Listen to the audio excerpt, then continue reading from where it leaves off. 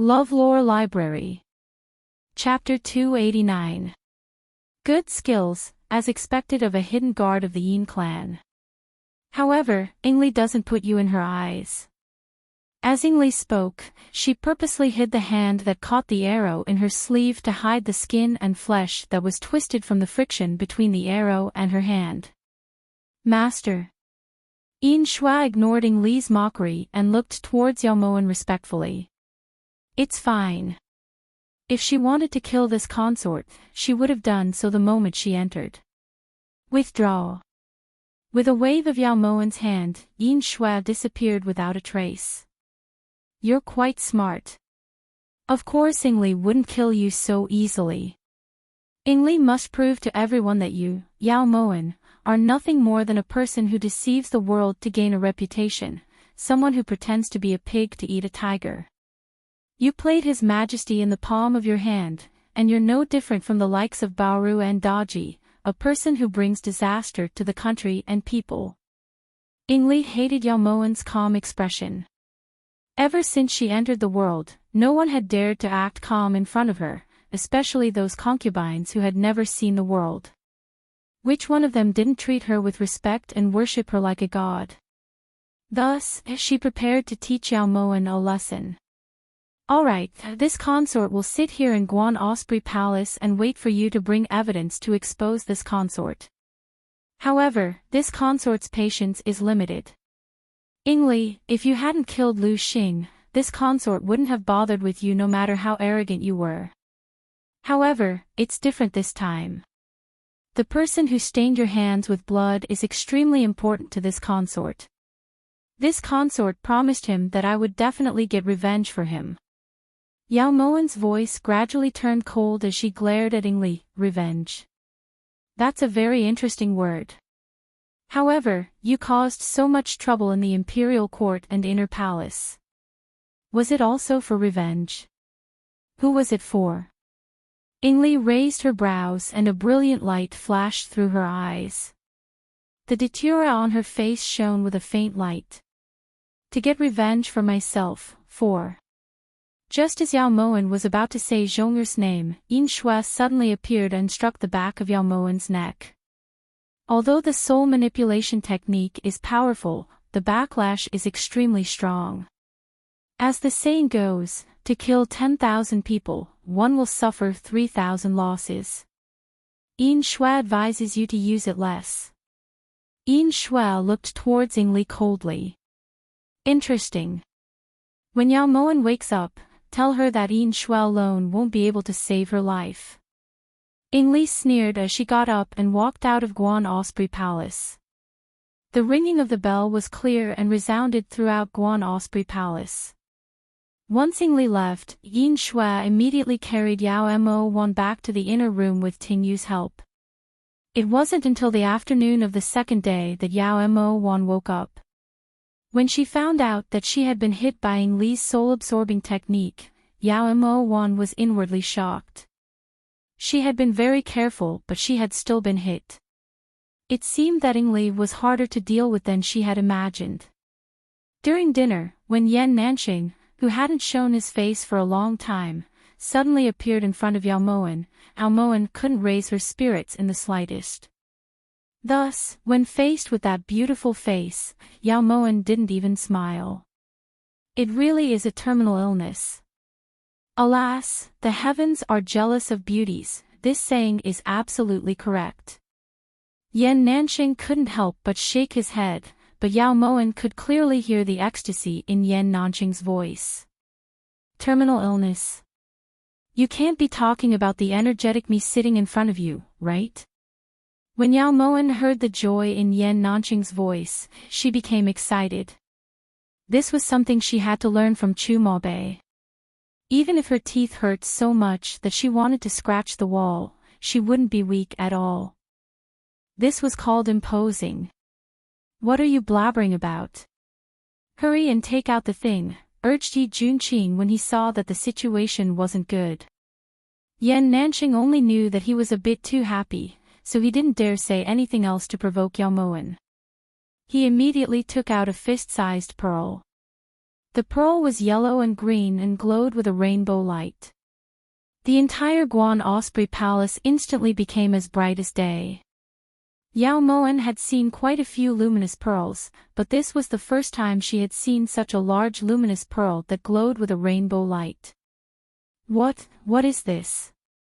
Yao Moan's dispirited eyes instantly lit up like stars and her slender fingers reached for the pearl greedily. This is the hanging thorn sky pearl that this prince promised you, how about it? This prince didn't go back on his word, right? Yi Juanqing's mood improved greatly when he saw that Yao Moan's dispirited state had disappeared. A rare and precious treasure. Yao Moan commented concisely. Then she unceremoniously put the pearl away as if she was afraid that Yan Nanqing would go back on his word. Of course. How could something that was buried with the Grand Empress of Great Chu be ordinary? Muttered Yan Nanqing in a low voice.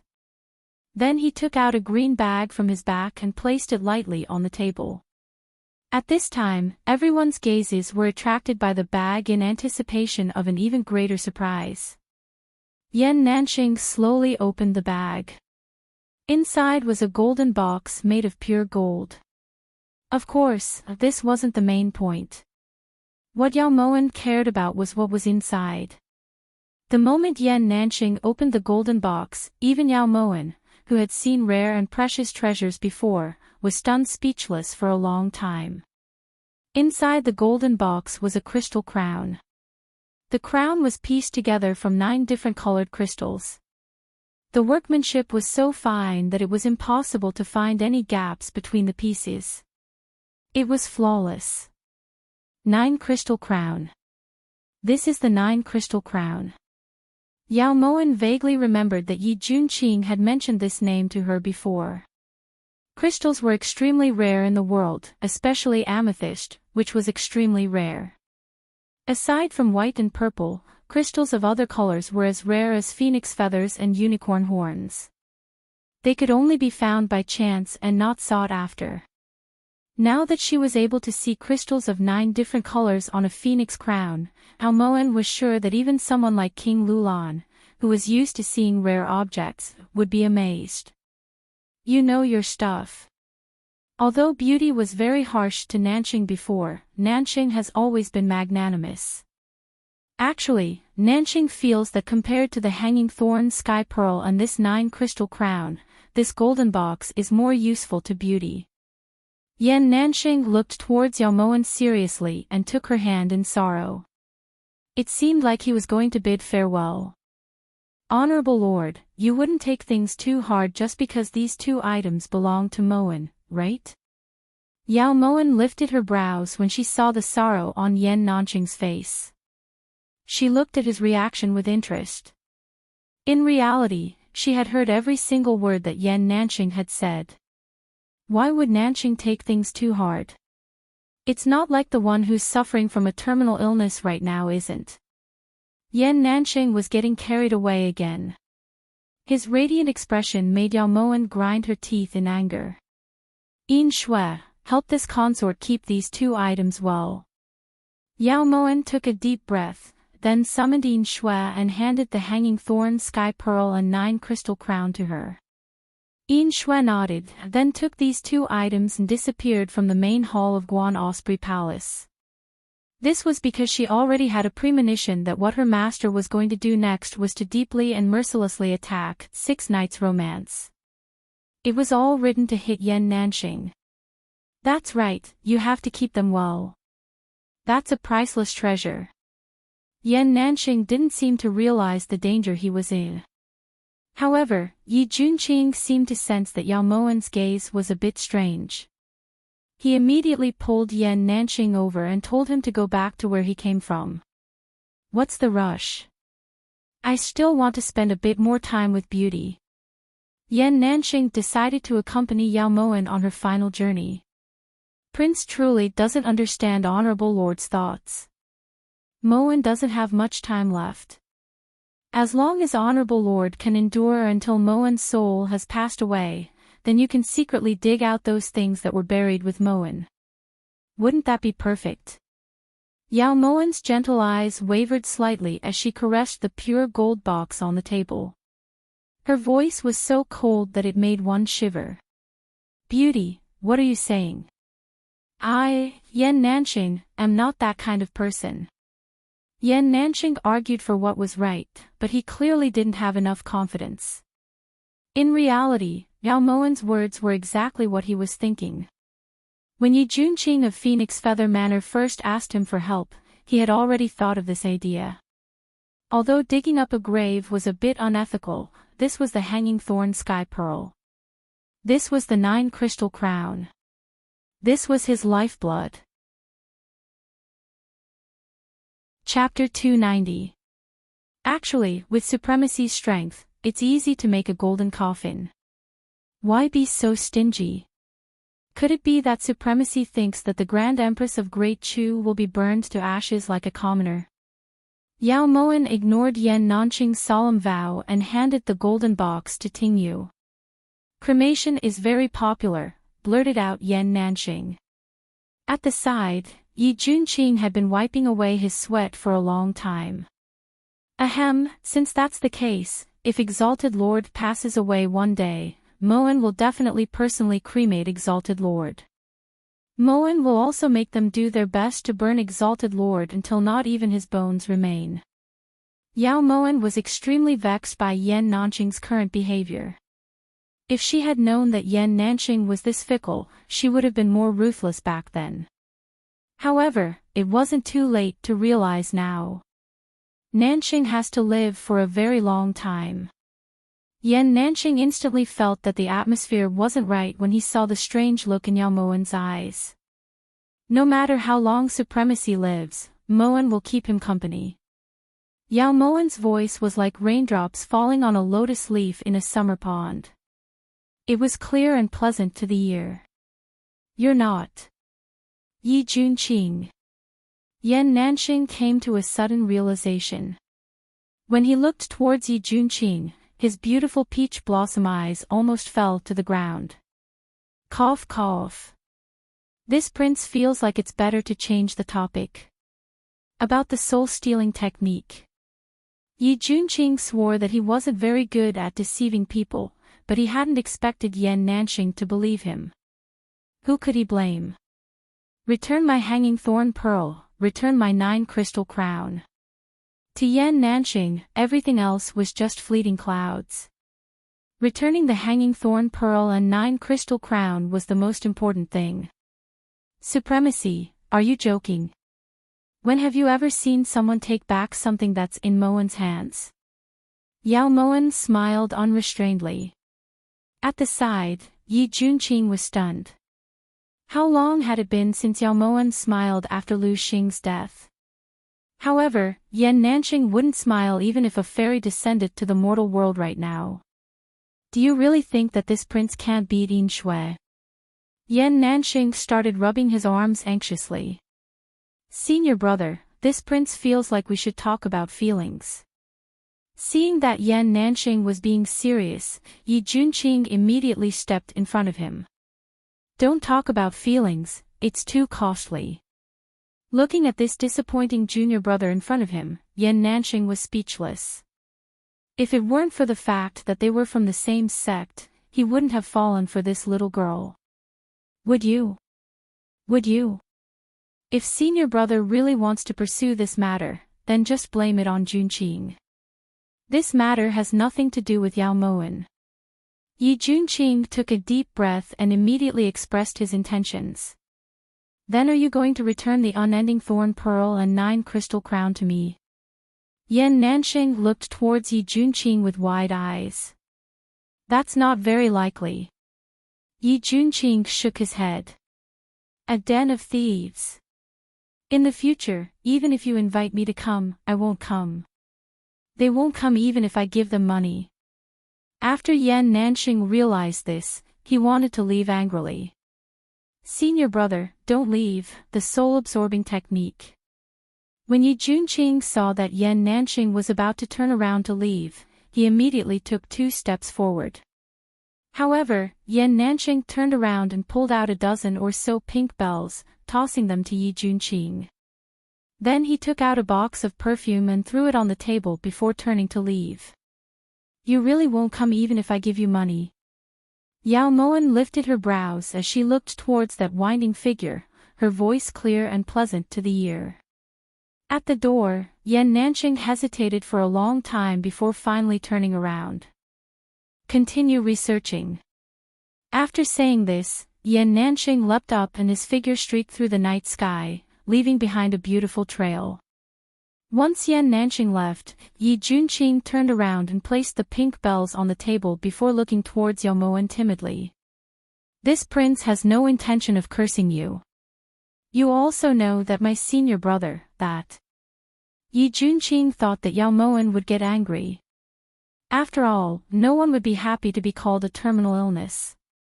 It's fine. If just a few words from someone could be exchanged for 2 rare treasures, Moan really wouldn't mind Prince cursing me a few more times. Also, you can say it a bit more harshly next time. Moan doesn't care. In any case, Moan often uses this trick on Prince. Yao Moan didn't mind. Back then, in order to scold Yan Nanxing, she had framed Yi Junqing quite a few times. For a moment, Yao Moan suddenly felt sympathy for Yan Nanxing. His life really was hard. Ahem. I wonder what senior brother meant by throwing these things at me. Yi Junqing changed the topic. If he continued listening, it was very likely that Yao Moan would tell him that he already had several dozen terminal illnesses. Yin Shui. Yao Moan lowered her eyes to look at the bells and incense box on the table before calling out to Yin Shui. She believed that Yin Shui should know what these things were used for. Reporting to Master, if Yin Shui's guess isn't wrong, the reasoning Li was able to use the soul-stealing technique while the other party was on high alert was because of the bells under her feet and the red spider lily on her face. Also, every time Li entered the room, Yin Shui would smell an extremely faint fragrance. It smelled a bit like ambergris, but much fainter than ambergris. If one didn't smell it carefully, they wouldn't be able to detect it at all. Yin Shui is thinking that the reason why Alliance Head gave us the bells and incense box must be because everything has a weakness. If we keep the bells on us and the incense box in the room, it'll definitely be effective, Yin Shui analyzed calmly. Yao Moan nodded in agreement to Yin Shui's explanation, then ordered Tingyu to string the bells on her wrist. Yi Junqing, however, felt very uncomfortable. As a man, he was always alone no matter where he went. He really couldn't stand other people looking at him strangely. However, because of Yao Moan's tyrannical might, divine might, Yi Junqing could only put up with it in Guan Osprey Palace. The night was silent. Moonlight shone through the window like silver shards. Inside Central Dragon Palace, Yi Hongyi was lying on his bed. His pitch-black eyes were like 2 bottomless black holes. There was a whirlwind swirling in them. When he saw the face that looked exactly like him under Ing Li's makeup, Yi Hongyi was stunned. He never knew that there would be someone who looked so much like him in this world. It wasn't just similar, they were practically made from the same mold. Furthermore, it was a woman. Yi Hongyi tossed and turned, unable to sleep. Chapter 291.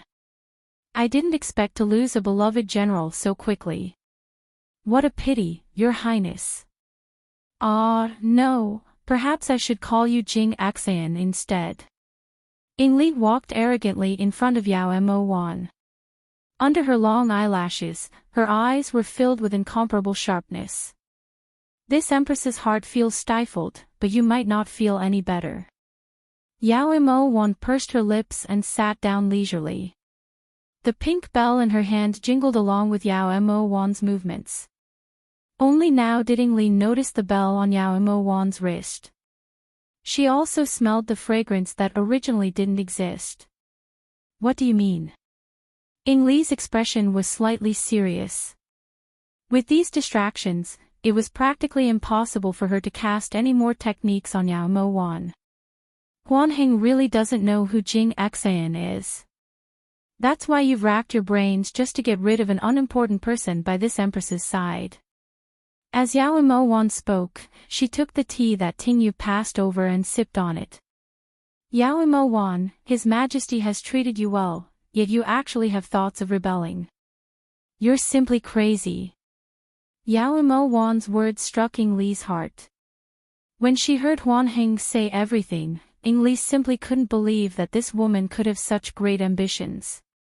What did she want to do? Become the emperor. If you don't have proof, don't speak nonsense. Moan is the empress of a nation right now. Rebelling?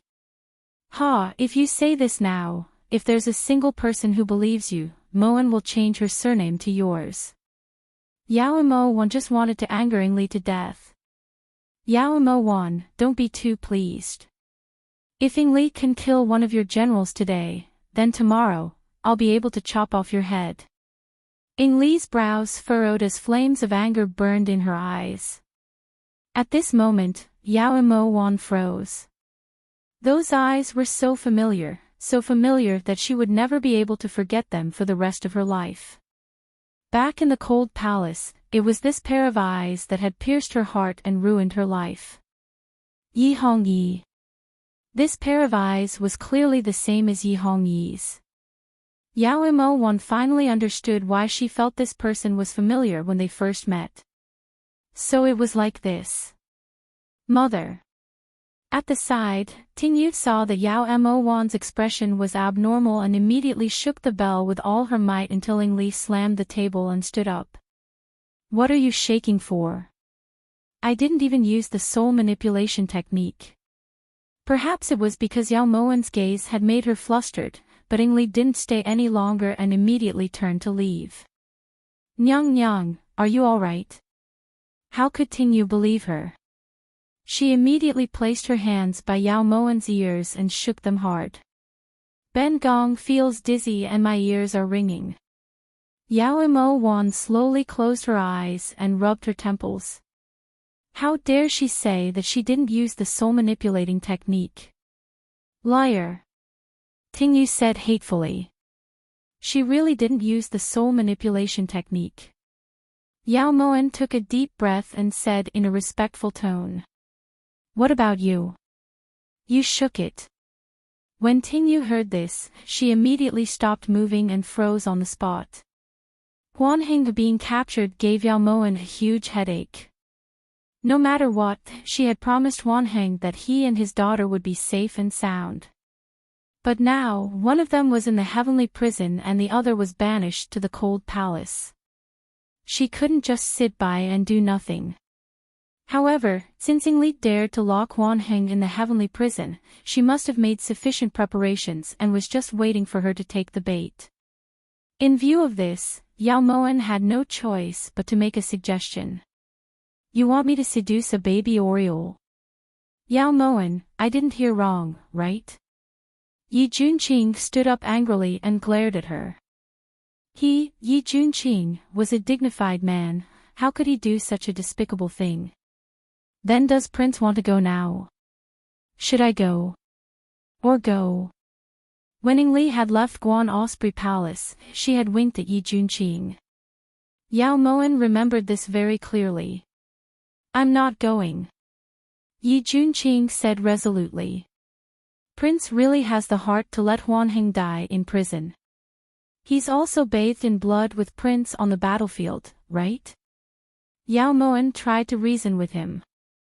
There are many people who have bathed in blood with this prince. If everyone comes to find this prince for something, then wouldn't this prince be busier than Buddha? Yi Junqing objected. It's not like everyone is looking for me right now. Isn't it just Huan Heng? Yao Moan smiled coquettishly. It's useless to say anything. This prince won't go. If it was anything else, Yi Junqing could still discuss it, but this time, he would rather die than comply. Forget it if you don't want to go. Yin Shui, follow this consort and charge into the heavenly prison. Even if we have to pay with our lives, it's better than being pointed at and scolded for being ungrateful. When Yao Moan saw that Yi Junqing wasn't afraid of death, she got angry and got up to leave. Just as Yin Shui was about to pull Yao Moan away, Yi Junqing couldn't hold himself back anymore. Seducing women. This prince really doesn't know how. Yi Junqing gave in, but his eyes were filled with sorrow. When Yao Moan saw that Yi Junqing had relented, a light flashed through her eyes. If you don't know how, you can learn. Moan will teach you. Thus, under Yao Moan's guidance, Yi Junqing reluctantly accepted this difficult task. At the same time, Yao Moan wrote a letter to Yan Nanxing. However, she wasn't sure if Yan Nanxing would throw the letter away the moment he saw Yao Moan's name. The time was set to be the night before Huan Heng was to be executed. Yao Moan ordered Yi Junqing and Yin Shui to split up while she and Ting Yu stayed in the temple in the western suburbs to wait for news. The autumn wind rustled, carrying with it a bit of coldness. Yao Moan leaned against the door of the temple, her expression filled with unconcealable anxiety. Even though the arrangements were meticulous, she still couldn't feel at ease letting Yin Shui charge into the heavenly prison alone. After all, Li wasn't an ordinary person. Even if Li wasn't there, the ambush she had set up definitely wouldn't be simple. Just as Yao Moan expected, Yin Shui did encounter great obstacles in the process of saving Huan Heng and almost lost her life. However, what was gratifying was that the 18 hidden guards that Yan Nanxing had sent had appeared in time and helped Yin Shui successfully escape. Huan Heng was naturally safe and sound. In order to not make Yao Moan worry, Yin Shui didn't report the actual dangers. Yao Moan only found out about this later on from Yan Nanxing. At that moment, Yao Moan was extremely afraid. If Yin Shui's life was exchanged for Huan Heng's, she definitely wouldn't be willing. At this time, Huan Heng was being helped into the temple by Yin Shui. He was dressed in prison clothes and his hair was disheveled. "This old man is begging you, save Huan, I beg you." The moment Huan Heng saw Yao Moan, he immediately knelt on the ground and begged with tears in his eyes. "Old General Huan, please get up." Since Jing Axian was able to save General from the heavenly prison, she will naturally protect Consort Chen's safety. General only needs to leave the imperial city according to Jing Axian's arrangements. Jing Axian guarantees that when General arrives at a safe location, you and Consort Chen will be reunited. Compared to saving Huan Heng, saving Huan Kaier was much easier. After all, Yao Moan already had her own spies and confidants in the palace. It wouldn't take much effort to save someone from the cold palace. This old man thanks Miss Jing Axian. Now that it's like this old man will only follow Mrs. lead. At this moment, Huan Heng had completely betrayed Great Chu and thrown himself under Yao Moan's wing. Meanwhile, at the shore of the Jade Lake, Yi Junqing kept choking and only managed to force out a sentence after the time it took to make a cup of tea. Missing Li's heavenly beauty, Junqing.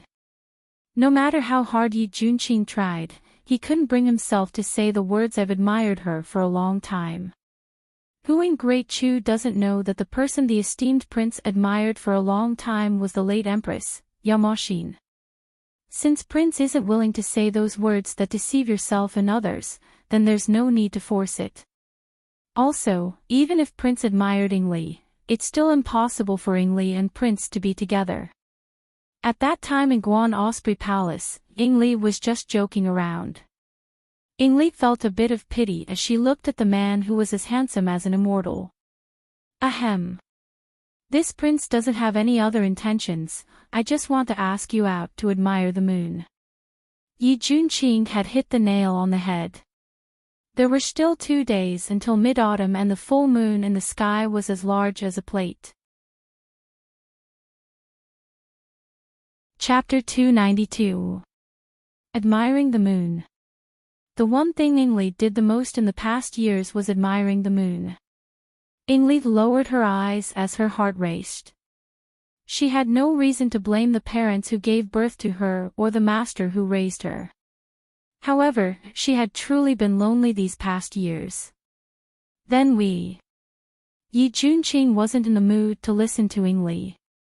He just knew that if he didn't let her leave, then he wouldn't let Yao Moen down.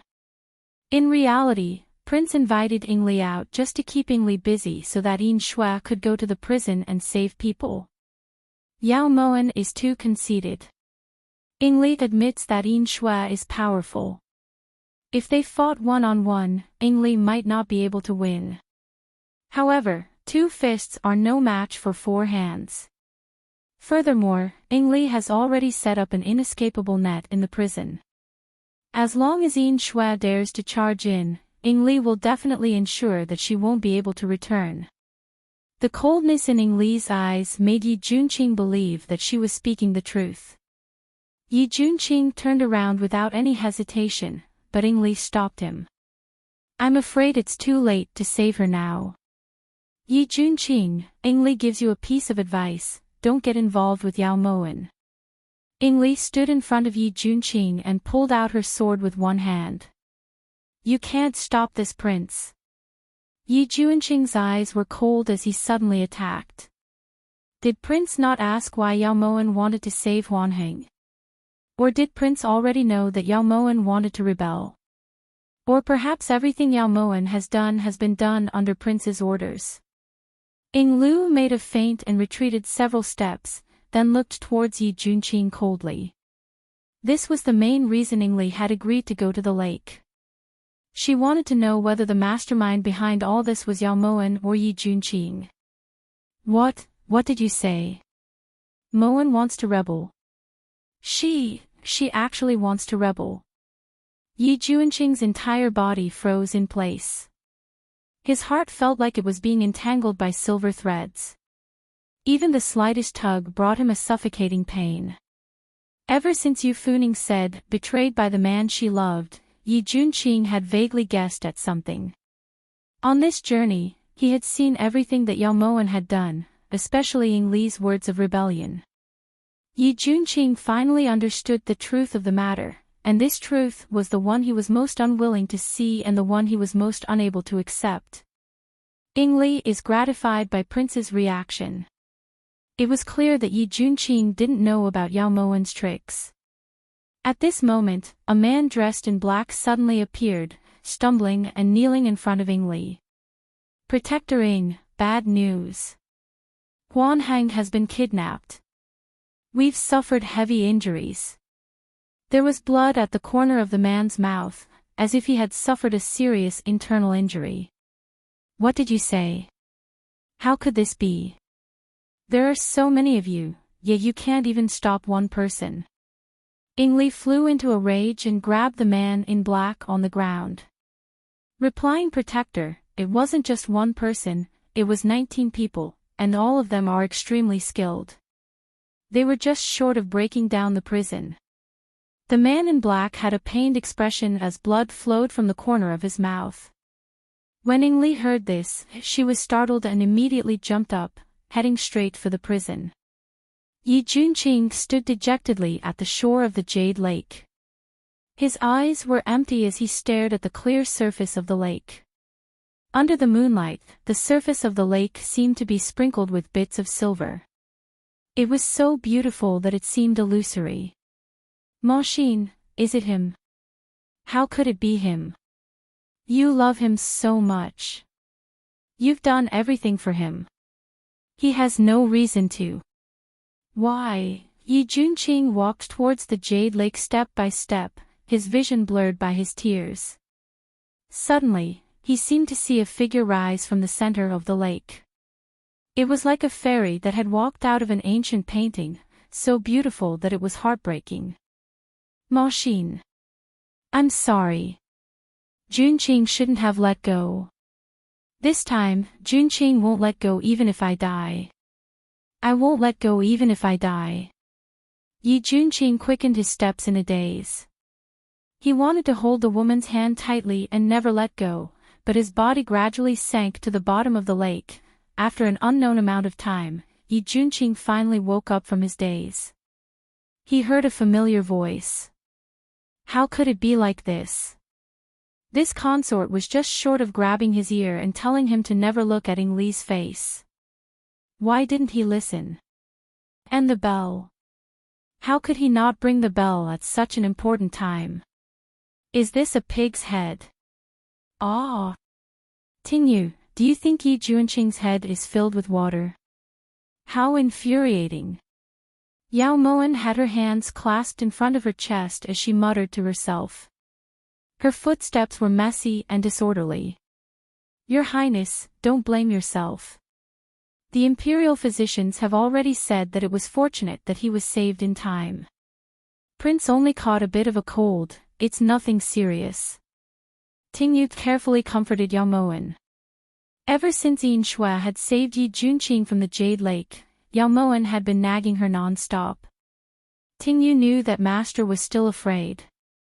If something had really happened to Yi Junqing, she didn't dare to imagine what extreme actions Master would take. If he's fine, then why hasn't he woken up yet? A bunch of quacks. That's right, how could this consort have forgotten? Go get a brush and paper. This consort needs to have Yan Nanxing bring the 9 revivals pill over as soon as possible.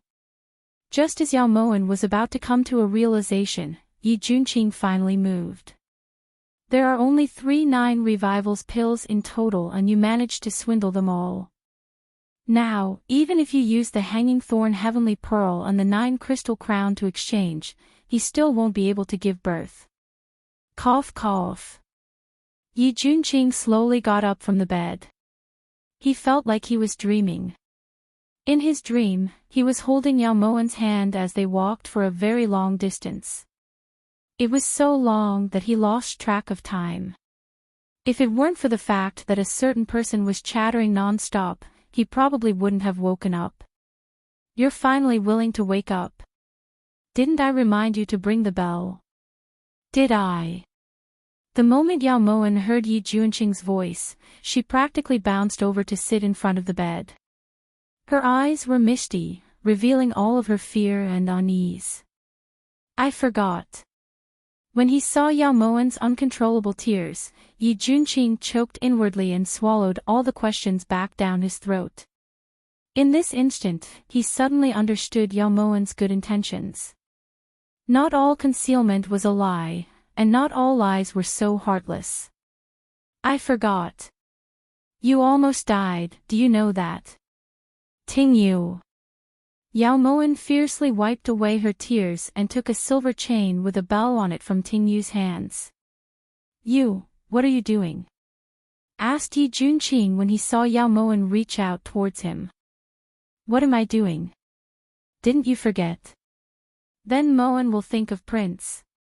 Yao Moan ignored the resistance of the person on the bed and immediately grabbed Yi Juanqing's collar, then casually fastened the silver chain around Yi Juanqing's neck. What made Yi Junqing even more speechless was that this chain was actually locked.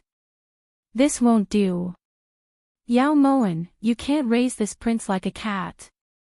Hurry and give the key to this prince. Yi Junqing buried all of his doubts and emotions deep in his heart. From now on, he would spare no effort to help Yao Moan swindle and scam people.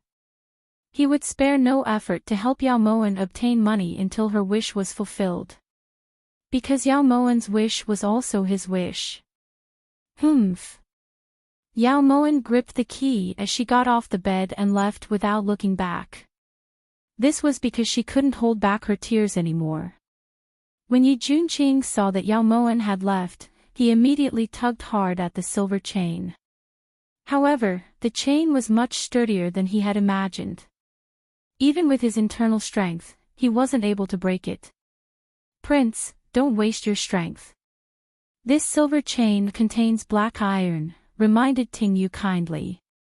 Tingyu, this prince is begging you. Prince has just woken up, so you must be very hungry. This servant will immediately prepare a meal for you. Tingyu naturally knew what Yi Junqing wanted to say, so she immediately turned and fled. That night, during dinner, after Yi Junqing's endless begging and ingratiation, Yao Moan finally agreed to give the key to Yi Junqing. However, the condition was that he had to recount everything that had happened with Ingli at Jade Lake. Prince means that Ingli didn't take a fancy to you. Yao Moan looked Yi Junqing up and down seriously. No matter how she looked at it, she couldn't understand. Chapter 293. Ingli said it herself. She said that she was just joking with this prince at the time. Also, even if this prince fell in love with her, it's still impossible for us to be together. Yi Junqing didn't really care. Everyone had their own preferences. No one had the ability to make everyone in the world like them. Impossible. What reason is there for it to be impossible? Yao Moan propped her chin up in thought. That's right, it's not like they're brother and sister. Why can't it be? Tingyu also felt that Yi Junqing's charisma was unstoppable. When she heard the words brother and sister, Yao Moan was shocked. She suddenly recalled that Ingli's eyes were very similar to Yi Hongyi's. Old consort Zhuang only gave birth to two dragon descendants, Yi Hongyi and Yi Liu. Yao Moan looked towards Yi Junqing. How could you not know such a simple question? Asked Yi Junqing.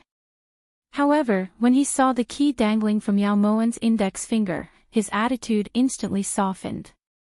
According to what Junqing knows, this is the truth. Yi Junqing nodded firmly. Moan doesn't think so. Yin Shui, help this consort investigate old consort Zhuang. Yao Moan didn't want to let go of any clues.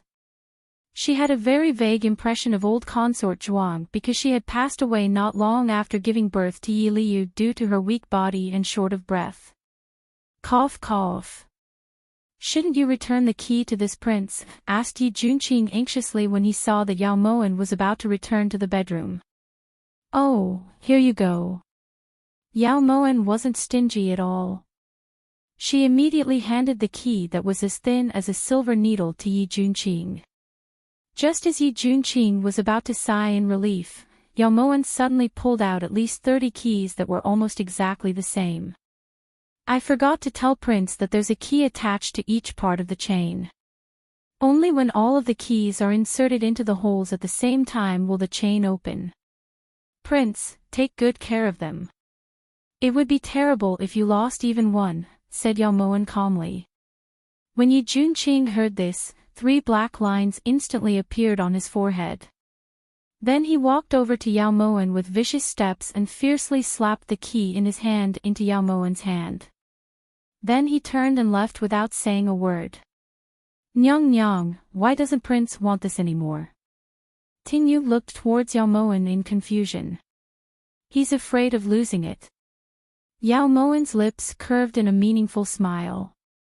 There were some contradictions in Yi Junqing's story, so he was clearly hiding something.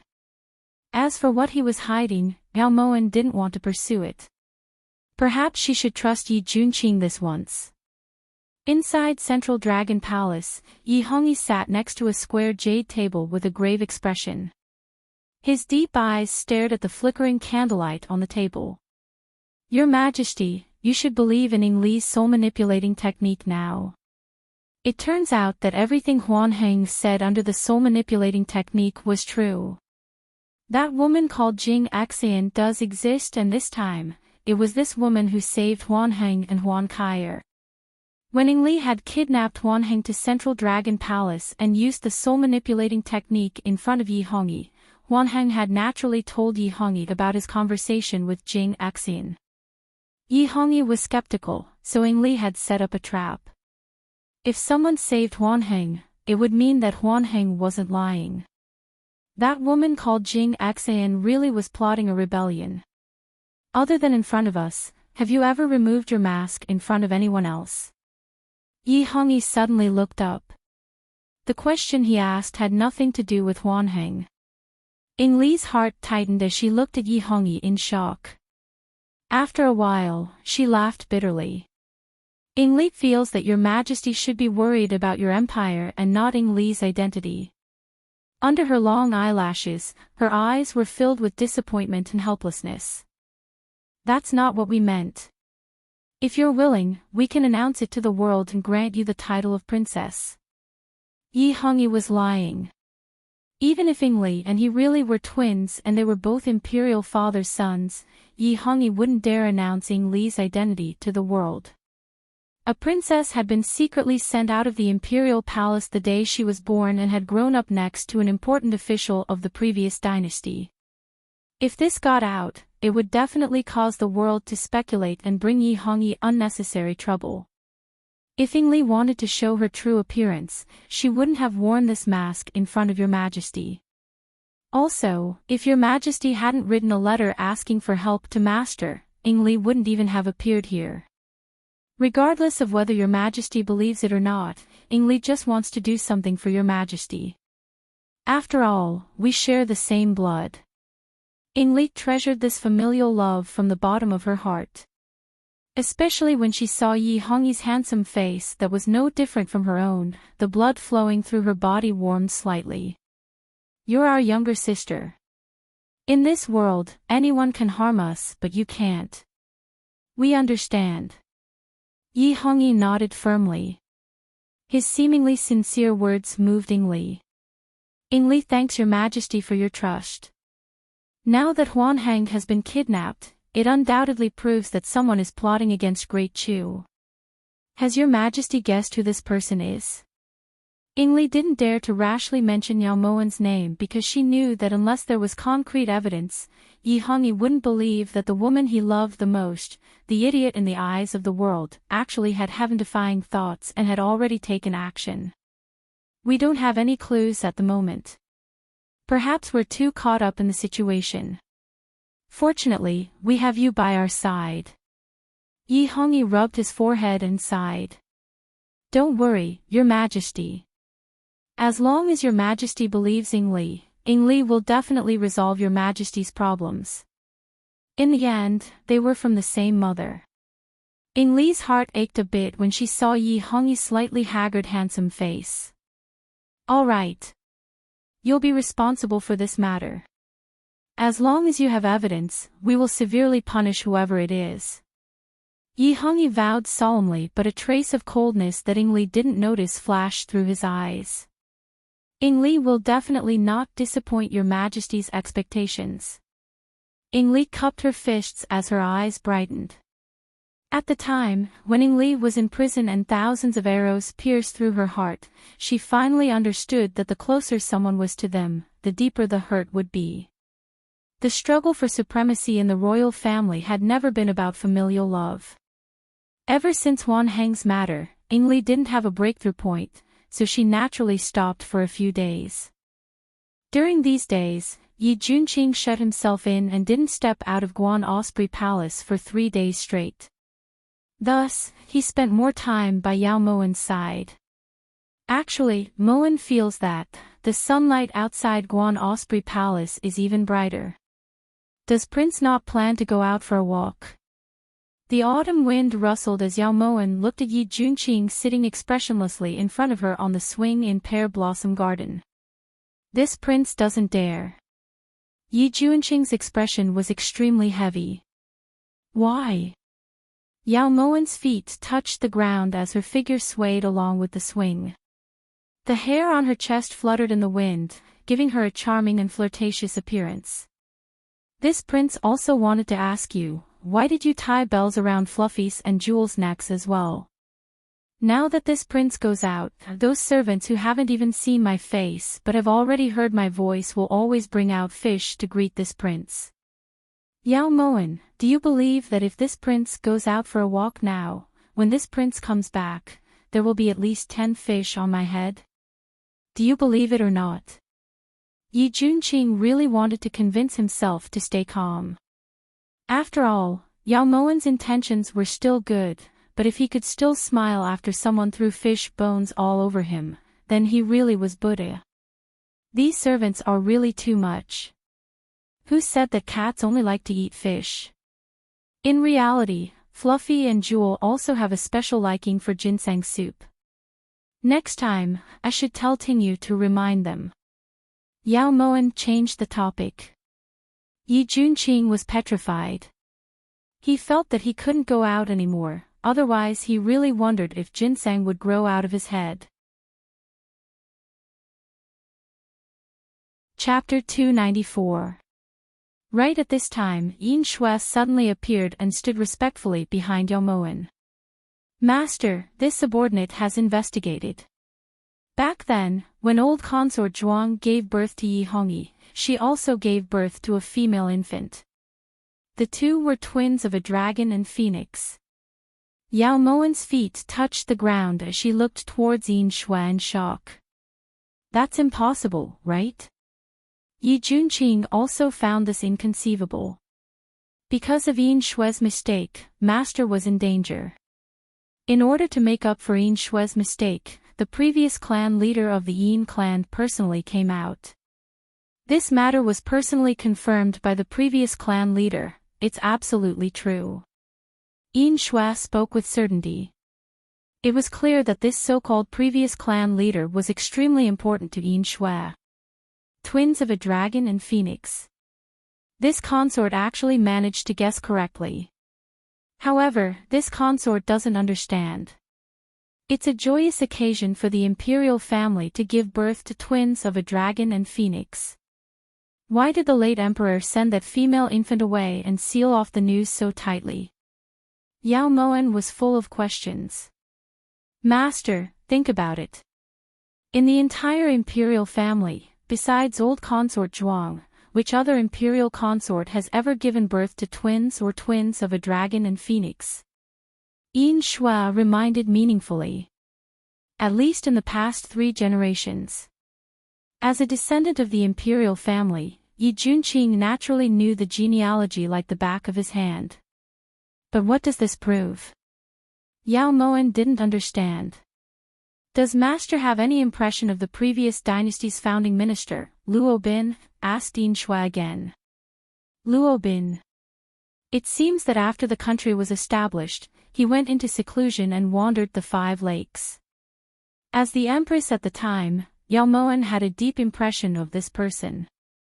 Although the enemy country was destroyed and the conspirators died, the late emperor was benevolent and all of the founding ministers were conferred the title of marquis with the exception of this Luo Bin. According to the clan leader, Luo Bin has a twin younger sister and his younger sister also gave birth to twins, reported Yin Shui truthfully. You mean?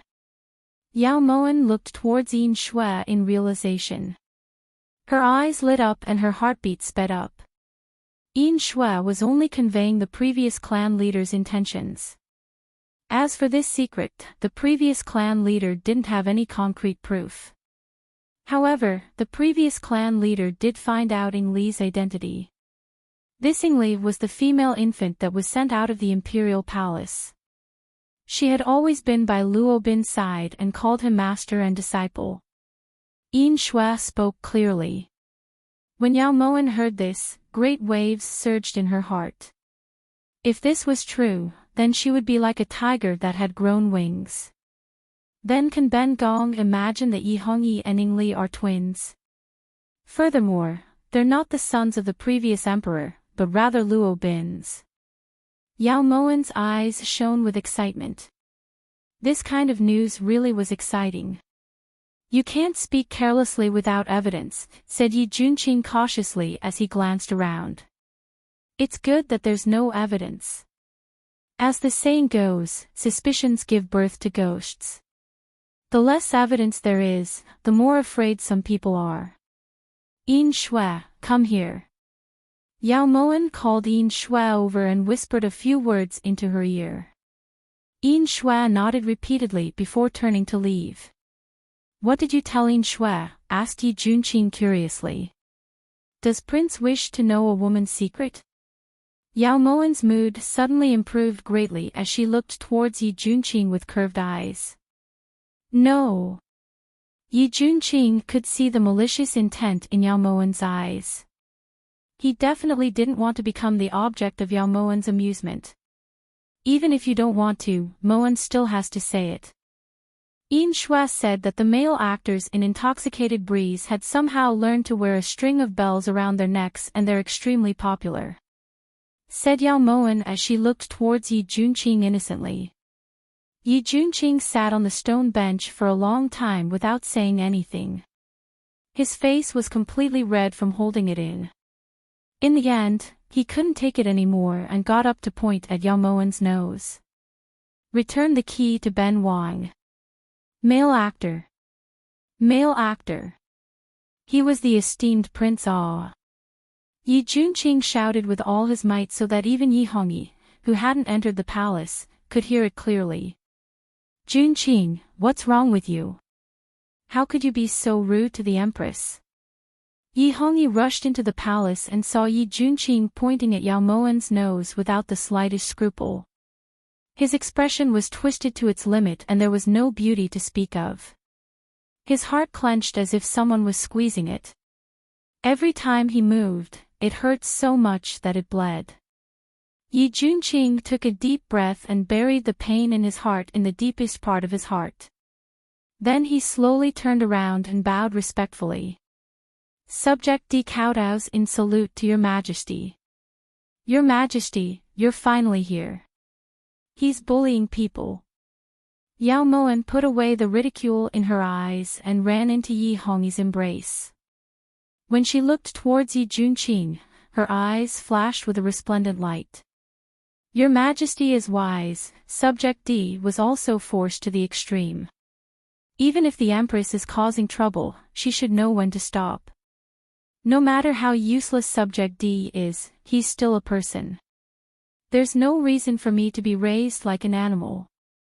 As Yi Junqing spoke, he reached out to shake the bell around his neck.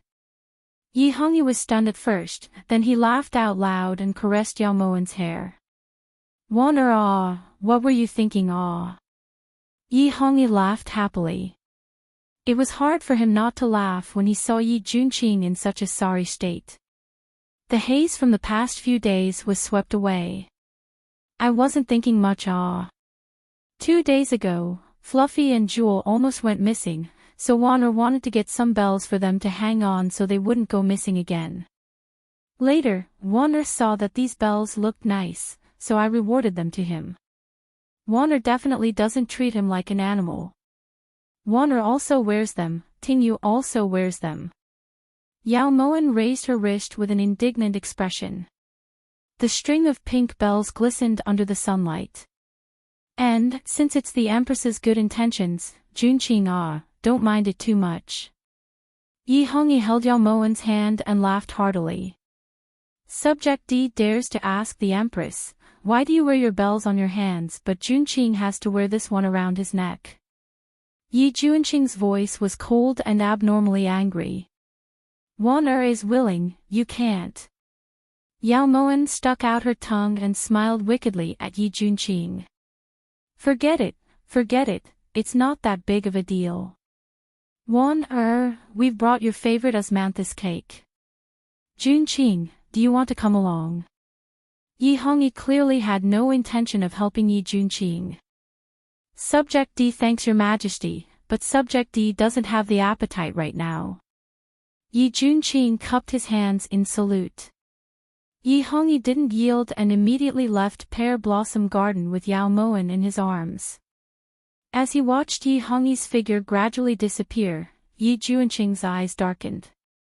It was like the surface of the sea under a raging storm, causing people to keep quiet out of fear. At some point, people in the palace had started to talk about Luobin resigning and entering the Tao.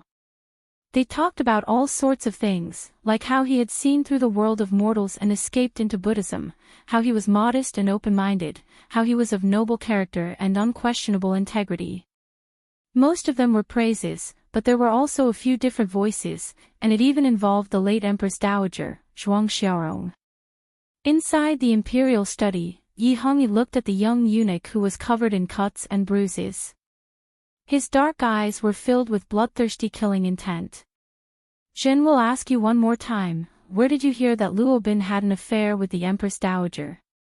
Speak. Yi Hongyi abruptly threw the memorial in his hand at the young eunuch's forehead. Blood instantly gushed out like a fountain. The young eunuch no longer had the strength to struggle and collapsed to the ground.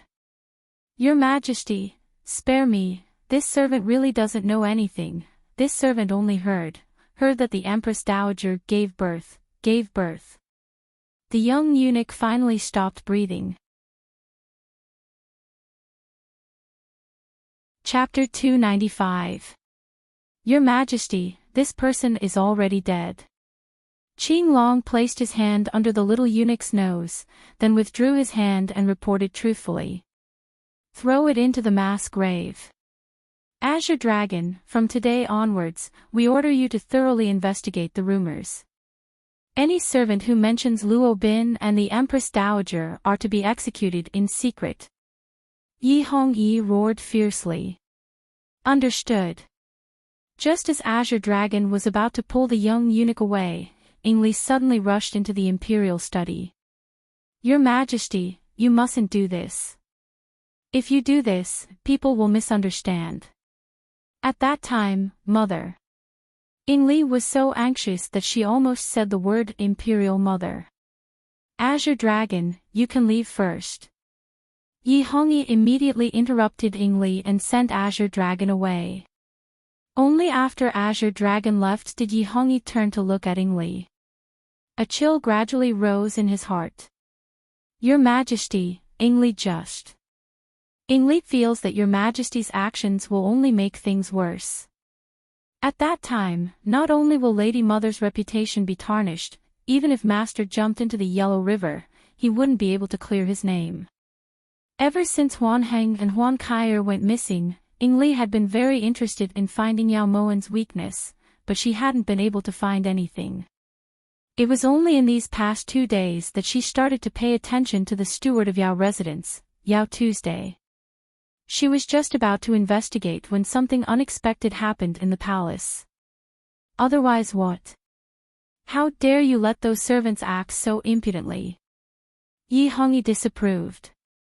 The most important thing now is to find the person who started the rumors. As long as we eliminate the root cause, these rumors will naturally disappear. Even if she didn't investigate, Ingli knew who did it. I'll leave this matter to you, but we still have to kill them. We will not allow anyone to disrespect Imperial Mother. Yi Hongyi used anger to cover up the fear in his heart. Just now, that little eunuch had clearly said that his Lady Mother had given birth to a daughter. If people saw Ingli's face and found out about Ingli and Luo Bin's relationship, some things, even if they weren't true, couldn't be explained. Ingli will definitely make sure the rumormongers die a horrible death. Just thinking about the 2 people she cared about the most in her life being smeared made Ingli furious. Thus, the moment she left the imperial study, Ingli rushed to Guan Osprey Palace. At this time, Yao Moen and Yi Junqing were eating in the hall. This prince might know what you said to Yin Shui that day. Yi Junqing put down his chopsticks and looked towards Yao Moen seriously. Your Highness went to verify it.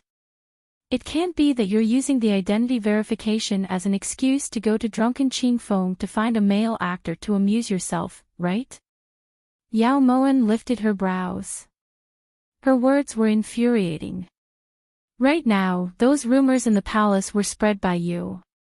Although there's nothing bad about it, it's still a bit unfair to Luo Bin. After all, he's a meritorious subject of Great Chu. Yi Junqing's voice was heavy, as if he was the one in the wrong. What gratified Yao Moen was that in this entire matter, Yi Junqing had only mentioned Luo Bin and not Yi Hongyi or old consort Zhuang. Life and death are up to fate, while riches and honor are up to the heavens. Moen doesn't know how much this matter will affect Luo Bin, but there is one thing Moen can guarantee Prince.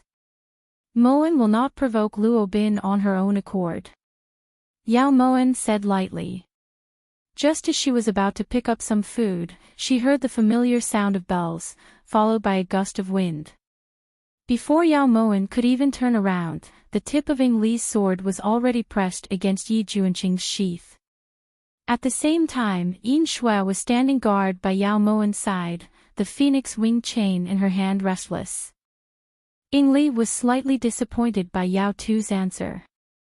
No, ever since second madam died, third miss changed, became as smart as eldest miss.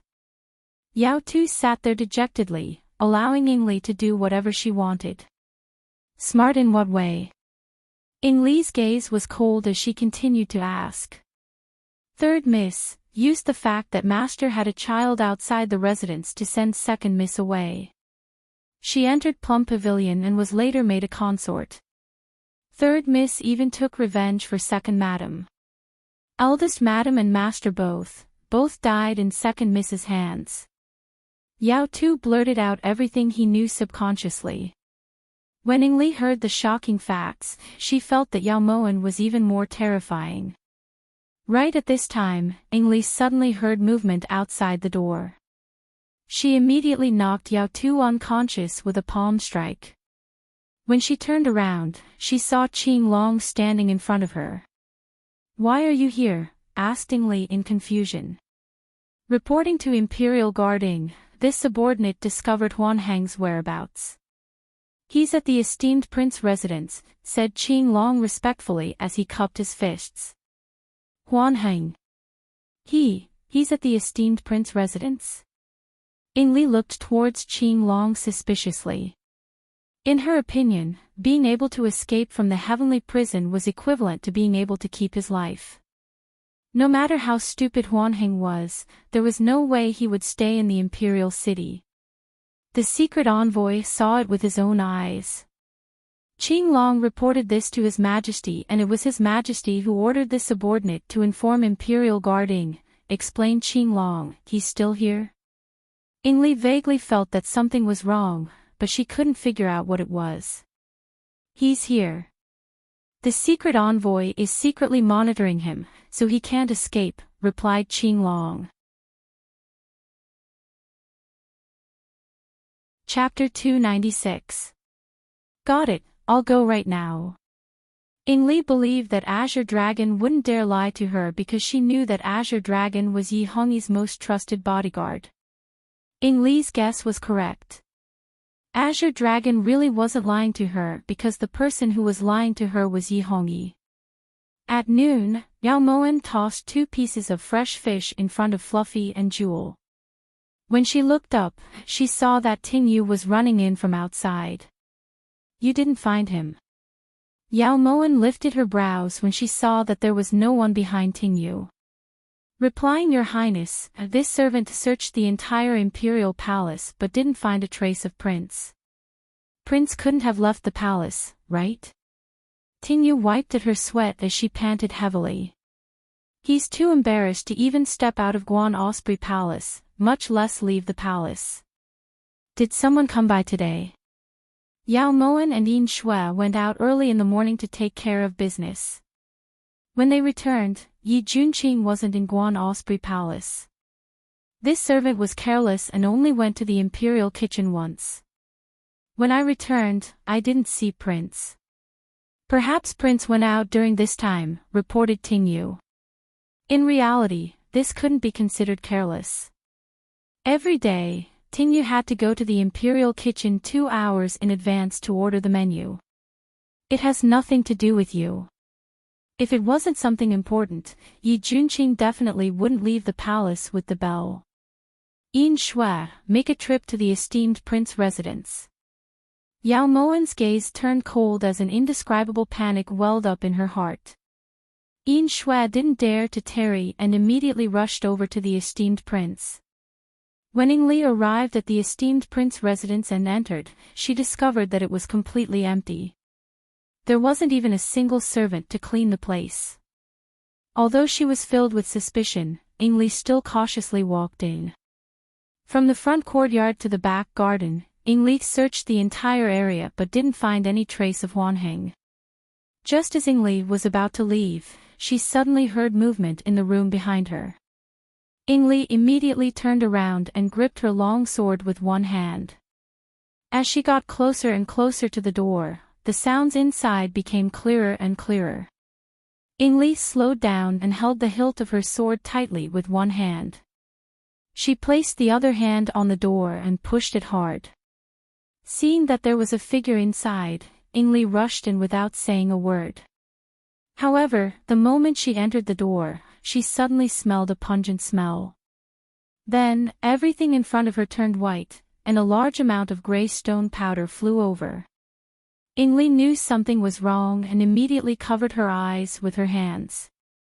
Unexpectedly, a long arrow shot out like an aurora. Ingli didn't have time to jump up and could only turn around in panic. The long arrow whizzed past Ingli's lower abdomen, and a feeling of extreme pain accompanied by flesh and blood spread throughout Ingli's body. Ingli knew that she had fallen into an ambush, but she didn't understand. Since it was the secret messenger who had discovered Huanheng, how could they have been prepared? However, at this moment, Ingli didn't have time to think, because nearly 20 men in black suddenly rushed out of the house and slashed at her with weapons raised. Under the flashes of swords and blades, Ingli single-handedly killed more than 20 men in black until the last one was left. She was also injured in many places, and it took less than an hour for Ingli to chop off the last man's head. Just as Ingli was about to take a breather, she suddenly felt a chill behind her. In the blink of an eye, 3 sharp arrows flashed like shooting stars. Ingli gritted her teeth and jumped, barely dodging 2 of the arrows. The other arrow hit Ingli's lower abdomen. Come out quickly, the other book friends are reading. Ingli endured the intense pain and swung her sword to cut off the arrow in her abdomen. There were at least 30 large and small wounds on her body, and the pain seeped into her bones. Since there were secret messengers following her, did they not see that she was being attacked? Why didn't they show up to save her? What was going on? What had happened? Ingli's mind was a mess. The intense pain made it impossible for her to think clearly. At this moment, all she could do was run. However, when she saw more than 30 archers appear on the walls of the courtyard, Ingli's heart sank. She was afraid that she wouldn't be able to escape this calamity.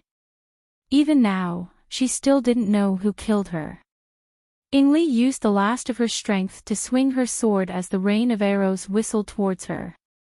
She wanted to buy time for herself, even if it was just for a second. She hoped that someone would save her, and she believed that her brother, who shared the same mother as her, would definitely come to save her. The broken arrows fell on the ground like fine raindrops, and Ingli's sword gradually slowed down. More than 10 sharp arrows pierced through her body, and it hurt, it really hurt. It was like an icicle falling from the roof on a winter's day and stabbing into her body. It was so painful, but she could do nothing about it. "Master, where are you?" Seeing that the rain of arrows was increasing, Ingli could no longer block them and slowly closed her eyes. Right at this moment, an azure dress suddenly appeared and picked up Ingli with one hand before leaping up. The archers on the courtyard wall were also instantly killed. Only when the last person was killed did Yin Shui put away the phoenix wing necklace. She hadn't discussed this with Yi Junqing beforehand because when she arrived, she had seen Yi Junqing risking his own safety to save Ingli. No matter what the reason was, this scene couldn't be seen by others, so Yin Shui killed all the black-clothed people in the esteemed prince residence. In Guan Osprey Palace, Yao Moan was feeling uneasy when she suddenly heard a familiar bell ring. What surprised Yao Moan was that the bell wasn't ringing from the same person. Just as Yao Moan expected, when she saw Yi Junqing appear in front of her with Ingli in his arms, she was extremely shocked. "You're injured." Yao Moan couldn't care less about Ingli in Yi Junqing's arms and ran to his side. "It's not me, it's her." Yi Junqing didn't have time to explain and immediately carried Ingli into the inner room. Although Yao Moan wasn't clear about the situation, she could tell that Ingli had just experienced a battle of life and death. In the inner room, Yi Junqing placed Ingli on the bed and turned to look towards Yao Moan. "Azure Dragon is one of your people." "Yao Moan, you demon, you actually bribed His Majesty's most trusted person."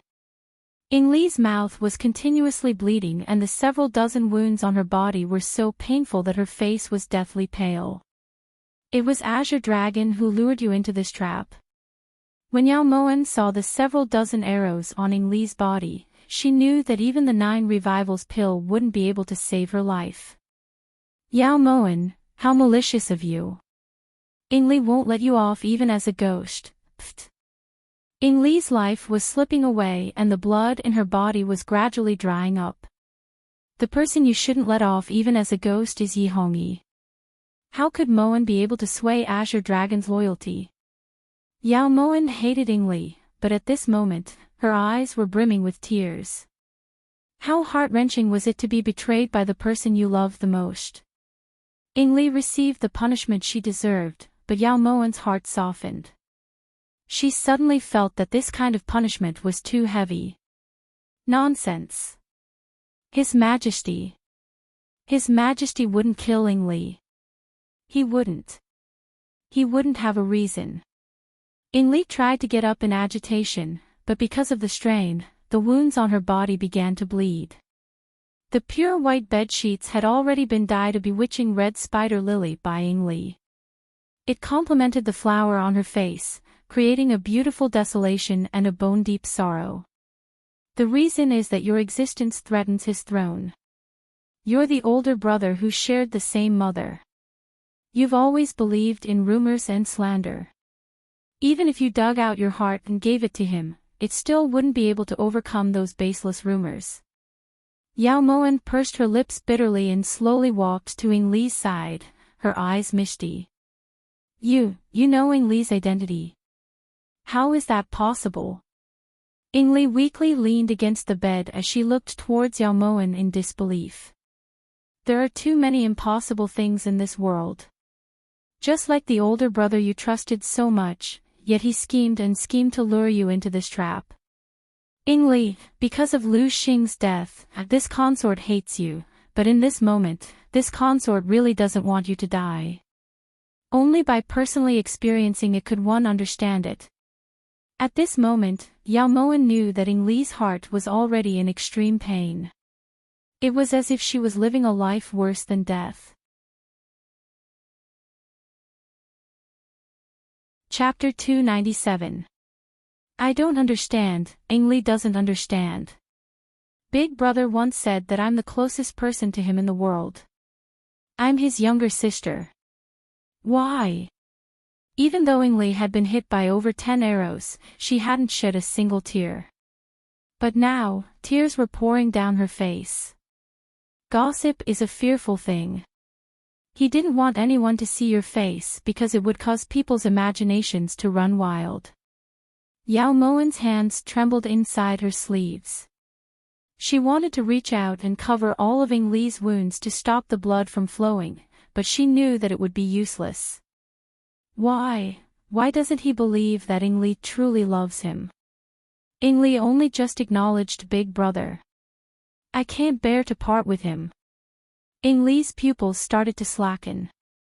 Yao Moen had asked this question countless times before. Why didn't Yi Hongyi believe that everything she did was for him? Later, Yao Moen got the answer. Because devils didn't have hearts, they couldn't feel the sincerity of others. Sorry. Yao Moen's voice was slightly hoarse as tears blurred her vision. She and Ing Li were actually the same kind of people. You don't need to apologize. If I don't die, you will definitely die. Yao Moen. Now. I'm about to die. Can you tell me the reason? Her cold eyes were like a pool of stagnant water. Ing Li's chest heaved up and down violently. She knew that Ing Li was about to die. Yao Moen didn't say anything and looked towards Yi Junqing. Yi Junqing nodded slightly and turned to leave. When the door closed, Yao Moen slowly walked to the side of the bed. Do you know how Yao Moxin died? Yao Moen didn't want to lie to Ing Li, someone who shared the same fate as her and was about to die. You know. No wonder you would. It seems I guessed correctly. But I don't understand. Why would a woman who had been stupid for more than 10 years suddenly become so scheming? Ing Li's dry lips trembled, her eyes filled with deep desire. Because Ben Gong is Yao Mo-shin. Yao Moen lowered her voice and whispered into Ing Li's ears. When she stood up, Ing Li was no longer breathing. Only her eyes were wide open like copper bells.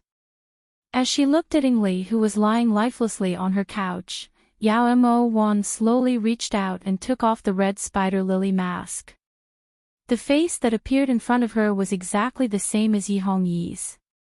Yin Shui. Yao Moen summoned Yin Shui. Yes, master. Do you have a way to seal this corpse in ice and preserve it? Yao Moen's voice contained faint sorrow, a sorrow that could not be erased and gnawed at one's bones. Since her rebirth, this was the first time she could not help but reveal her identity. Was it because Ing Li was dying?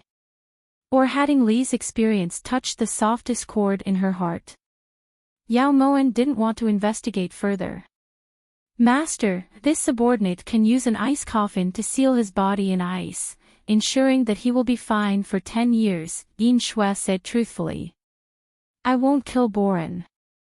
Boren died because of me. Perhaps I should do something for her. Go. Yao Moen's hand brushed past Ing Li's despairing eyes. When her hand fell, Ing Li finally closed her eyes. As she watched Yin Shui carry Ing Li's corpse out of the bedroom, Yao Moen finally shed a single tear. When she left the bedroom, Yi Junqing was sitting on the chaise longue and gently stroking Fluffy. When did Prince get into this habit? Yao Moen took a deep breath and forced back all the tears in her eyes. Yi Hongyi shouldn't be like this. Ing Li truly loved him. Yi Junqing swallowed, his voice heavy. Since ancient times, emperors have always been emotionless. The word emotion doesn't just refer to love.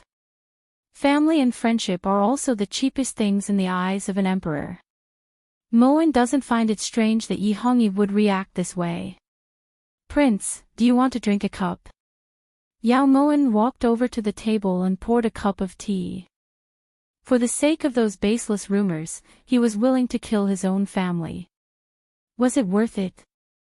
Yi Junqing got up dejectedly and walked over to the table to take the tea Yao Moen handed him. It was worth it, of course it was worth it. Once Ing Li died, all the rumors would be gone.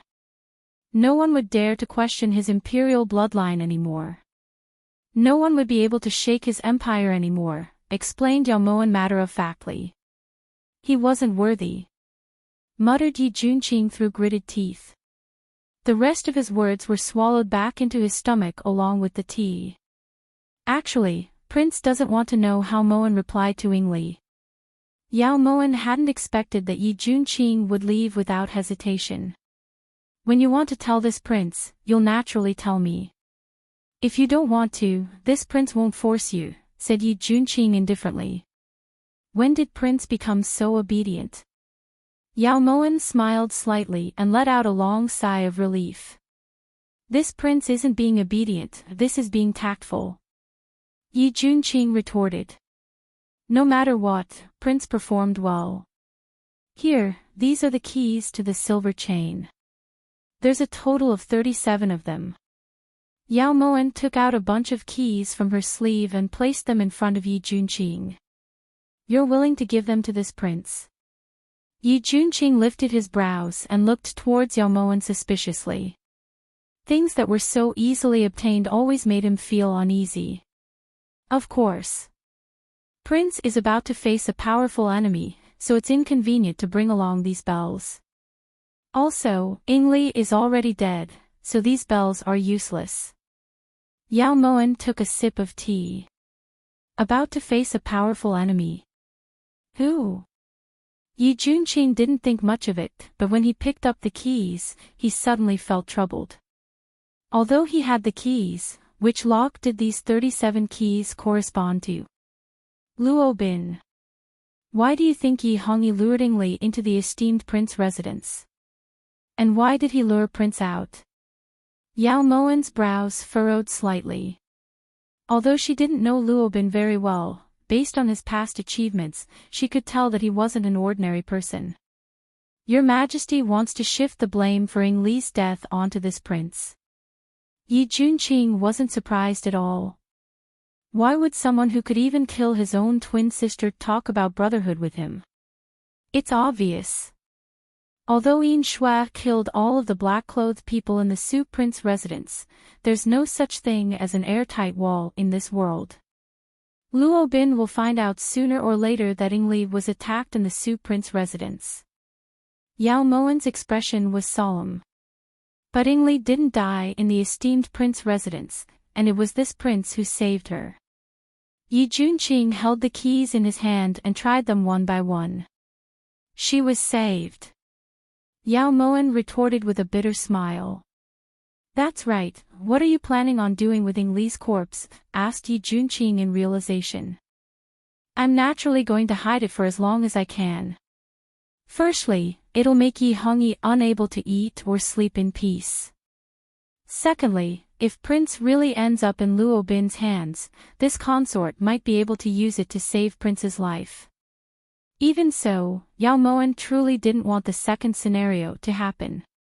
Do you think this prince is easy to deal with? Although Yi Junqing had never exchanged blows with Luo Bin before, his martial arts had been taught by a famous teacher and he had trained bitterly. He wasn't some embroidered pillow. Yao Moan smiled faintly. She naturally knew of Yi Junqing's abilities, but she couldn't let her guard down, so she had to be careful. That night, Central Dragon Palace. Yi Hongyi sat alone on the dragon couch with one hand on his forehead as he stared at the azure dragon on the ground. Chapter 298. You still haven't found her. Yi Hongyi's voice was filled with undisguisable anxiety and fear. This subordinate failed in his duty. None of the assassins we sent to the esteemed prince residence survived, so no one saw if the esteemed prince went in or out of the residence. This subordinate also searched the entire residence but couldn't find Guard Ying's body, reported Qing Long with a guilty expression. Can't find her. Could it be that she disappeared into thin air? Search again. You must find Ying Li no matter if she's dead or alive. Yi Hongyi's brows furrowed as his voice trembled in anger. He slammed his fist down on the throne. This subordinate obeys. Qing Long didn't dare to tarry and immediately left Central Dragon Palace. And Bing Shan, pour us some water. Yi Hongyi felt a headache coming on. However, after a moment, he realized that Bing Shan was already dead. Ever since Bing Shan died, Yi Hongyi didn't arrange for a night guard in Central Dragon Palace. If even Bing Shan was trying to harm him, then who else in the palace could be trusted? He didn't know. The next day, Yi Hongyi went to Guan Osprey Palace right after morning court session. Although it looked like he was here to see Yao Moan, he was actually investigating Yi Junqing. During their conversation, Yi Junqing only said that he had gone to the greenhouse during that time. Later on, Yi Hongyi found the greenhouse craftsman to confirm this. This made Yi Hongyi feel even more uneasy. He had originally thought that he would definitely take Ying Li's life this time, so he had recklessly ordered Qing Long to lure Ying Li into the trap. If Ying Li was lucky enough to escape, she would definitely follow the clues and discover that he was the one who had planned the esteemed prince residence. What would he do then? With this kind of burden, Yi Hongyi was no longer in the mood to spend time with Yao Moan. After that, Yi Hongyi didn't enter Guan Osprey Palace for almost 10 days. Yao Moan didn't have it easy during these 10 days either. Yi Junqing, in particular, used almost a whole 8 days to put the 37 keys into the chain in the correct order, thus ending his life as a captive. Inside Guan Osprey Palace, Yao Moan looked at the letter in her hands as her teeth chattered. What happened? As soon as Yi Junqing entered, he noticed that Yao Moan's face was filled with anger. Even the veins on her forehead looked like they were about to pop. That damn Chu Mabe actually blamed the annihilation of the Bright Moon Gorge bandits on this consort's head. Furthermore, he made a big deal out of it, causing all the bandits in the world to be eyeing Yao Manifest's ship covetously. It's already been half a month since Ben Lei has dared to send out any caravans. They've suffered heavy losses. Yao Imo Wan tightly gripped the letter in her hands as she gnashed her teeth in hatred. All the thieves in the world. Could it be that serious? Yi Junqing walked over to Yao Moen with a frown. Read it yourself. Yao Moen handed the letter to Yi Junqing. Even now, she still hadn't thought of a solution. Han Genie.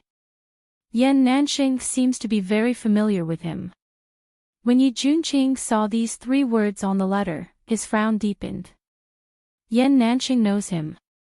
Then that's easy, it's easy to deal with someone he knows. Yao Moen lifted her brows as she looked towards Yi Junqing with a hint of hope in her eyes. They really are very familiar with each other, so familiar that I'd recognize him even if he turned to ash. Cough cough. They're mortal enemies. Yi Junqing suddenly felt a headache coming on. This matter was rather troublesome. Mortal enemies are fine too. At least Yan Nanxing can share a common enemy with us. Yao Moen didn't feel that much despair. That's probably very difficult. To be more precise, Han Genie views Yan Nanxing as a mortal enemy, but Yan Nanxing only thinks that Han Genie is someone he doesn't want to see even if he dies. Yi Junqing's explanation was extremely complicated. Why? Yao Moen wasn't a gossipy person, but she really couldn't think of how this Han Genie had offended Yan Nanxing for him to be listed as a taboo. Back then, Yan Nanxing's grandfather was revered as the most handsome man in the world, so he was naturally surrounded by countless women. Among them, there was a woman with commendable courage who confessed in public. Although this woman's courage was commendable, her appearance was a bit unnatural, so the result was obvious. In reality, with this woman's courage, it wasn't a big deal that she was publicly rejected. The problem was that in just 3 days, Yan Nanxing's grandfather had chosen a woman who was even uglier than her as his wife. Furthermore, he was extremely protective of that woman, and that woman just so happened to be this woman's concubine-born younger sister. Because of this, there were people who couldn't accept it. From then on, this woman treated the Yan family as her enemy. Unfortunately, the grandson this woman was most proud of was Han Genie. Yi Junqing only knew this much. He didn't know the other details. I didn't think that the Supreme Lord of the world's bandits would have this kind of relationship with Yan Nanxing. But aside from Yan Nanxing, Moen really can't find a more suitable person to deal with this. What should I do? Yao Moen sighed, her eyes filled with disappointment. How about this? This prince will make a trip to Phoenix Feather Manor to discuss this with Yan Nanxing and see if he has any ideas, suggested Yi Junqing. No, you can't go anywhere right now. Yao Moen immediately refused. It won't take more than 3 to 5 days, and this prince's luck isn't that bad. Even if we take 10,000 steps back, even if we encounter Luo Bin, this prince might still be able to defeat him. Yi Junqing knew that Yao Moen was worried about his safety, but he knew just how important Mang Yuan was to Yao Moen. That's fine. Then Moen, have Yin Shui come along. This was Yao Moen's bottom line. All right. There's no time to lose, this prince will leave right now. Yi Junqing immediately got up and left Chu Palace with Yin Shui. Yao Moen blinked slightly as she looked in the direction Yi Junqing disappeared in. A trace of worry appeared in her eyes. In these 10 days, Yingli seemed to have vanished without a trace. Yi Hongyi's apprehensive heart gradually calmed down. Given Yingli's personality, if she was still alive, she would have come to him a long time ago to question him. There was no way she wouldn't have disappeared for so long. Thus, when Qing Long's report turned out to be fruitless, Yi Hongyi actually sighed in relief. Sometimes, no news was good news. Continue searching. If she's alive, I want to see her. If she's dead, I want to see her corpse. You may leave. Yi Hongyi's tone clearly wasn't as harsh as before, but even if she was dead, he still wanted to see her corpse. Only then would he feel at ease. Once Qinglong left, Yi Hongyi slumped down on the dragon couch.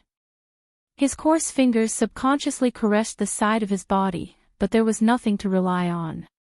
Thus, Yi Hongyi thought of Yao Moen.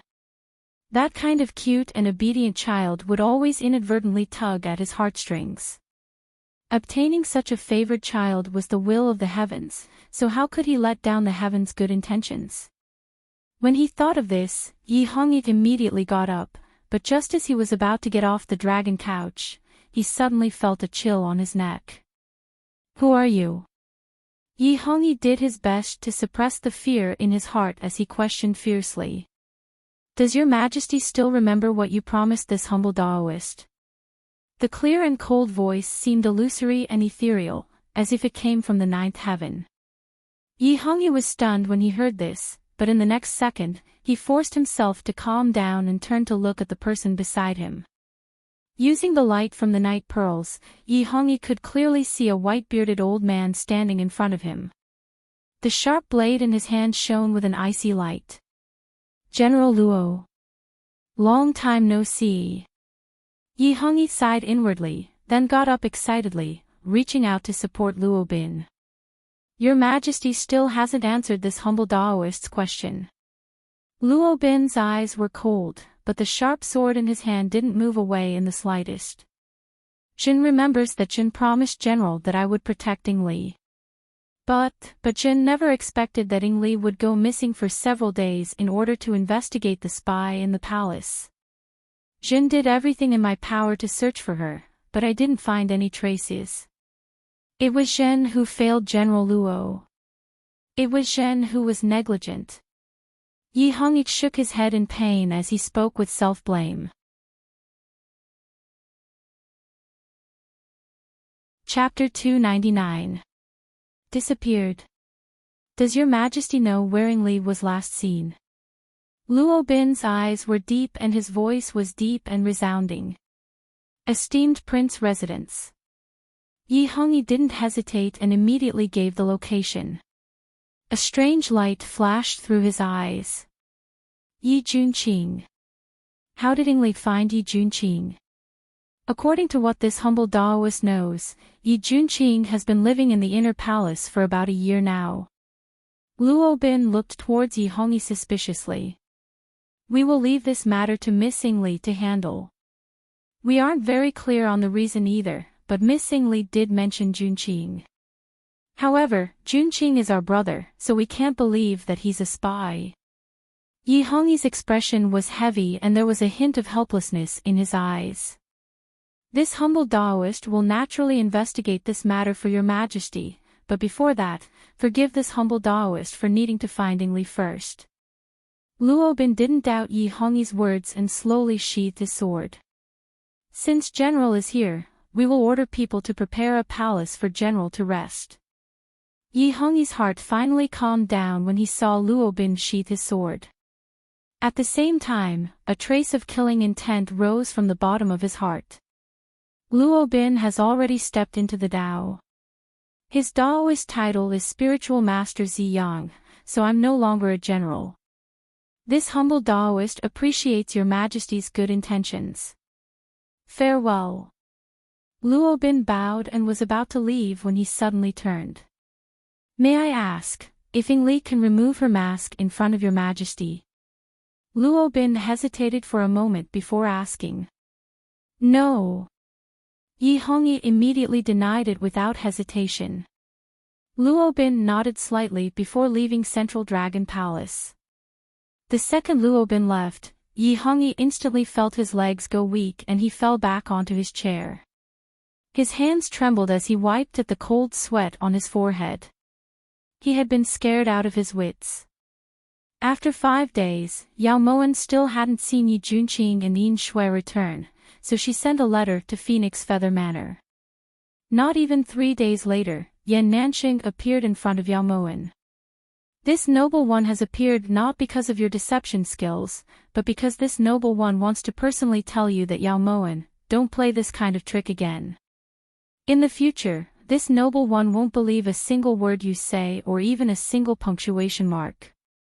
Yan Nanxing was still brooding over what happened last time. Yi Junqing isn't at Phoenix Feather Manor. What about Yin Shui? You didn't go either. Yao Moen ignored Yan Nanxing's solemn vow and looked towards Yan Nanxing anxiously. Don't you remember what I said just now? Yan Nanxing felt that Yao Moen's acting skills were quite good. If it wasn't for the fact that he had a deep understanding of her personality, he really would have thought that something had happened to Yi Junqing. It's Luo Bin. It must be Luo Bin who captured Yi Junqing and Yin Shui. What should he do now? What should we do? Yao Moen paced back and forth in a panic, regretting that she shouldn't have let Luo Bin leave the imperial palace. However, she also understood that since even Yin Shui had gone missing, it was clear that Luo Bin's martial arts were unfathomable. Even if Yi Junqing stayed in the imperial palace, he still might not be able to escape this calamity. Yao Mo Wan, don't overdo it. At the side, Yan Nanxing didn't think much of it. Even if Yao Moen said it was smallpox, he wouldn't believe her. What do I have to do to make you believe that Moen is telling the truth? Yi Junqing and Yin Shui were supposed to go to Phoenix Feather Manor to see you, but it's been 8 days and there's still no news of them. When Yan Nanxing saw that Yao Moen's expression was unprecedentedly solemn, he wavered. Unless you use a knife to cut your own wrist.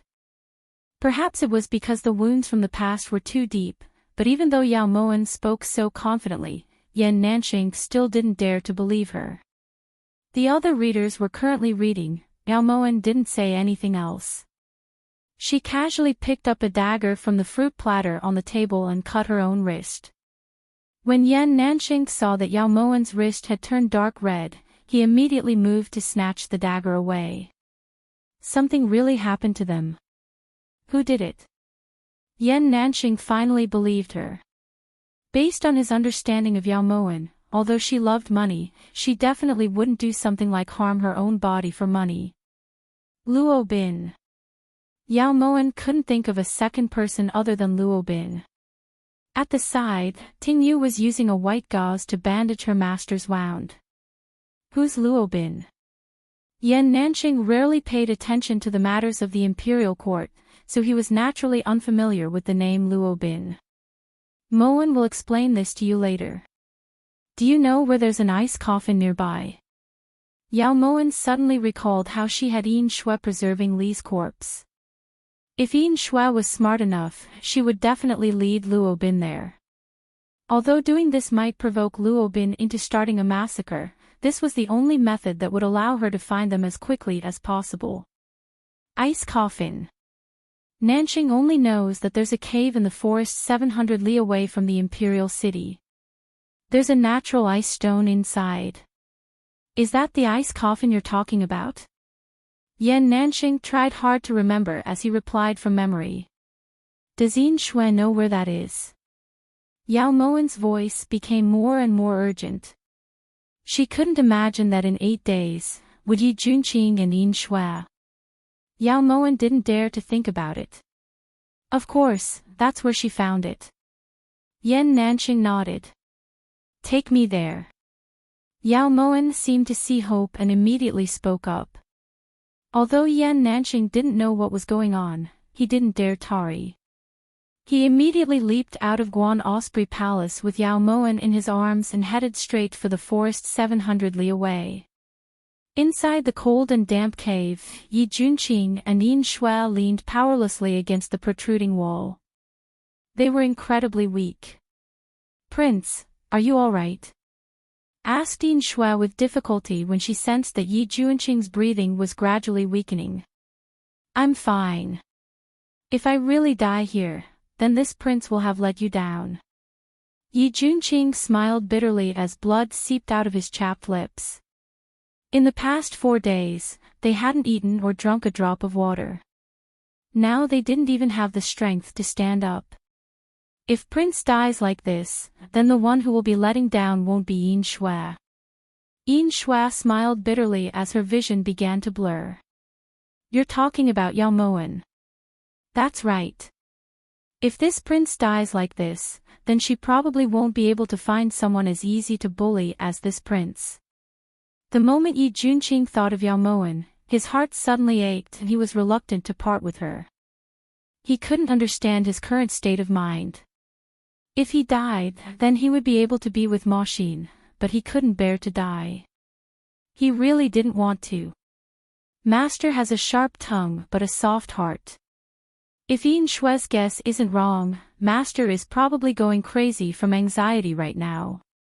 Yin Shui wasn't afraid of death, but she didn't want to disappoint Yao Moen. Yao Moen had handed Yi Junqing over to her before she left, so no matter what price she had to pay, she couldn't let anything happen to Yi Junqing. At the very least, she couldn't let him die in front of her. When she thought of this, Yin Shui used all of her strength to place her hand on Yi Junqing's back and slowly circulated her qi. Yin Shui, you've gone crazy. Stop. When he felt a cooling sensation enter his heart, Yi Junqing instantly regained some strength and pushed Yin Shui's hand away. At this time, Yin Shui's face was even paler and she was lying weakly on the ground. Prince, don't worry, Yin Shui can still hold on. Yin Shui felt as if her throat was spewing fire and her throat was burning painfully. For Yao Moen's sake, we both have to live. Yi Junqing helped Yin Shui up with difficulty as his eyes shone with determination. He didn't try to figure out the unclear feelings in his heart. All he knew was that Yao Moen had done so much for him. If he left just like this, then he wouldn't be able to face anyone. Ingli lay on top of the icy boulder that was emitting cold air. It was so quiet that it was heartbreaking. Liao, Master has waited for a long time, so why are you still lazing around in bed? If you still don't get up, Master will punish you to go outside and count the stars. Liao, wake up, all right. Father has let you down, let you down. Luobin didn't know how many times he had cried, how many times his heart and lungs had been torn apart, but no matter how many times it was just as painful as the first time. Chapter 300. Liao. Father knows you're tired. All right, Father won't disturb you, but you have to promise Father that when Father returns, you have to get up, all right? Luo Bin's coarse fingers caressed Ing Li's cold cheeks. His tears flowed freely. A white-haired person sending off a black-haired person. No matter what kind of scene it would make one feel incomparably sad. At this moment, Luo Bin dragged the sharp blade in his hand as he walked weakly in front of Yi Junqing and Yin Shui. I'll ask you one more time, who killed Liao? This is your last chance. If you still don't tell the truth, don't blame this Daoist for being ruthless. Luo Bin wiped away the tears in his eyes and looked towards Yi Junqing and Yin Shui fiercely. Daoist priest, there's no need to lie to yourself. If we were the ones who killed Ing Li, we would have destroyed the corpse a long time ago. Would we be stupid enough to seal her corpse in ice? Yin Shui felt a bit helpless. She had already told Luo Bin the entire truth, but he still didn't believe her. What could she do? Just as Junqing said, Ing Li's death has nothing to do with us. That's right, she was ambushed in the esteemed prince's residence, but could it be that this prince was the one who did it with just this? General Wang used to devise strategies and was both brave and intelligent. Could it be that he could not even understand such a simple logic? Or is it that General simply can't believe that His Majesty would kill his own younger sister? When Yi Junqing heard Luo Bin calling Li his daughter, he finally believed that Yi Hongyi and Ing Li really weren't imperial father's children. What did you say? What younger sister? Luo Bin's eyes turned cold as he glared angrily at Yi Junqing. At the side, Yin Shui was speechless. My prince, why did I work so hard to hide this matter and deliberately ignore the relationship between Yingli and Yi Hongyi? From the looks of it now, they had no way out. General should know better than Junqing what Yingli and Yi Hongyi look exactly the same. Ever since General entered the cave, you've been calling Yingli your daughter. Then Mei Junqing asked General, what is Yi Hongyi's identity? Yi Junqing looked straight at Luo Bin. His gaze was like a sharp sword that pierced Luo Bin's heart. He had hidden this secret for 28 years. Seeing that Luo Bin didn't speak, Yi Junqing continued. If this matter were to be known by others, Yi Hongyi's position as emperor would be in jeopardy. So in terms of motive, Yi Hongyi is many times more powerful than Junqing. At the side, Yin Shui collapsed in laughter. It seemed that Yi Junqing really didn't understand what it meant to have deep affection for a child. Even if Yi Hongyi had made a million mistakes, even if he had killed Yingli, that was still his son. Did you really expect Luo Bin to place righteousness before family? If the emperor knew that Yingli was his sister, then he wouldn't do anything to her. How could he do it?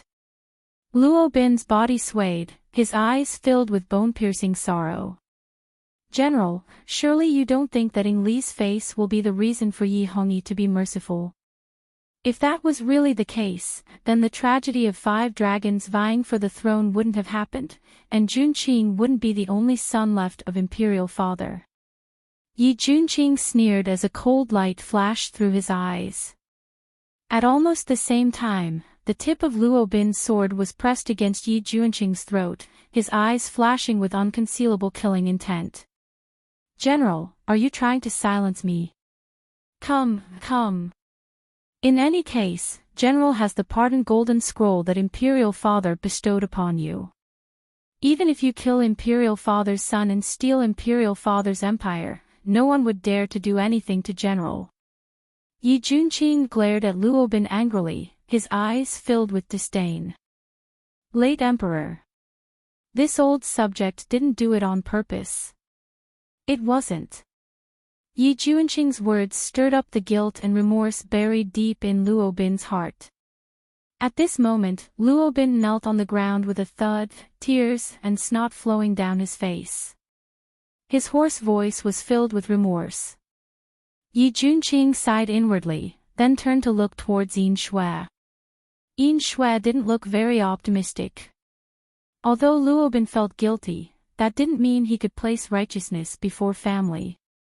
Just as Yin Shui expected, after Luo Bin's hysterical remorse, that cold and sharp blade returned to Yi Junqing's throat. It was you guys who caused Liao Er's death. It was you guys. Luo Bin tossed all his doubts to the back of his mind and roared furiously at Yi Junqing. He couldn't believe Yi Junqing's words. Yi Junqing was speechless. He knew that there was nothing he could say right now. The only thing he could do was resign himself to fate. When Yin Shui saw Luo Bin raise his sword to stab Yi Junqing, she used all her strength to stand in front of Yi Junqing. This was the last thing she could do for Yao Moen. However, although Yin Shui was determined to die, the heavens didn't give her the chance. Just as Luo Bin's sword was about to pierce through Yin Shui's heart, her entire body suddenly stiffened. A dignified important minister of Great Chu, someone who was treated with courtesy and valued by the late emperor and was even bestowed with a golden scroll of pardon, yet now you're going to go back on your word and cruelly kill the late emperor's only son. Luo Bin, this consort looks down on you. A cold voice abruptly rang out. Yao Moen slowly walked in from the entrance of the cave, her sharp eyes burning with anger. Who are you? Luo Bin only needed to hear her voice to feel that unstoppable aura. Yao Moen didn't hide her identity. She walked over to Luo Bin and helped Yin Shui up with a pained expression. In the next second, Yan Nanxing also helped Yi Junqing up. You're Yao Moen. You're the Empress of Great Chu, why are you with them? And aren't you? Luo Bin looked towards Yao Moen in disbelief, his eyes filled with doubt. And aren't this consort an idiot? Why would I say such an impassioned speech? Isn't that right? Yao Moen turned around with a cold smile, her eyes as cold as ice. You're not an idiot, so you're not an idiot. Then those things in the back palace were all you're doing. Hongyi treated you so well. Luo Bin looked towards Yao Moen angrily, his eyes filled with hatred. When had the late emperor ever mistreated general? How did you repay kindness with evil? You stole the late emperor's woman and made the late emperor wear such a huge green hat. You even wanted to kill the late emperor's only son, causing the late emperor to have no descendants.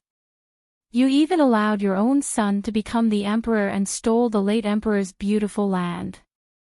When it comes to being ungrateful, Moen isn't even 1% as good as you.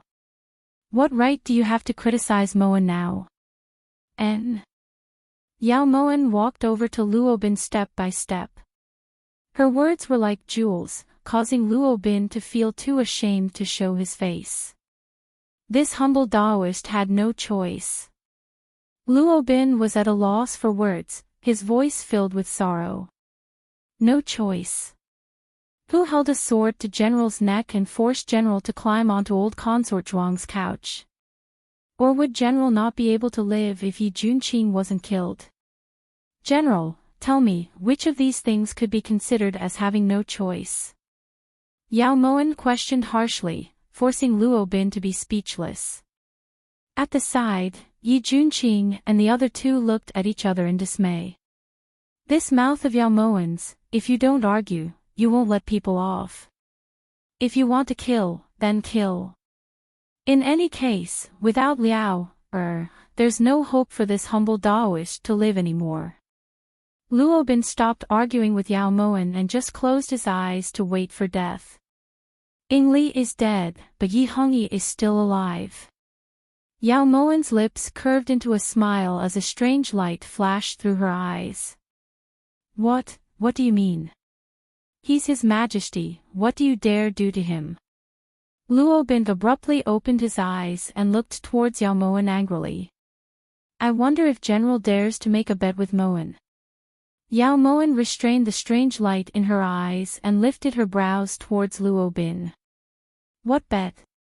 Luo Bin asked suspiciously, a faint feeling of unease in his heart.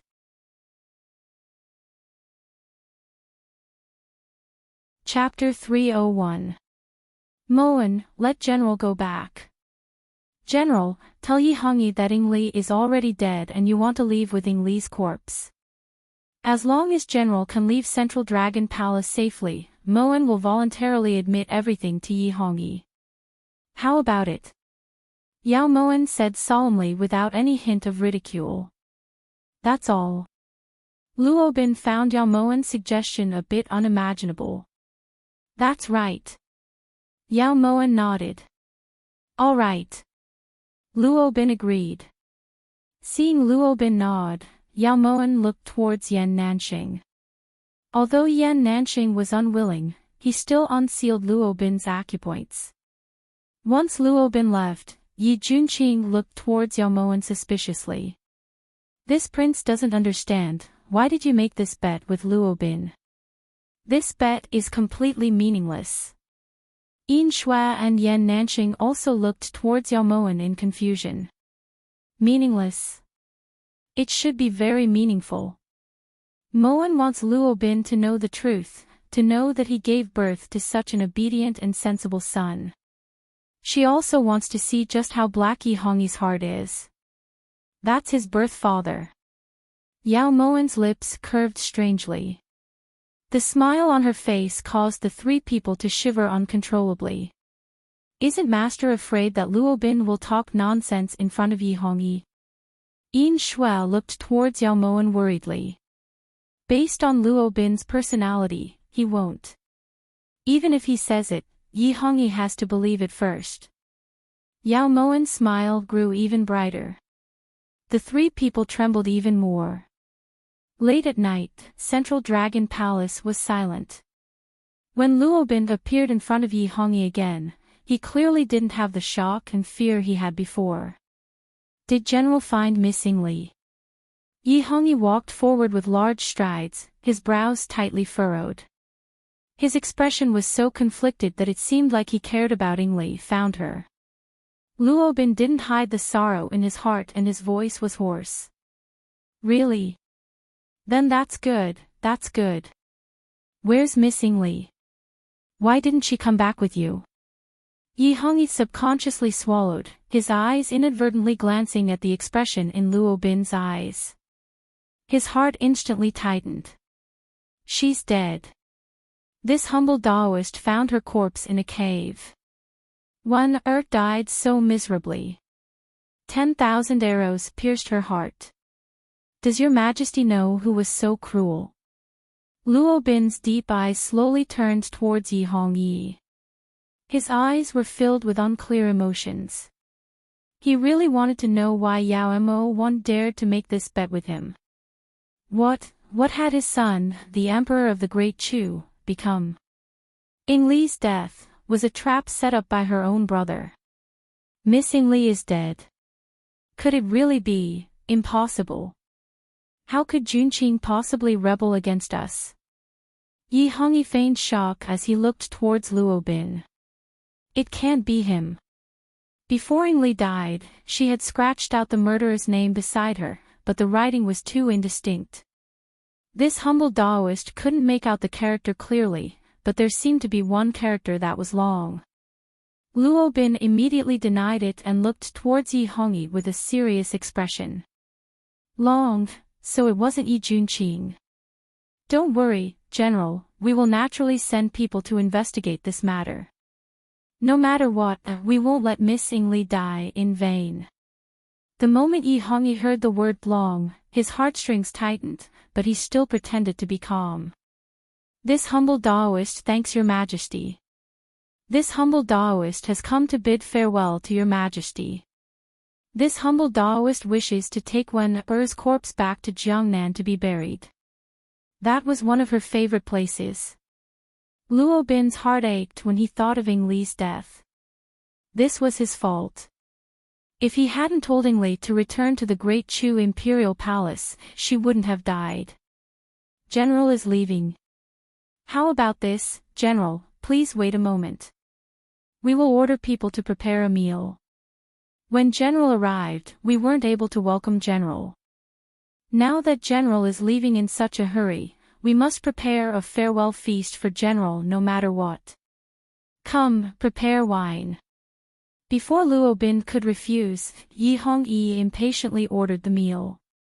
When Luo Bin saw the urgency in Yi Hongyi's eyes, darkness flashed through his eyes for a moment. However, he still didn't believe that Yi Hongyi would want his life just because of a few words. Also, since he knew Ying Li's identity, he should know who the person standing in front of him was. The sumptuous meal only took about 5 minutes to prepare. This time, Luo Bin didn't refuse and allowed Yi Hongyi to pull him to the table. It had been more than 20 years, but this was the first time he was eating with his own son.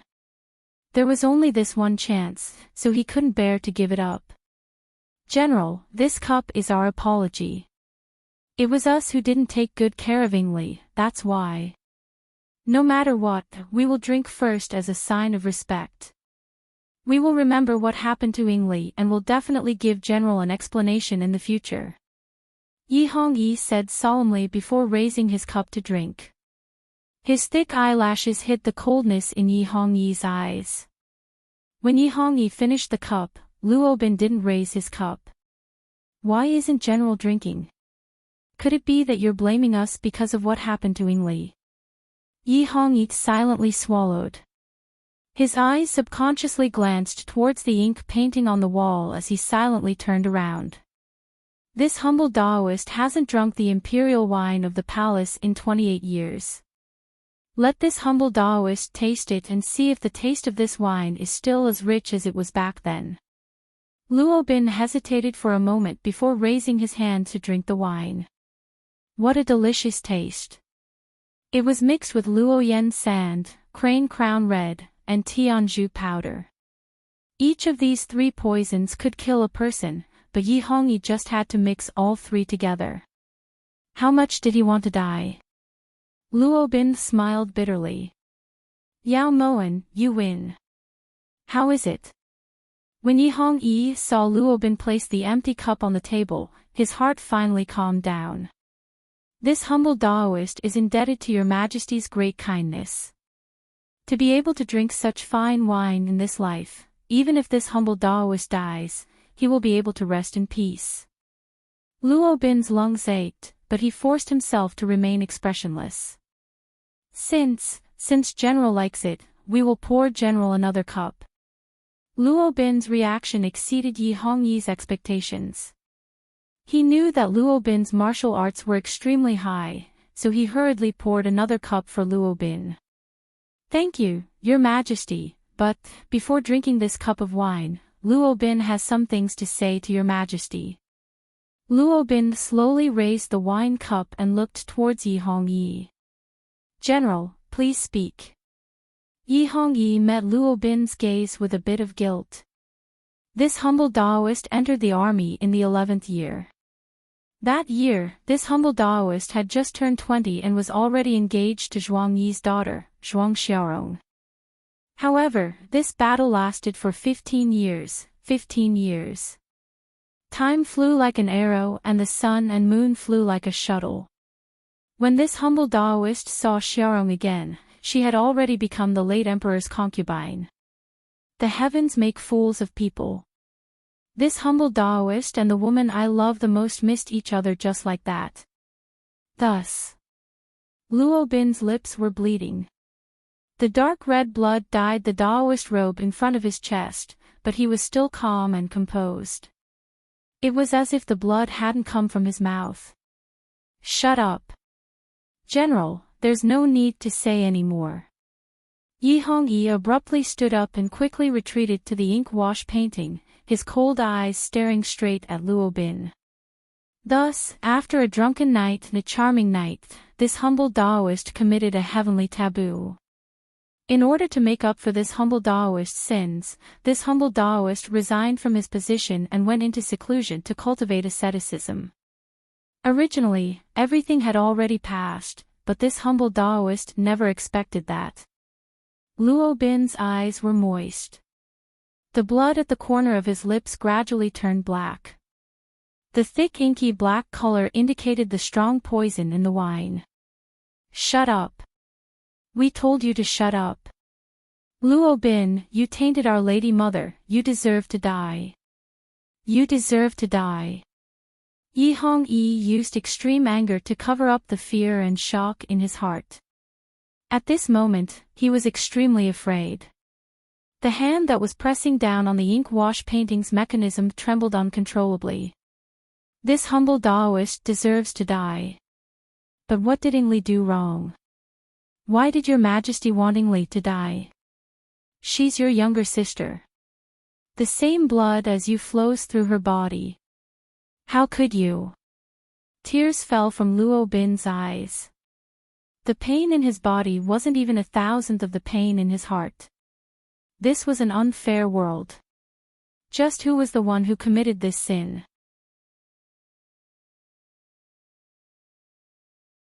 Chapter 302. Why can't we? If people found out that Ingli had the exact same face as us, what would they think? The historian clearly recorded that we were the only child.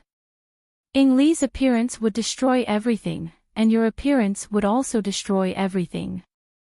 We risked our lives to obtain this empire, we can't let it be destroyed in your hands. No. Yi Junqing roared as he abruptly pressed down on the mechanism. Arrows rained down on Luo Bin. At this moment, Luo Bin only wanted to tell Yi Hongyi that no matter if it was Ingli or him, it was all for the sake of protecting his empire. But what could he do? He didn't have a chance anymore. Luo Bin died and his corpse was thrown into the mass grave. His crime was to assassinate the Holy Master, a famous general of a generation. For the next 3 days, Yi Hongyi locked himself in Central Dragon Palace and didn't go anywhere except for the morning court session. Inside Guan Osprey Palace, Yao Moen was currently caressing Fluffy in her arms with a slightly sympathetic expression. Reporting to Master, this subordinate has already buried Luo Bin's corpse and Ingli next to the ice rocks in the cave.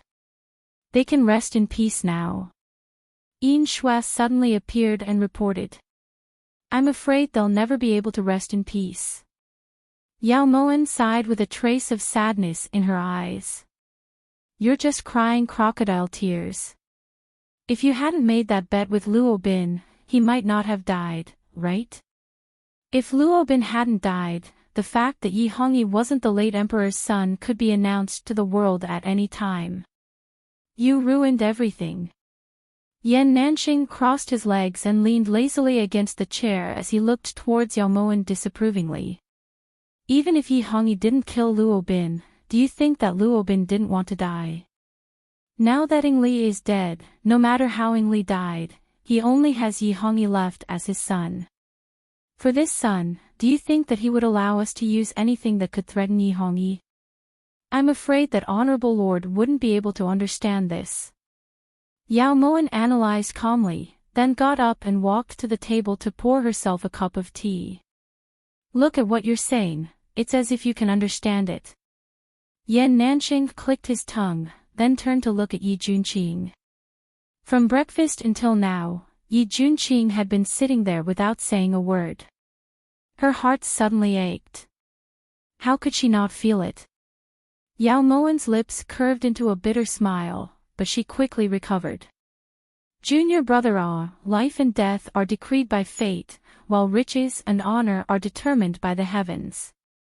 Luo Bin has also reached his destiny, so you don't need to worry about him. Yan Nanxing's expression was cheerful as he consoled Yi Junqing out of goodwill. Luo Bin deserves it. This kind of ending is not enough for him. Junqing is just thinking about how to bring up Han Genie to you. When he heard the 3 words Han Genie, Yan Nanxing almost collapsed. Who? Who are you talking about? Yan Nanxing crawled up from the ground with difficulty and looked towards Yi Junqing in shock. His handsome face was twisted beyond recognition.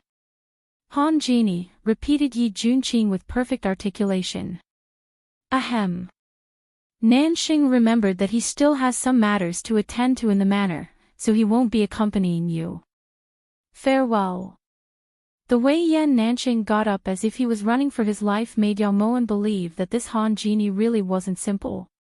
Honorable Lord can leave, but if Moen sees Han Genie, I will definitely tell him the truth. The extermination of those bandits at Bright Moon Gorge was the work of Phoenix Feather Manor. Yao Moen sipped her tea leisurely as she said these words that almost made Yan Nanxing cough up blood. You have the nerve to say the truth. When did this noble one go to Bright Moon Gorge? Yan Nanxing withdrew his internal energy and looked towards Yao Moen angrily. You didn't. Moen doesn't really remember, said Yao Moen with a shrug. It's no good if you don't remember. In any case, you definitely can't drag this noble one into this matter. Junior martial brother, say something. You know I can't meet Han Genie. This was the first time Yao Moen had seen Yan Nanxing so agitated. It could even be said that he was anxious. I'm afraid it's too late. Yi Junqing subconsciously glanced at Yao Moen, then his sympathetic gaze landed on Yan Nanxing. What's wrong? What did you guys do behind my back?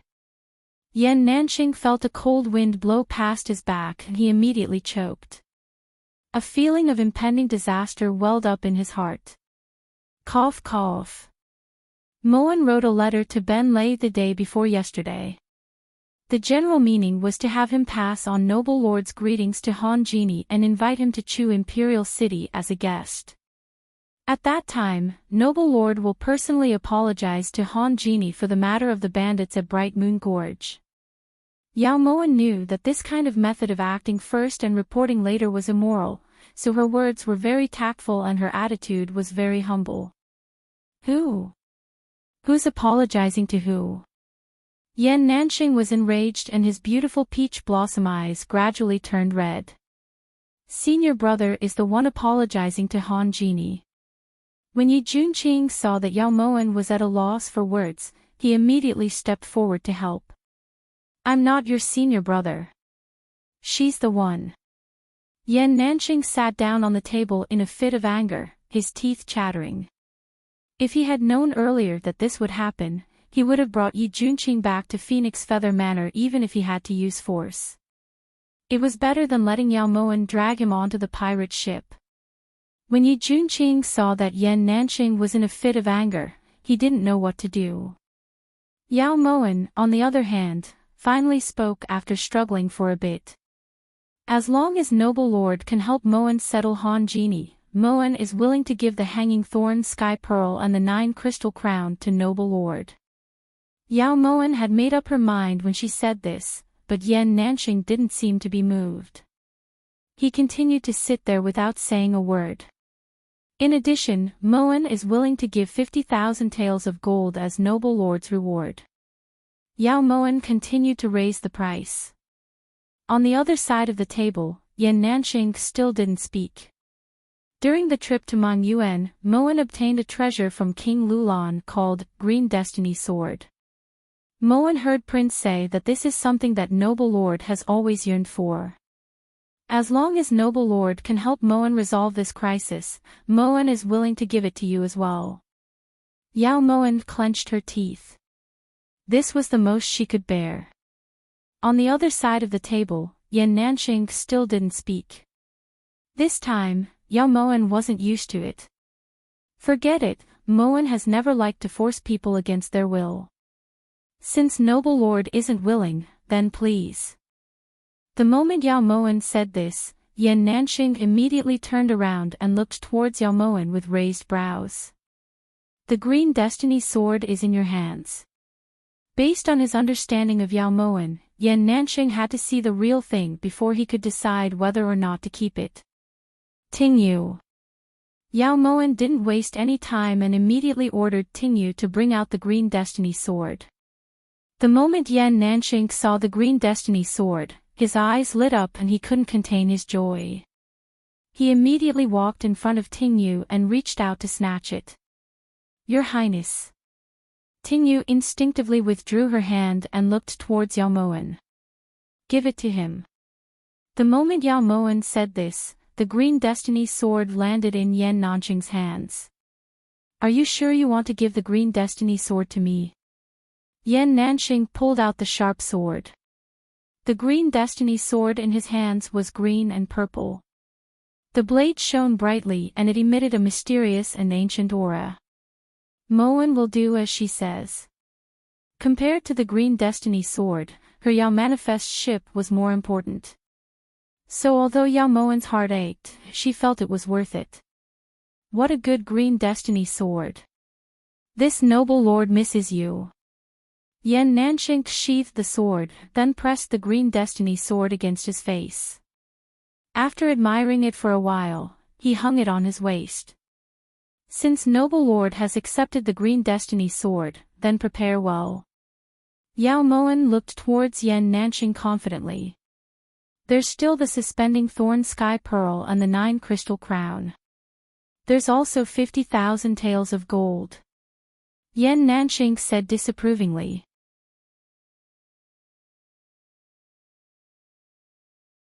Chapter 303.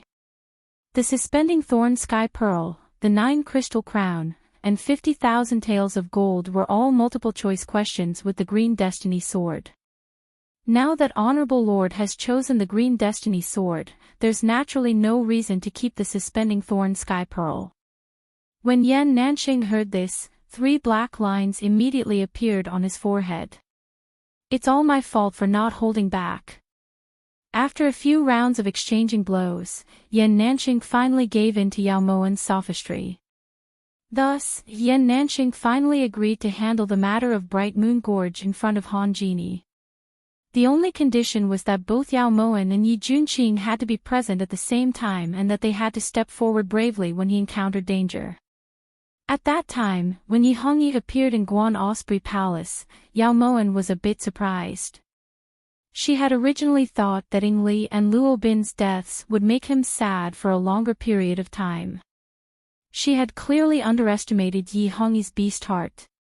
It's been a while since I last saw you, Zhen's honor has gotten thinner. Yi Hongyi lightly caressed Yao Moen's face, his dark eyes flashing with endless love. Honor misses His Majesty. His Majesty has also gotten thinner. Yao Moen pretended to be obedient as she leaned against Yi Hongyi's shoulder. That's right, Zhen has lost weight. Zhen still has something that Zhen hasn't been able to figure out. Yi Hongyi's hand moved to Yao Mo Wan's neck and his pupils unconsciously darkened. What is it? Wan will help His Majesty think about it. Yao Mo Wan blinked her innocent and pure eyes towards Yi Hongyi, but in the next second, Yi Hongyi fiercely grabbed her neck. I don't understand. Why does everyone say that you're not stupid? Why don't they believe you're a fool? Why? Am I blind, or are they blind? Or are you not stupid at all? Say it. Yi Hongyi was like a ferocious beast as he fiercely pressed Yao Moen under his body. His hand tightened as his scarlet eyes emitted a peerless killing intent. Ah, so painful. Yao Moen's hands subconsciously pushed against Yi Hongyi's palms. Her expression was pained as she looked at the man on top of her, tears pouring out. That intense feeling of suffocation made it hard for Yao Moen to breathe. Even so, Yao Moen still endured it. She couldn't summon Yin Shui, now wasn't the time to shed all pretense of cordiality with Yi Hongyi. Say it. Are you stupid or not? Are you stupid? Why would they suspect you? Why did you leave me? They left one by one. What did I do wrong? Ah! Yi Hongyi roared like he'd gone mad, the strength in his hand tightening. Yao Mo Wan's face had already turned purple, but Yi Hongyi didn't have the slightest intention of stopping. Emperor! Yao Moen could feel her life slipping away, but she was still hesitating over whether or not to summon Yin Shui. Right at this moment, Yi Junqing suddenly appeared at the door and shouted. Wan, how did this happen? How could I? Wan, are you all right? Guards! Summon the imperial physician. Yi Junqing's voice startled Yi Hongyi out of his frenzy. When he saw that Yao Moen was almost suffocating under him, Yi Hongyi felt so regretful that he wanted to chop off his own hand. Whoa! His Majesty doesn't like Wan anymore, His Majesty wants to kill Wan. Yao Mo Wan only cared about crying, but she actually let out a sigh of relief inside. When she saw the fear and shock in Yi Hongyi's eyes, Yao Mo Wan was certain that Yi Hongyi wasn't acting just now. Wan, don't cry. Wan, is the person we like the most in this world. How could we bear to kill you? I won't do it again. Yi Hongyi's heart ached as he pulled Yao Moen into his embrace. He patted her back lightly in frustration. Meanwhile, the other readers were watching. At the side, Yi Junqing saw all of this. He felt as if someone had tugged on a nerve in his heart and was pulling it in opposite directions. The pain made it hard for him to breathe. Not long after, the imperial physicians filled the entire Guan Osprey Palace. After all of them took her pulse, they all said that Yao Moen was too frightened and needed to rest. Thus, Yi Hongyi didn't stay in Guan Osprey Palace that night. During dinner, Yi Junqing ate a lot. It wasn't until the fifth bowl that Yao Moen spoke. Is Prince very hungry? Yao Moen felt that Yi Junqing had something to say. As expected, Yi Junqing hesitated for a long time with the bowl in his hand. In the end, he placed the bowl on the table and looked towards Yao Moen with a solemn expression. Let's leave the imperial palace. Yi Junqing's words came out of nowhere, so Yao Moen didn't really understand. What this prince means is, since you already had plans, why are you still staying in the imperial palace? You also saw it today, Yi Hongyi is starting to suspect you. He almost killed you. Yi Junqing couldn't control his emotions and his voice became a bit agitated. That was an accident. Yi Hongyi was trapped by his own inner demons. He didn't have any intentions of killing Moen. Although Yao Moen didn't agree with Yi Junqing's suggestion, she still felt warm inside. She knew that Yi Junqing truly cared about her and not because she was Yao Moxin's younger sister. Although they were the same person, the current feeling was clearly much better. Who can guarantee that it was an accident? This prince feels that Yi Hongyi was clearly testing you. In any case, this prince feels that you should leave Chu Palace. Next time, no one can guarantee that you'll be so lucky. Yi Junqing didn't agree with Yao Moen's explanation and emphasized his own suggestion. Leave. Where does Moen want to go? Yao Moen was very clear about her every move, so she knew that now wasn't the time to leave. The iron blood cores in Yi Hongyi's hands was a mystery. She had to solve this mystery. To Meng Yuan, replied Yi Junqing without hesitation. Prince, don't forget that Moen is the Empress of Great Chu. If she escapes, Yi Hongyi definitely won't let her go. As long as he finds out that Moen is there, he'll definitely send troops to Meng Yuan. What will Moen do then? Yao Moen asked carelessly. This prince knows that ever since you entered the palace, you've been planning to rebel. If Yi Hongyi sends troops, Junqing is willing to be the vanguard and vow to stop him outside of Meng Yuan. Yi Junqing paused for a long while before speaking. Yao Moen was slightly startled when she heard this. She then put down her chopsticks and looked towards Yi Junqing. Don't look at this prince like that. In reality, this prince isn't as stupid as you think. This prince has once led a befuddled life, but this prince won't continue to lead a befuddled life. There are some things that even if you don't say it, Junqing knows. If today's events hadn't happened, Junqing might not have said these things, but Moen, Junqing doesn't want to see you take any more risks. So Prince doesn't oppose Moen's rebellion. Yao Moen's eyes lit up. Yao Moen was a bit surprised by Yi Junqing's words, and even a bit pleasantly surprised. This prince has no reason to oppose. Yi Junqing's words were like ice. With Prince's words, Moen can be at ease. However, now really isn't the time. Prince, don't worry. Even if Moen doesn't treasure her own life, she will still think of the people who put their lives on the line for Moen. Besides, Moen has always treasured her own life very much. Yao Moen smiled sweetly. But, also, even if we're going to leave, we should at least resolve Meng Yuan's current crisis first. Let's wait until the matter with Han Genie is over before making plans. Yao Moen naturally knew that Yi Junqing was thinking for her sake, but she really couldn't leave Great Chu rashly. Right now wasn't the time to fall out with Yi Hongyi. Seeing how resolute Yao Moen was, Yi Junqing could only drop the matter. It was just as Yao Moen had said. Right now, the most important thing was to resolve the tense relationship with Han Genie.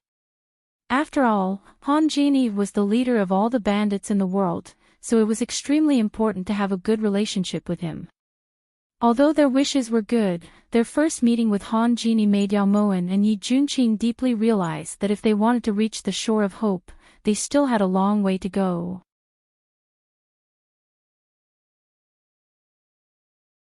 Chapter 304.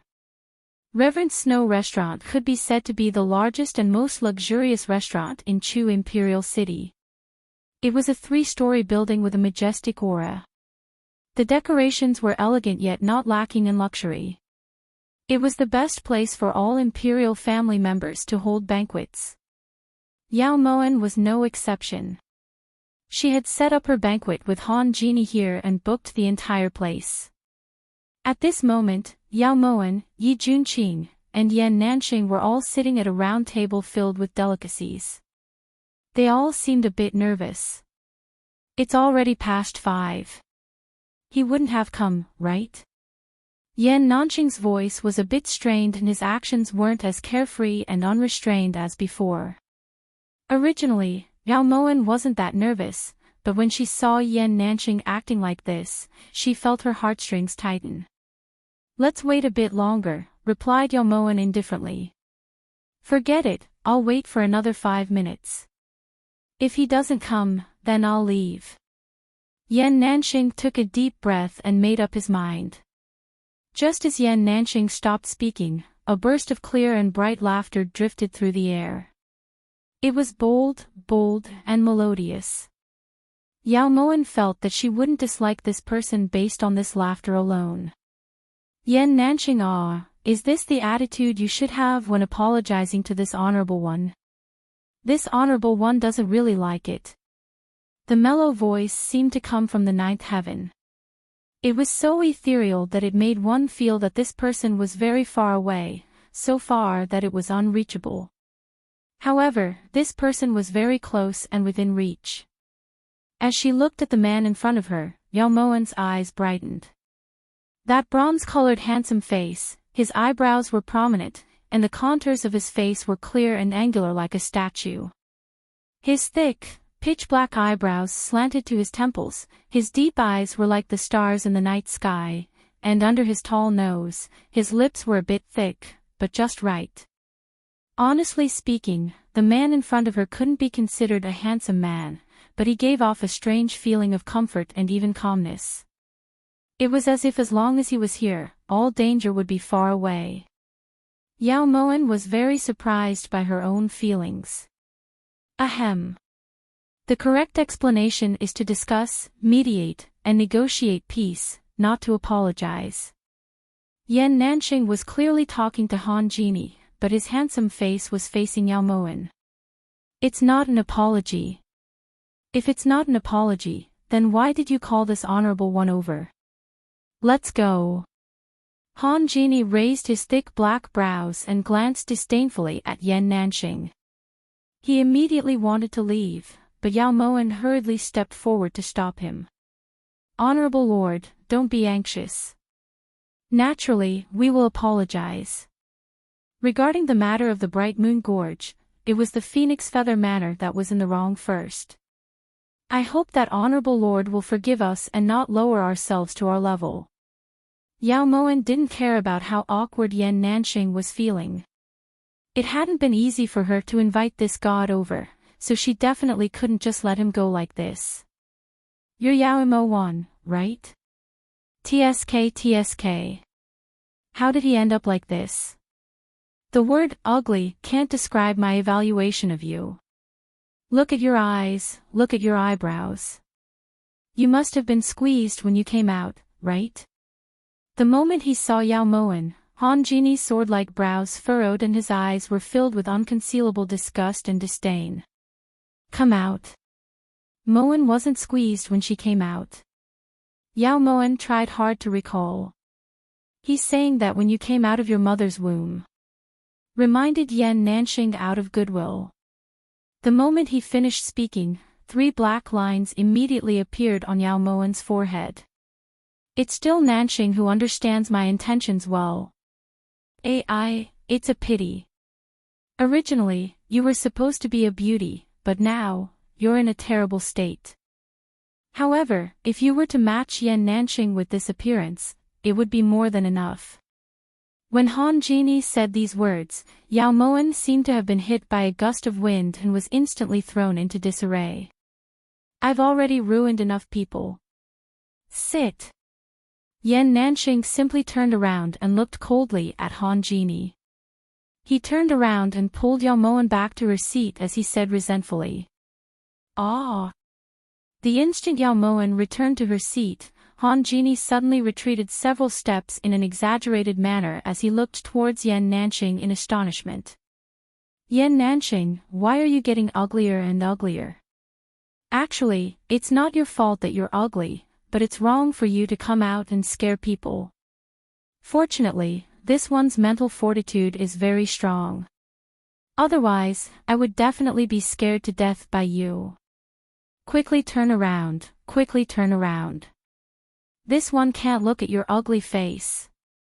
Han Genie's words completely stunned Yao Moen. This big brother. Do you have eyes or not? What's in your eye sockets? There's something wrong with your taste. Yao Moen silently cursed. Han Genie, can't you sit down and talk properly? Yan Nanxing was also angered. Was he that ugly? But just as Yan Nanxing was about to speak, something unexpected happened. Yao Moen didn't even see how Han Genie had attacked, but 2 black lines of ink had already appeared on Yan Nanxing's face. It wasn't just Yao Moen, even Yi Junqing felt that this was inconceivable. Back then, Yan Nanxing had been able to exchange 1 or 2 blows with Han Genie, but now, Yan Nanxing wasn't even able to react. And, this time it's more or less enough. There's barely something to look at. Han Genie clutched his chest with one hand and seemed to have relaxed quite a bit. At the side, Yan Nanxing let out a deep breath. He was just about to wipe the ink off his face when Han Genie stopped him. Don't wipe it. If you scare this one away, then I won't be able to invite you back. Han Genie covered the back of his head with both hands and raised his head to look towards Yan Nanxing. His eyes were filled with provocation. It looks good like this too. Don't wipe it off first. Yao Moen swallowed hard and said this against her will. That's why they say a tortoise looks at a mung bean. Only the 2 of you can look at each other. This is considered good. There should be a limit to narcissism. Han Genie had a look of disdain. When he turned to look, he happened to see Yi Junqing sitting silently next to Yao Moen. Yo, isn't this Yi Junqing? Little baby, you've grown so big already. No matter how you look, the longer you grow, the more unsteady you become. It's so ugly. Han Genie suddenly raised his hand and 2 black streaks appeared on Yi Junqing's face. Yi Junqing scratched his head. It seemed that even if he pretended to be deaf and mute, he still wouldn't be able to escape this calamity. Han Genie, that's enough. Chapter 305. Fun. As Han Genie spoke, her gaze landed on Yan Nanxing and Yi Junqing. Why are you looking at me? Why are you looking at Junqing? Don't think that your shifting shadows technique is very powerful. Even if the 2 of us work together, we might not be able to. As Yan Nanxing spoke, he suddenly felt 2 streams of ink splash over. At the same time, 2 more lines appeared on Yi Junqing's face. Yi Junqing really wanted to cry. Up until now, he hadn't said anything. Han Genie. Yan Nanxing slammed the table and stood up. His eyes were wide with rage and he was just about to charge forward and fight to the death when Yao Moen jumped up and whispered the words, "Green Destiny Sword," into Yan Nanxing's ear countless times. However, this time it clearly had no effect. Just as Yan Nanxing was about to attack, Yao Moen gritted her teeth and whispered the words, "9 Crystal Crown," into Yan Nanxing's ear. For the sake of the 9 Crystal Crown, Yan Nanxing once again endured. At this moment, Yao Moen smiled apologetically towards Han Genie. What do you mean by fun? Yao Moen also had a belly full of anger, but what could she do? In this kind of situation, other than lowering her head, she couldn't find a better way out. When I came here, I found that there were just enough beggars in this city, and I'm only missing 2. If some of you can pretend to be beggars and entertain me, I can consider turning hostility into friendship with Yao Manifest Merchant. In fact, I'm just giving you a way out. You should know that I've lived until now, and I'm not afraid of fighting anyone. I like to pick a fight with others. Han Genie arrogantly spoke. In truth, he indeed had a reason to be arrogant. The power that Han Genie possessed was that of all the bandits in the world. No matter where he went, all bandits would bow and kowtow to him. As for why Han Genie had such a great influence, that was a story for another time. At this moment, Yan Nanxing understood the hidden meaning of Han Genie's words and stood up. Han Genie, you ugly freak. You actually dare to make me and Yi Junqing dress up as beggars. No way. You are the beggar, your whole family are beggars. Junqing, let's go. Yan Nanxing was enraged like a crazed lion. He abruptly turned around and grabbed Yi Junqing. Although she felt that this was extremely heartless, Yao Moen still wanted to persuade him, but Yan Nanxing immediately rejected her. What green destiny sword? What 9 crystal crown? I don't want them all anymore. No more. Wasn't this bullying? Let's go. Yan Nanxing ignored her and immediately dragged Yi Junqing out of the private room. What should we do? They're not willing. Han Genie looked at the enraged Yan Nanxing with interest, then turned to look at Yao Moen helplessly. Rest assured, High Lord. This matter can be discussed. Yao Moen really wanted to throw the plate beside her at Han Genie's face, but she endured it. For the sake of Yao Manifest Enterprise, there was nothing she couldn't endure. But that brat Yan Nanxing said that there's no way. Han Genie expressed her doubts towards Yao Moen's solemn vow. Isn't there still a window? Please wait, Exalted Lord. Moen will definitely give Exalted Lord a satisfactory answer. Yao Moen had been smiling along the entire time. Even when she left the private room, Yao Moen's face was as black as charcoal. You're the one who's being squeezed. Your brain must have been flooded with water. Freak. When they returned to Guan Osprey Palace, Yan Nanxing surprisingly didn't leave. Instead, he sat at the table and drank water like crazy. At this time, Tingyu came in with a pot of jasmine tea. What do we do now? Yao Moen finally spoke up. She couldn't just let things stay like this. What should we do? Fight. This sovereign. Tui. I, the Alliance Master, will go back and call for a martial arts tournament. I'll come up with an excuse of exterminating evil and upholding justice. I'll beat Han Genie into a sorry state. Yan Nanxing was exasperated. His fair and handsome face turned the color of a cooked crab. Senior brother, aren't you playing right into Han Genie's hands? In this prince's opinion, Han Genie is here to pick a fight. Yi Junqing subconsciously wiped his face. He felt like there was still something on his face. Fighting definitely won't work. Actually, Moen feels that. There were some things that Yao Moen really found hard to say. Then just pretend to be a beggar again. Just treat it as reminiscing about the bitterness and sweetness. Yi Junqing knew that Yao Moen was in a difficult position, so he volunteered himself. What? I didn't hear wrong, right? You, a grand prince, actually want to pretend to be a beggar on the streets. Reminiscing about the bitterness and sweetness. Have you ever been that bitter? How come I didn't know? I don't care about you. In any case, you're willing to do anything for Yao Moen. This sovereign has no reason to humiliate myself, said Yan Nanxing hatefully. Actually, if it's for the green destiny sword, the 9 crystal crown, the hanging thorn sky pearl, and the 50,000 taels of gold, then there are some things that can be discussed. Otherwise, Moen can also give 10% of the profits from all of Mang Yuan's silk shop's business to sovereign. Yao Moen put in a lot of effort to convince Yan Nanxing. Yan Nanxing was speechless. After drinking the last drop of water in his cup, he left with large strides. In his rage, even if Yan Nanxing was given a mountain of gold and silver, he still wouldn't be moved. However, after a night of contemplation, the next day, Yan Nanxing took the initiative to find Yao Moen.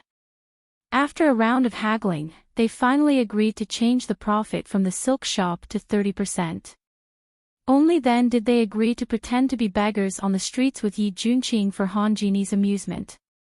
On the bustling street, two beggars in ragged clothes with disheveled hair and dirty faces sat together in a corner. From time to time, they would lower their heads in fear of bumping into familiar faces. At this time, there were already 5 strings of coins in a porcelain bowl with a broken fork in front of them. In a private room on the 3rd floor of Jingshua Temple, Yao Moen politely opened the window and invited Han Genie over. She pointed at Yi Junqing and Yan Nanxing who were sitting in the corner. The smile on her face concealed the pain in her heart extremely well. I wonder if the Honorable Lord is satisfied. Yao Moen thought that there would be a day when she would be strong enough to not fear Han Genie's oppression. At that time, she would naturally return a tooth for a tooth. The style is a bit lacking, who would be able to tell that it's them? It seems that you're not professional enough. When Han Genie saw that Yi Junqing and Yan Nanqing's faces were covered by their hair, she wasn't very satisfied. Her hand subconsciously moved a few times inside her sleeves. Moen is also. Just as Yao Moen was about to explain, she suddenly saw more than 10 beggars appear out of nowhere and surround the two. What shocked Yao Moen was that Yi Junqing and Yan Nanxing allowed the beggars to do as they pleased and didn't seem to have any intention of resisting. What did you do to them? Yao Moen came to a sudden realization and looked towards Han Genie angrily. What are you so nervous about? This noble one was just helping them fix their hair. Han Genie spoke lightly, his thick lips hooking into a smile that caused people to shiver. Yin Shui. Yao Moen didn't want to offend this deity in front of her, but that didn't mean that she didn't have a bottom line. Sure, if you go back on your word now, not only will they become beggars for nothing, this noble one won't accept your favor either. Think about whether it's worth it or not. Also, with that hidden guard of yours, he'll probably die before he can even reach the other side. Han Genie wasn't exaggerating. To be able to subdue Yan Nanxing and Yi Junqing in one move, this person's martial arts were unfathomable. Yi Junqing had told her this before. After thinking about it for a long time, Yao Moen finally waved her hand to dismiss Yin Shui. At this time, the beggars had also dispersed. If Yao Moen continued to look, she instantly felt that she didn't have the face to see Yi Junqing and Yan Nanxing again. She saw that Yi Junqing and Yan Nanxing's hair had been tied up high and there were straws stuck in them. The black ink that had originally been smeared on their faces had actually been wiped clean. Who in the imperial city didn't recognize Yi Junqing?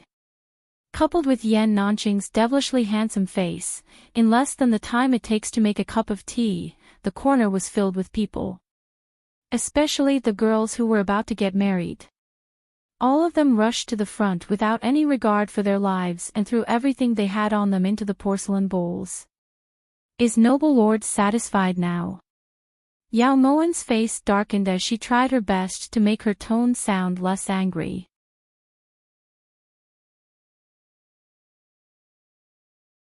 Chapter 306. Someone with looks like this can earn money. The people of Great Chu are truly kind. Even this noble one can't bear to watch any longer. Forget it. Han Genie abruptly raised his hand. In an instant, Yan Nanxing and Yi Junqing jumped up at almost the same time. By the time the two of them rushed into the private room, Han Genie had already disappeared. Damned Han Genie. Don't let me see you again. Yan Nanxing's eyes were bloodshot and his body was brimming with killing intent. At the side, Yi Junqing also had a pained expression. At this time, he really wanted to find a hole to crawl into. When they returned to Guan Osprey Palace, Yao Moen was a woman of her word. She ordered Yin Shui to hand over the 9 crystal crown, the hanging thorn sky pearl, and 50,000 taels of gold worth of banknotes to Yan Nanxing. She also promised that as long as Han Genie removed the blockade on Yao Manifest Company, she would definitely hand over the silk store's cut. The reason she was so happy was because she felt that if she didn't give Yan Nanqing some benefits after the humiliation he had suffered, it was very likely that this peerless beauty would die of sullenness. As for Yi Junqing, he was called to the imperial study by Yi Hongyi to be scolded. As a prince, he had actually gone to the streets to beg. This was simply throwing away the face of the imperial family. Yi Junqing didn't explain and just allowed Yi Hongyi to give him a good scolding. By the time Yi Junqing returned to Guan Osprey Palace, Yan Nanqing's anger had mostly subsided. Everyone thought that the matter was over and that Han Genie wouldn't make things difficult for Yao Manifest Company anymore. So when Yao Moen received the letter from Han Genie 3 days later, she couldn't help but curse out loud. What did he say? Yan Nanqing had originally planned on leaving with the treasures, but something unexpected happened. Han Genie hadn't left the imperial city. Han Genie is going too far. Yao Moen furrowed her brows as she handed the letter to Yan Nanqing. Yi Junqing also moved closer. Tomorrow at noon, bring the 9 crystal crown, the hanging thorn sky pearl, the green destiny sword, and the deed to the esteemed prince residence to Reverend Snow's shop to talk about Han Genie. This bastard. Isn't he just skilled in martial arts? What's so great about that? Yao Moen, if you admit defeat this time, then that's your problem. I will not compromise. Yan Nanqing gripped the letter tightly, his eyes burning with rage. Alliance head, have you thought of a way to deal with Han Genie? Yao Moen felt a bit helpless. Choose to shed all pretense of cordiality with Han Genie. What capital does she have? No, but that doesn't mean we can't just endure it, said Yan Nanqing disapprovingly. Yi Junqing also felt that Yan Nanqing's words were reasonable, so he nodded in agreement. How about this? We'll go to the banquet eventually, but as for the things, we won't take them with us for now. What do you think? Yao Moen also didn't know what to do. Yan Nanqing and Yi Junqing looked at each other in dismay, but didn't know what to say. Thus, at noon the next day, Yao Moen and the others headed straight for Jingxua Temple. When the sedan chair reached the streets of Chang'an, it suddenly stopped. Tingyu, what happened? Even though she was sitting in the palanquin, Yao Moen's face was still covered by a white veil. Tingyu was no exception. Reporting to mistress, something seems to have happened in front. A group of people has surrounded and blocked the road.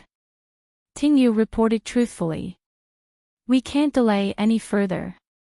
Have the sedan chair bearers take a detour. Yao Moen knew that Han Genie had a bad temper and liked to argue, so she gave the order to take a different route. Tingyu accepted the order and immediately ordered the sedan chair bearers to take a detour on the left. However, the moment the sedan chair was lifted, Yao Moen faintly heard voices coming from the crowd.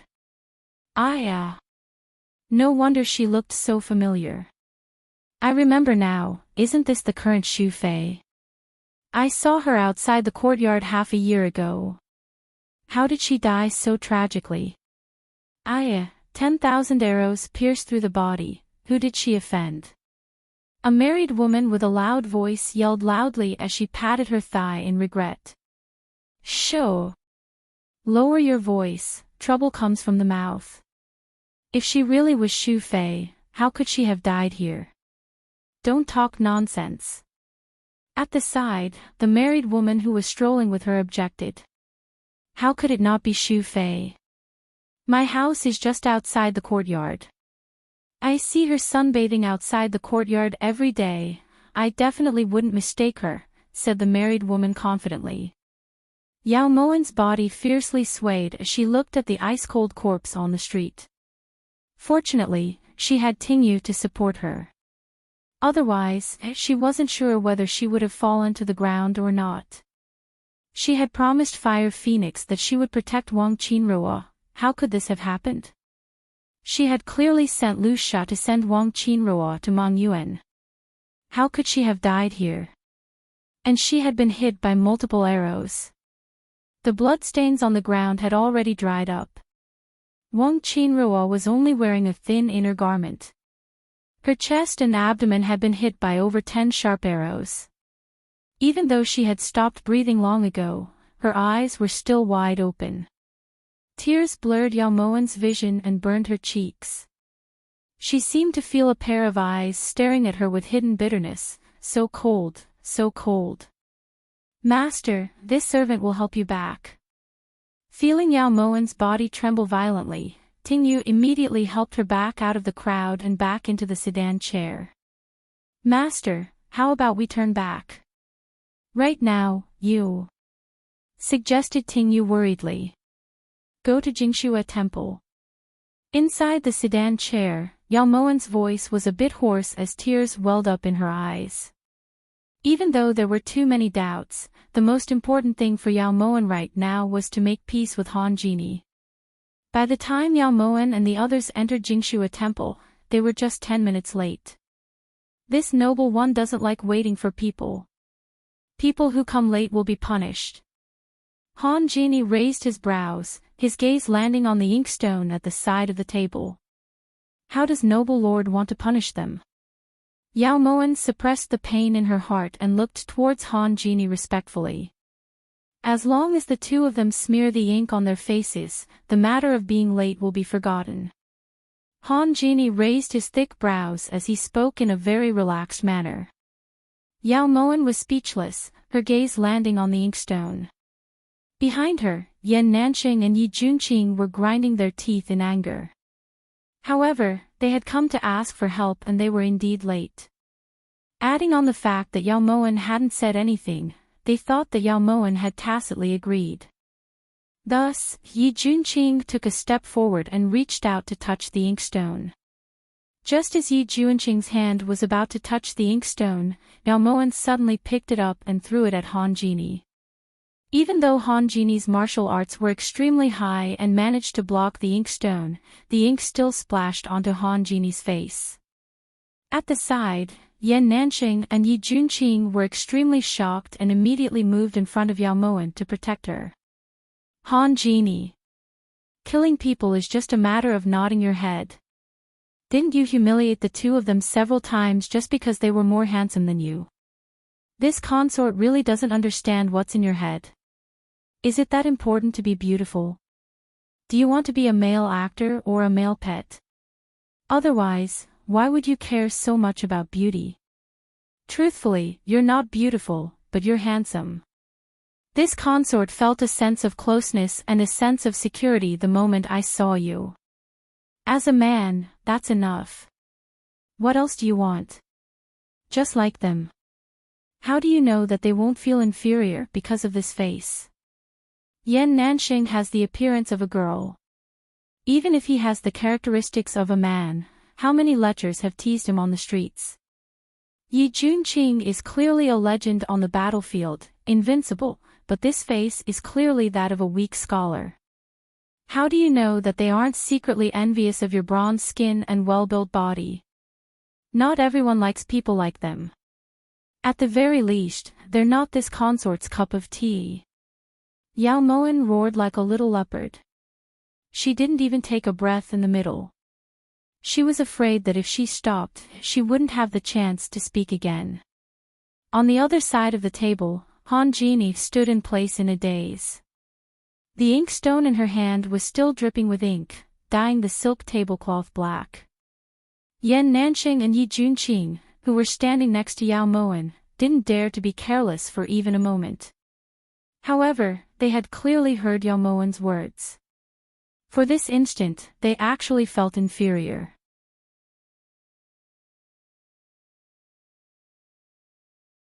Chapter 307. Cough. She didn't take her medicine when she came out, right? Hurry up and bring her back. This noble one feels like she'll bite someone soon. Unexpectedly, Han Jini didn't attack and turned to leave. Only when he was sure that Han Jini wouldn't return did Yi Junqing sigh in relief. Yao Moan, you're crazy. Don't you know that he could take your life with just one finger? Yi Junqing looked towards Yao Moen with lingering fear. He didn't know where Yao Moen got the courage to point at Han Genie and scold him. This was something he'd always wanted to do. "And, you're crazy. But Nanxing likes it. Just based on what you said just now, Nanxing has decided to gift you the 9 crystal crown." Even if Yao Moen's words were derogatory, her courage was commendable. Return. Yao Moen remained calm for a long time before leaving the private room. Yi Junqing and Yan Nanxing couldn't help but look at each other. They didn't know what had gotten into Yao Moen today. It wasn't until they returned to Guan Osprey Palace that they understood what had happened.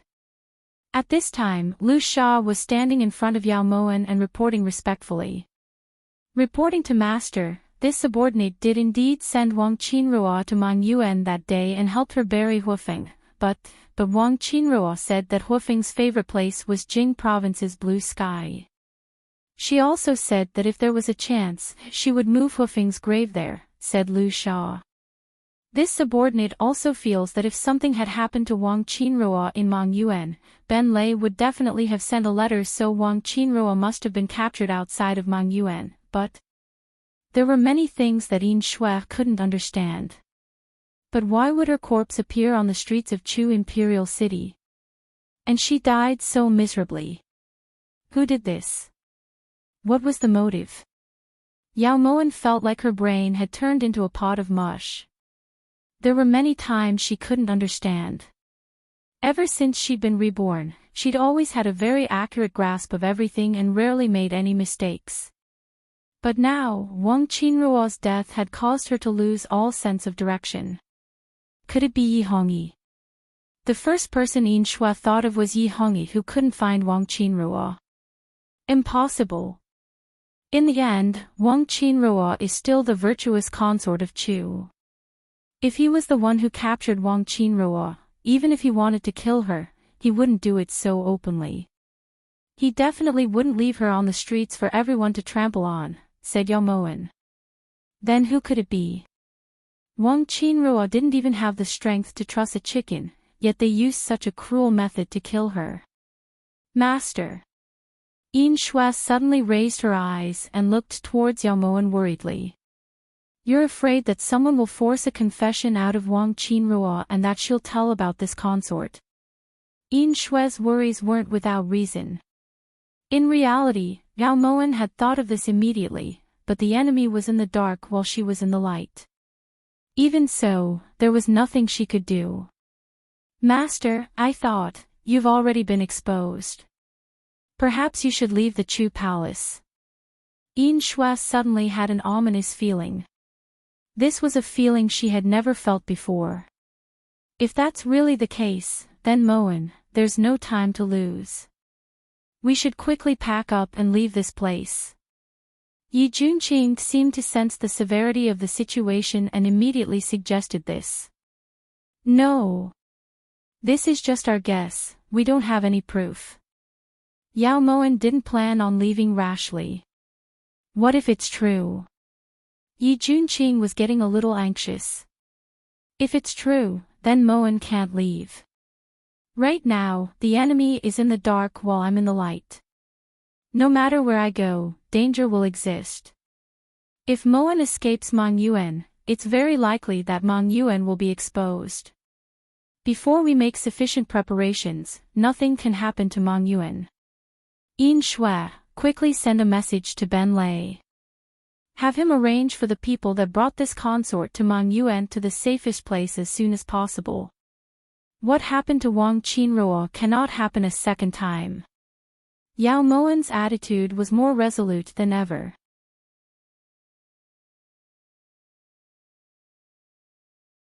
Chapter 308. On the second day after Wang Qinruo's corpse was tossed onto the streets, Yi Hongyi received the news and immediately ordered people to throw the corpse into the mass grave. He also refuted the rumor that this person was definitely not consort Shu of Chu. This further proved that this matter had nothing to do with Yi Hongyi. Thus, Yao Moen couldn't figure out who did this to Wang Qinruo's death no matter how hard she racked her brains. Because of Wang Qinruo's matter, Yao Moan and the others temporarily didn't have the mood to deal with Han Genie. 3 days later, someone couldn't sit still anymore. The early morning sunlight shone through the complicated window lattice and scattered bits of gold. Yao Moan lazily opened her eyes and let out a long sigh. There was still no clue as to Wang Qinruo's death. She couldn't help but start to worry for the people in Mongyuan. Right at this time, Tingyu pushed open the door and jogged in panic. She looked towards Yao Moan with eyes full of panic. Nyang, something happened. When Yao Moan walked out of the inner room after a simple wash, she was astonished to see Han Genie dressed in black robes swaggering around on his chaise lounge.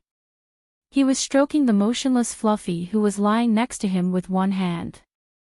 Yan Nanxing and Yi Junqing were currently sitting opposite them, glaring at each other fiercely. The atmosphere in the main hall was exceptionally tense.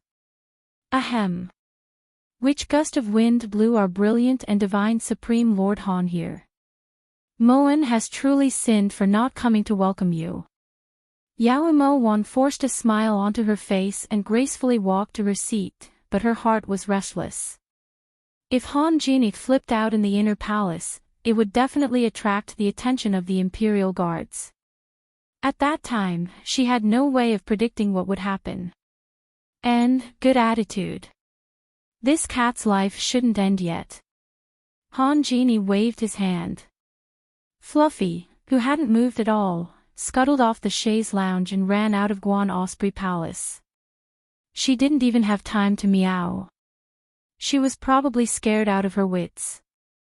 Yao Moan froze for a moment before feeling a lingering fear. She immediately got up and poured a cup of tea for Han Genie. Moan. When Yi Junqing saw that Yao Moan was about to walk towards Han Genie, he got up but was stopped by Han Genie. If this noble one wants to kill her, not even 10 Yi Junqings can stop me. If this noble one doesn't want to kill her, then not even 10 Chu Mobiais can stop me. Yao Moan's eyes brightened. So Exalted Lord knows that the incident at Bright Moon Gorge wasn't done by Yan Nanxing, but by Chu Maobei. Yao Moan felt that she had underestimated the intelligence of the man in front of her.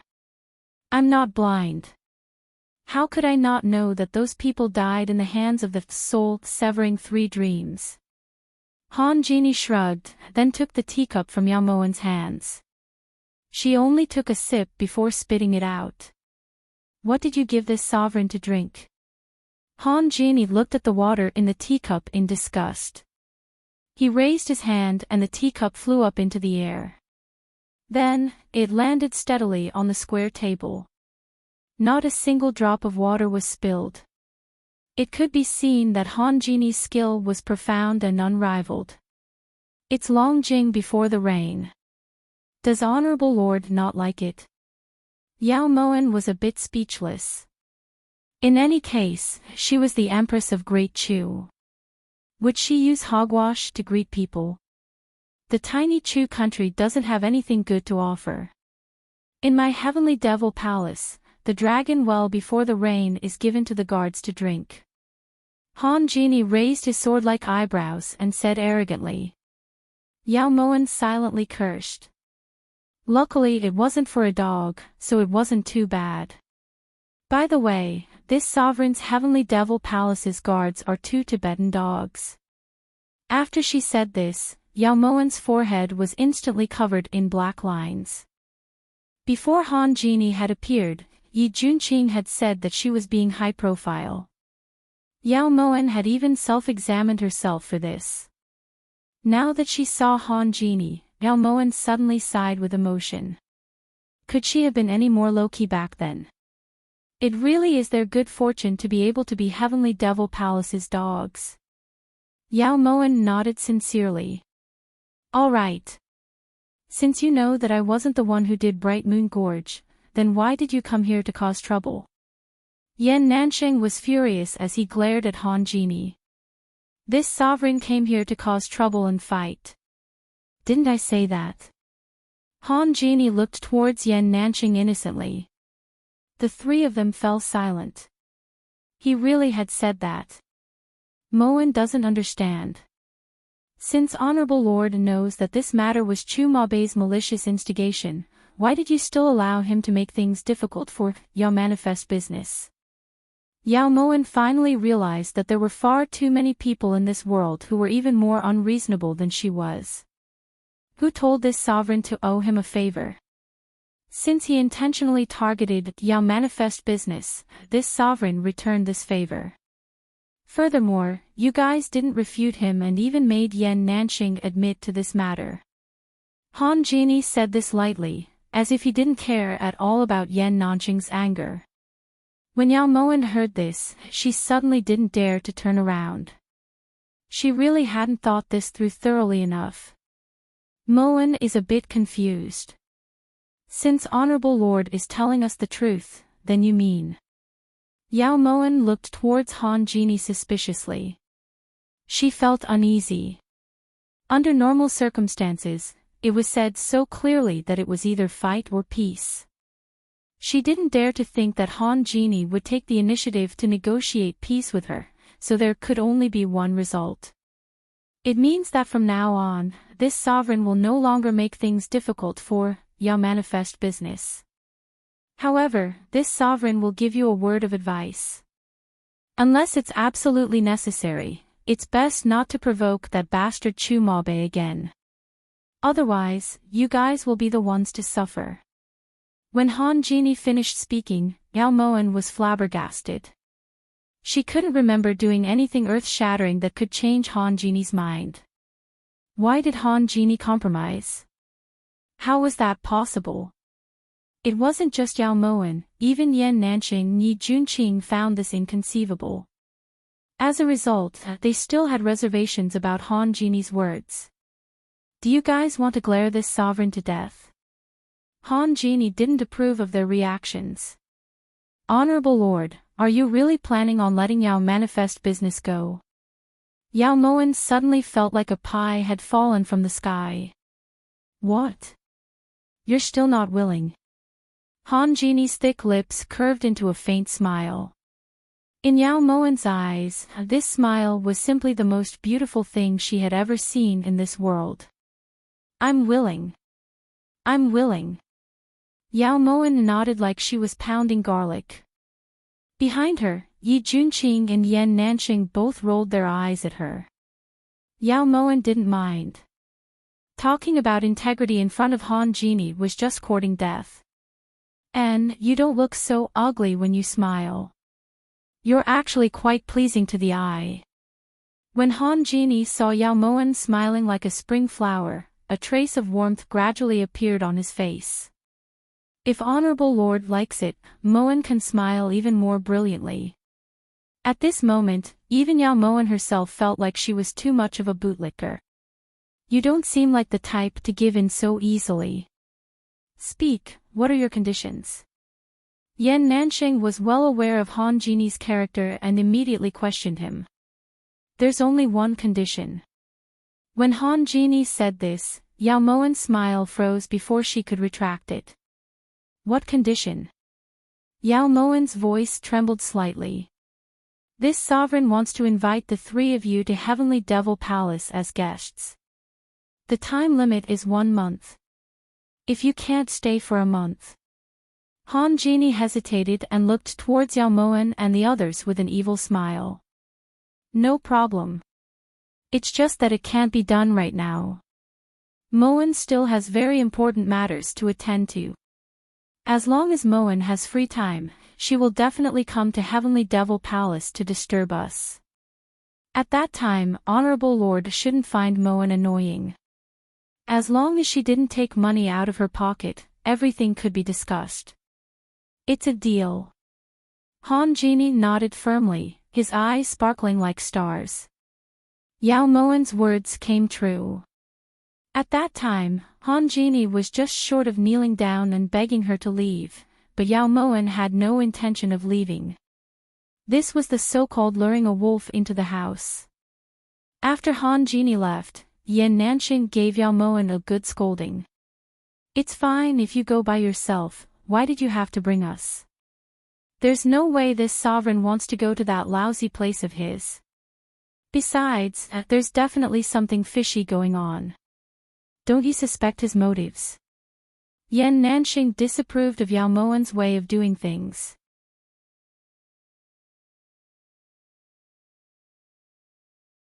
Chapter 309. At least the problem of Mang Yuan has been resolved. As for the future, let's talk about it later. After getting rid of Han Genie, Yao Moan could be considered to have gotten rid of one of her worries. What she needed to do now was to properly settle down and find Wang Qinruo's murderer. Yao Moan believed that the murderer wouldn't throw Wang Qinruo's corpse on the streets for no reason. He was fishing. Yan Nanxing was just grumbling a bit. Although he had suffered some grievances on this trip, it could be considered a rewarding trip. Compared to the treasures in his hands, those grievances weren't much, so Yan Nanxing still left Guan Osprey Palace happily. On the second day after Yan Nanxing left Guan Osprey Palace, Yao Moan received a secret letter from Ben Lei. Yu Funing's disappearance cast a shadow over Yao Moan's already anxious heart. Yu Funing actually disappeared. If Yin Shui remembers correctly, her hidden guard's martial arts aren't weak. Yin Shui's expression was grave as she sensed that there was a conspiracy. It's not just her hidden guard. This consort has always ordered Ben Lei to send people to protect her in secret, but Ben Lei's letter clearly said that they only discovered Yu Funing's disappearance on the third day.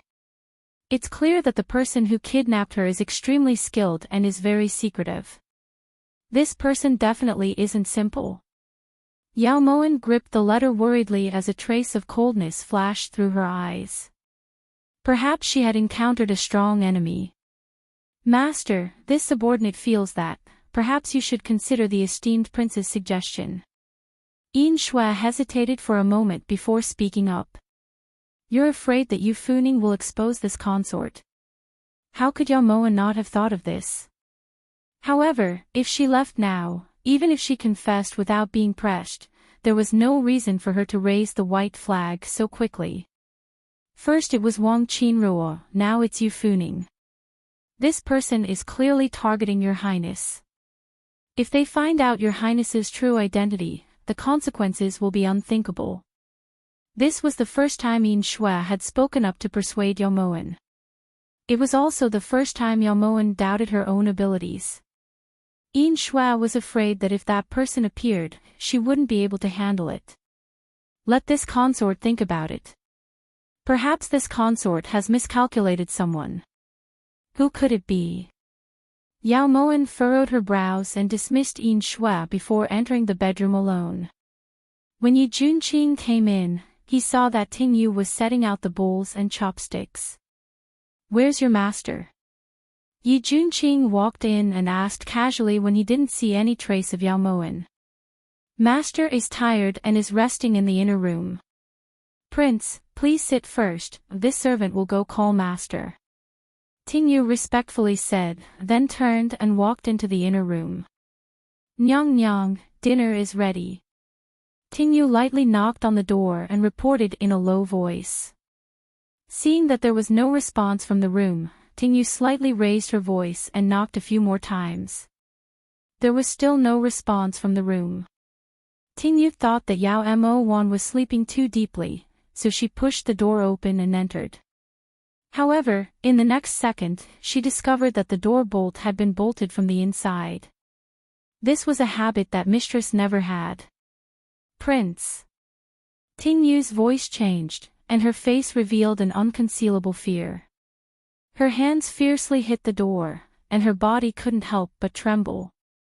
At this moment, Yi Junqing felt like the blood in his body had frozen and his heart had stopped beating. Without any hesitation, Yi Junqing leaped to the door and kicked it fiercely. Due to the force of the kick, the door was sent flying to the ground. Moan. Yi Junqing rushed into the room, but Yao Moan had already disappeared. Nyang Nyang. Where did Nyang Nyang go? Prince, where did Nyang Nyang go? Ting Yu ran towards the bed in a panic. However, there was only a blanket left on the bed that hadn't been folded properly. In shui. In shui. Yi Juanqing's ears buzzed and his mind was in chaos. He continued to shout, but no matter how much he called, Yin Shui didn't respond. Prince. Look. Just as Yi Juanqing was completely at a loss, Tingyu suddenly pointed at the beam on the ceiling. Yi Juanqing looked up and his body flashed. When he landed, he was carrying an unconscious Yin Shui in his arms. Yin Shui. This is bad, something happened to Nyang Nyang Nyang. Tingyu's face was deathly pale and her eyes misted over. Yi Juanqing immediately placed Yin Shui on the bed and unsealed 2 of her acupuncture points. However, Yin Shui didn't respond, so it was clear that her acupuncture points hadn't been sealed. Tingyu, go find Li Juan. Don't alert anyone. You have to wake Yin Shui up. This prince will leave the imperial palace right now and hope to find some clues. Yi Juanqing forced himself to calm down. After giving these orders to Tingyu, he left Guan Osprey Palace. The pitch-black prison was damp and cold. The air was thin and Yao Moen seemed to hear a howl. Don't. Don't. Ah, I already said it. What else do you want me to say? Ah. The torch was dipped in lard and crackled incessantly. The flames lit up the entire prison. In the center of the prison was a dark red torture rack. Yu Funing was hanging from it, her body covered in whip wounds. At this time, an ugly woman was piercing a silver needle into Yu Funing's fingernails, causing her to wail in pain. What Consort Xian said isn't what this seat wants to know. Her voice was cold and sinister. Anyone who heard it would feel a chill run through their bodies and their hearts couldn't help but tremble. Stop. Hurry and stop. Then what do you want to know? Ah. The ugly woman stopped her torture and Yu Funing finally had a chance to catch her breath. Who instigated Yu Qing to betray Great Chu? Who helped you leave the Chu palace? There were people protecting you in Mongyuan. Who sent them? The man was sitting in a corner where there was no light. It was pitch black. Yu Funing struggled to open her eyes, but she couldn't see who was talking to her. From the first day she arrived until now, she still hadn't seen the owner of that voice. It's a woman called Jing Xin. I really don't know anything else. Please let me go, I don't know anything. I was also being manipulated. If it wasn't for the fact that I was forced, who would give up being a noble consort and choose to flee? I beg you. I beg you to let me go. Yu Funing's face was filled with tears as she begged Zhang Xian. Who's Jing Xin? The voice in the dark corner grew even colder. I don't know. I've never seen her. Father has never seen her either. It was she who forced Father into desperate straits. It was she who forced Funing into a dead end. This isn't my fault, please let me go. Yu Funing sobbed bitterly as she begged. Ugly woman, go drag that person over. The man ignored Yu Funing's begging and ordered coldly. When the ugly woman next to Yu Funing heard this, she immediately put down the silver needles in her hands and walked out of the prison cell. Not long after, the ugly woman returned with Yao Moen, who had no strength in her limbs and was completely exhausted, under her armpit. Before Yao Moen could react, she was thrown at Yu Funing's feet. You're all bad people. Wan He is going to tell His Majesty to kill all of you. Yao Moen had only been drugged with a bone-softening drug, but her thoughts weren't affected in the slightest. When she walked in, she immediately saw Yu Funing tied up on a rack. Yao Moen knew that the person she had been yearning for all this time had finally appeared. Do you recognize her? A voice suddenly rang out from the darkness. When Yu Funing lowered her eyes, she felt a chill in her heart. She never expected that when she saw Yao Moen again, it would be in this kind of situation. Ha, I'd recognize her even if she turned into ashes. There has never been an idiot who was as glorious as her. Yao Moen, do you still recognize me? Yu Funing's voice was cold and her eyes were filled with bone-piercing resentment.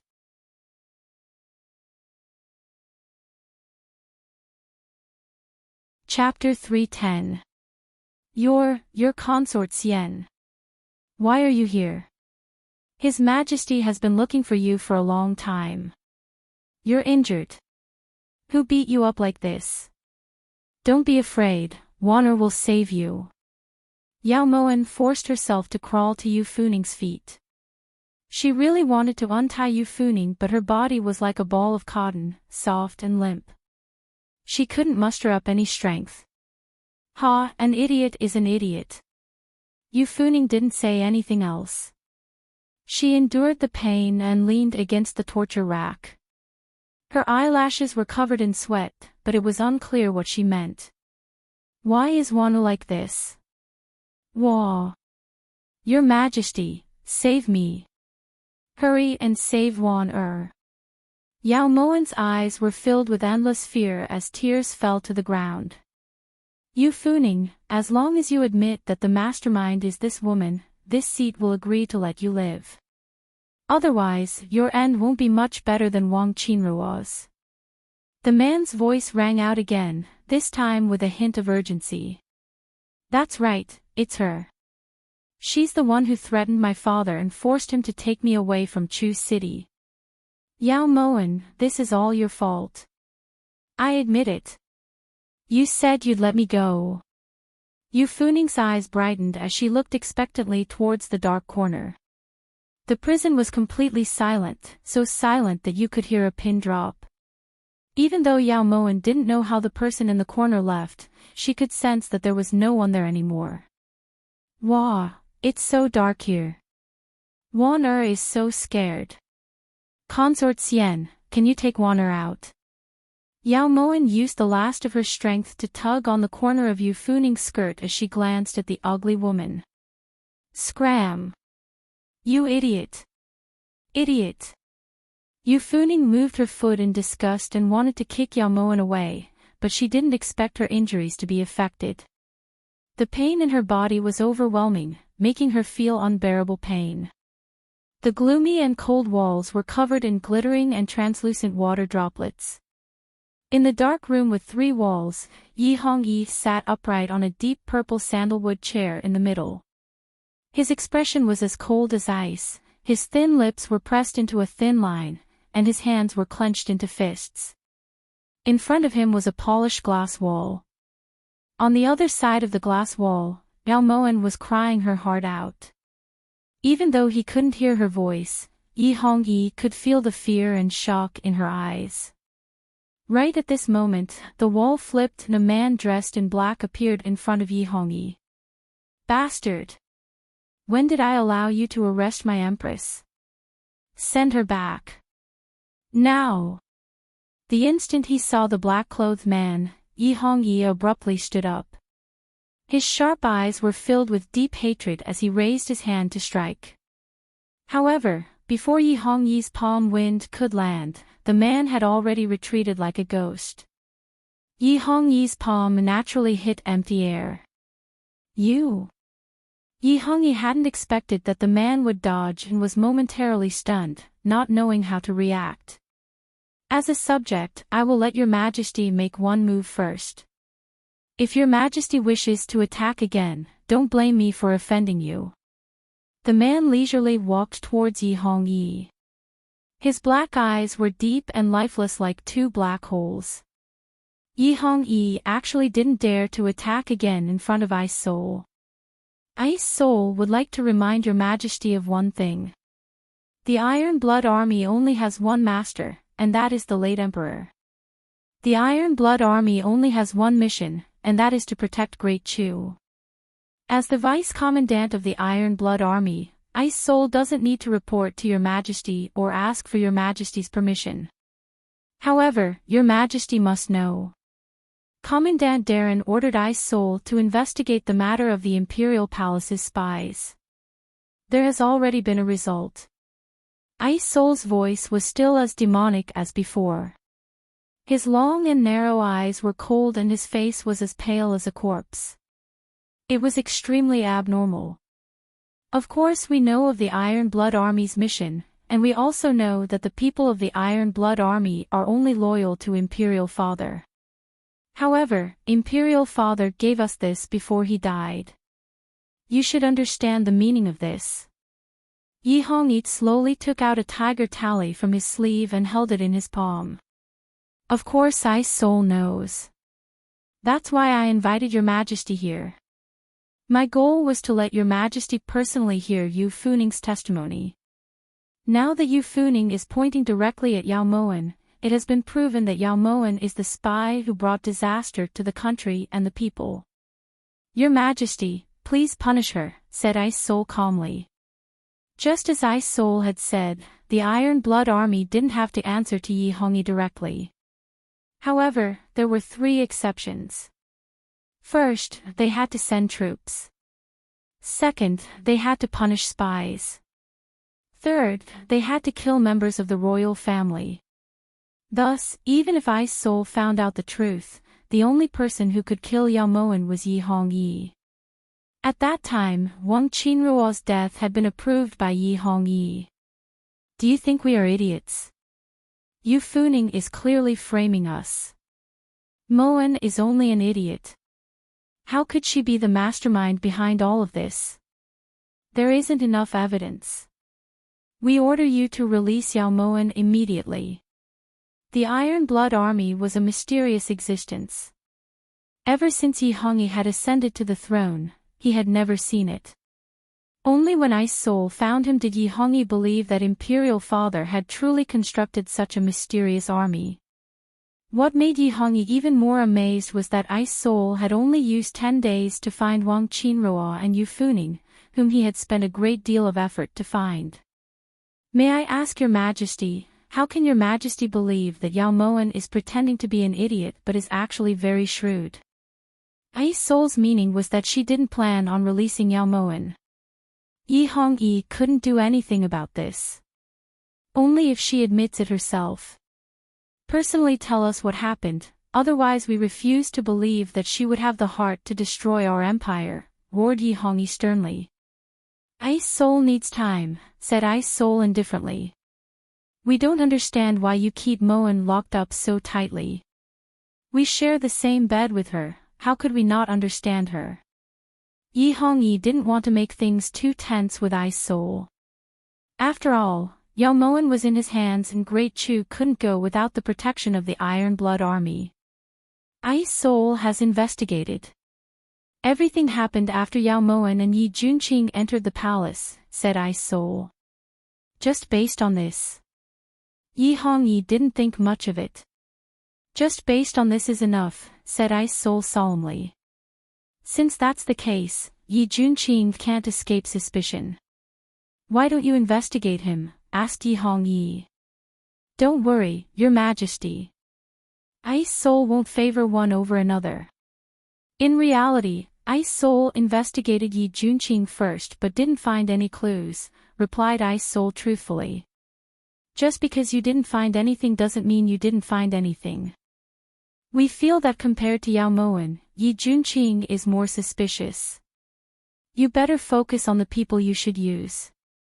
As for Yao Moen, we agree to let her stay here, but there's one thing. You're not allowed to torture her. The limit is 10 days. If you can't produce new evidence after 10 days, then immediately release Yao Moen. Otherwise, even if we offend the Iron Blood Corps, we won't let you continue acting so impudently. Yi Hongyi roared fiercely before turning to face the glass wall. As he watched Yao Moen sob, Yi Hongyi couldn't bear it anymore and turned to leave. Once Yi Hongyi left, Ice Soul's cold gaze landed on Yao Moen. A trace of doubt flashed through her heart. Yao Moen, did you hide too deeply? Or did this seat see wrong? Did you do whatever you wanted behind Yi Junqing's back, or was Yi Junqing using you to do things in secret? 6 hours had passed since Yao Moen had gone missing. Yi Junqing had searched the entire imperial city but hadn't found anything. It wasn't until 10:00 in the evening that Yi Junqing dragged his exhausted body back to Guan Osprey Palace. Yin Shui had already woken up. "Did you find Master?" The moment Yi Junqing entered, Yin Shui rushed over. "Yin Shui, you're awake. What the hell happened? Why did Moen go missing? Who drugged you?" Yi Junqing's question answered Yin Shui's question. Yin Shui doesn't know either. By the time Yin Shui sensed someone, her nerves had already gone numb. Yin Shui's brows were tightly furrowed in annoyance. If even you didn't notice, then this person's martial arts must be extremely high.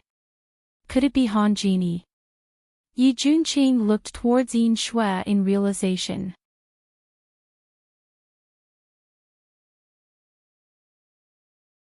Chapter 311. No, with Han Genie's martial arts, he wouldn't need to use drugs if he wanted to deal with Yin Shui, said Yin Shui. Then who could it be? Why would he kidnap Moen? Yi Junqing couldn't calm down and think about it. He couldn't imagine what kind of pain and fear Yao Moen was experiencing right now. What do we do now? What do we do? Ting Yu was so worried that she started crying, but there was nothing she could do. Yin Shui feels like we can't hide this. We have to let Yi Hongyi know. In comparison, Yin Shui was much calmer. That's right, we can't hide it even if we hide it. You guys wait here for now. This prince will go find His Majesty and hope that His Majesty has a way. Yi Junqing sighed and walked out of Guan Osprey Palace. Inside the imperial study, Yi Hongyi sat coldly on the dragon throne. The memorial in his hands was crumpled and deformed from his grip. Whenever he thought of Yao Moen's terrified gaze, his heart felt like it was being cut by a small knife. The pain was unbearable. "Ice Soul, Jin will kill you!" Yi Hongyi roared as he threw the memorial in his hands. Right at this time, the young eunuch's voice came from outside. "Reporting to your Majesty, the esteemed prince requests an audience." "I won't see him." Yi Hongyi was currently in a fit of anger, so he naturally wasn't in the mood to see Yi Junqing. However, in the next second, Yi Junqing actually barged in. "Your Majesty, this is bad. The Empress has disappeared." Yi Junqing couldn't be bothered with the etiquette of a ruler and official. He strode over to the dragon table and reported urgently. "Audacious! Do you still have Zhen in your eyes? How dare you barge in without Zhen's permission? This is a crime punishable by death. Do you really think Zhen doesn't dare to kill you?" Yi Hongyi was furious. Ice Soul dared to ignore him and Yi Junqing also dared to ignore his words. Just what did he count for in their eyes? This subject brother knows his crime, but the Empress's disappearance is a major matter. This subject brother only barged in because of a moment of panic. "Your Majesty, please punish me." Yi Junqing's heart trembled slightly as he respectfully knelt in front of the dragon table. A trace of doubt flashed through his clear eyes. "You said the Empress has disappeared. What's going on?" Yi Hongyi took a deep breath in an attempt to suppress his anger as much as possible before looking towards Yi Junqing with feigned anxiety. This subject younger brother is guilty. Although this subject resides in Guan Osprey Palace, I wasn't able to properly protect the Empress. During the noon meal, the servant girl Ting Yu, who serves the Empress, wanted to call the Empress to eat, but the door to the inner chambers was locked. This subject younger brother kicked the door open, but there was no sign of the Empress. If this subject younger brother's guess is correct, the Empress has definitely been kidnapped. Preposterous. They actually dared to kidnap people in broad daylight. This was simply unforgivable. Come. Yi Hongyi was enraged when he heard this and immediately summoned Azure Dragon.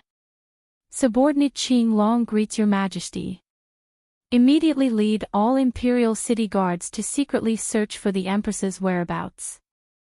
Once you catch the criminals who kidnapped the Empress, kill them without mercy, roared Yi Hongyi fiercely.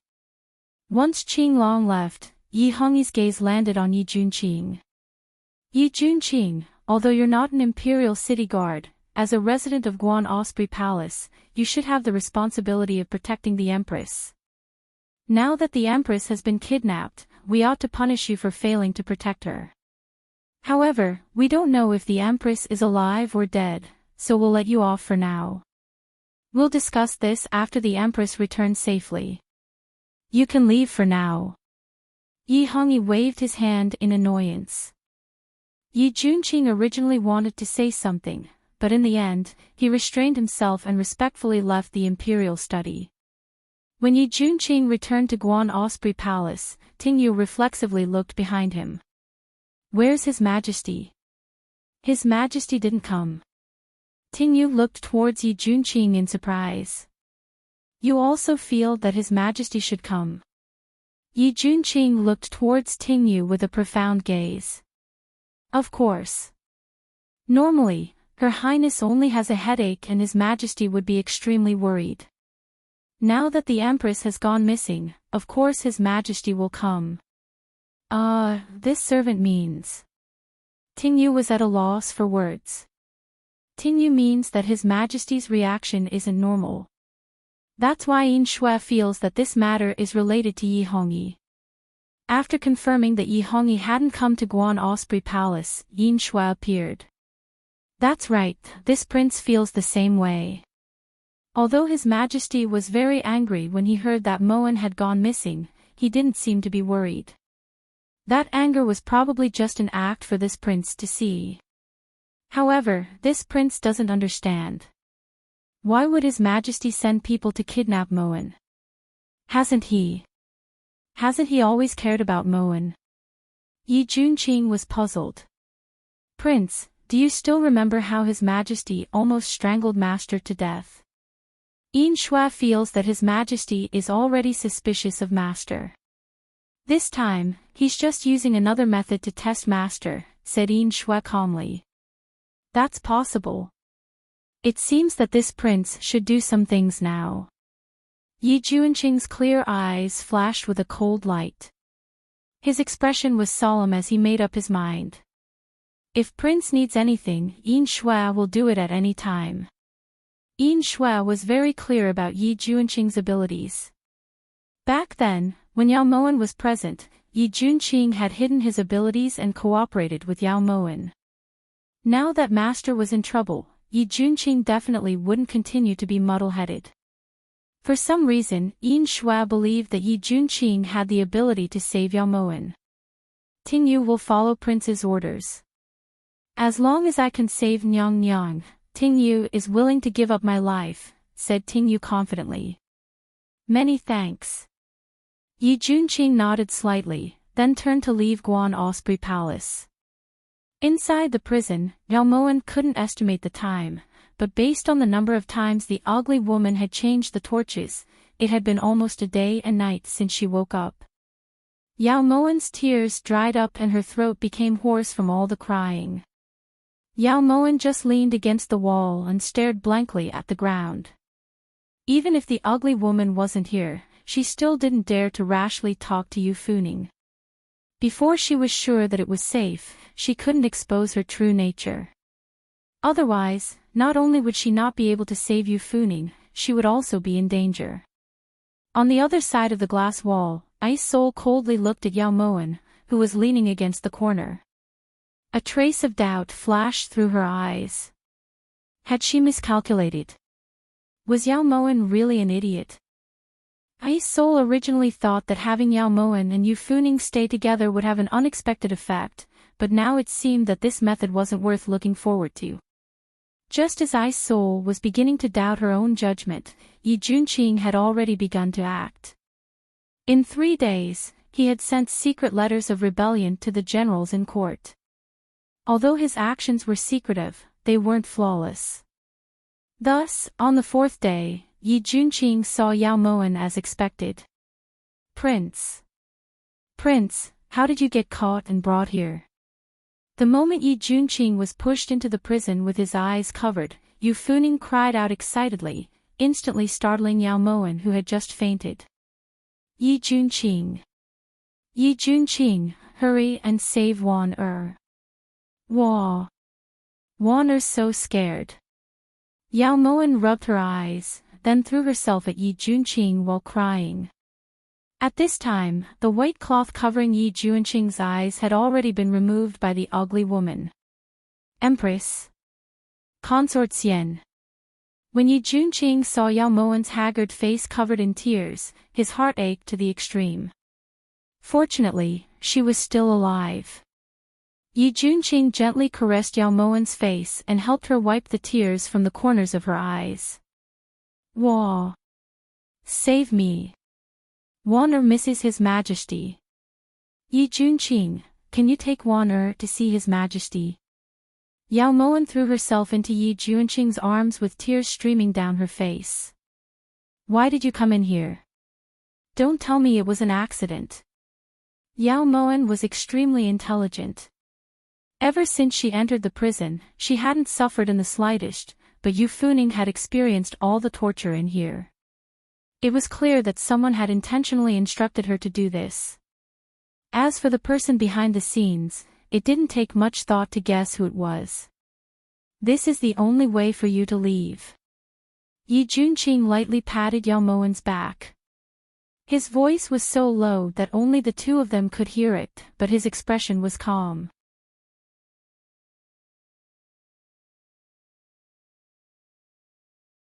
Chapter 312. You idiot, shouted Yao Moen, then threw her arms around Yi Junqing's neck as she cried even louder. Cry, cry, cry. All you know how to do is cry. What else have you been doing these past few days besides crying? Yao Moen, you trash. You idiot. Yu Funing cursed angrily as tears welled up in her eyes. She had thought that as long as Yao Moen was here, Yi Junqing would be safe. However, the Yao Moen she had overestimated was different from Yao Moen. Now that Yi Junqing had entered this place, he most likely wouldn't be able to survive. When Yu Funing thought of this, she really wanted to rush over and kick Yao Moen. Why are you so fierce? Wan Er is scared. You can't cry if you're scared. How could Yao Moen not understand Yu Funing's meaning? On the other side of the glass wall, when Yi Hongyi saw Yi Junqing pull Yao Moen into his arms, he clenched his fists and smashed them against the wall. Ice Soul, release Yao Moen immediately. Otherwise, we guarantee that we'll send people to raze this place to the ground. Yi Hongyi was enraged like a lion. This time, Ice Soul didn't object. After all, he hadn't been able to find any problems with Yao Moen in the past 5 days.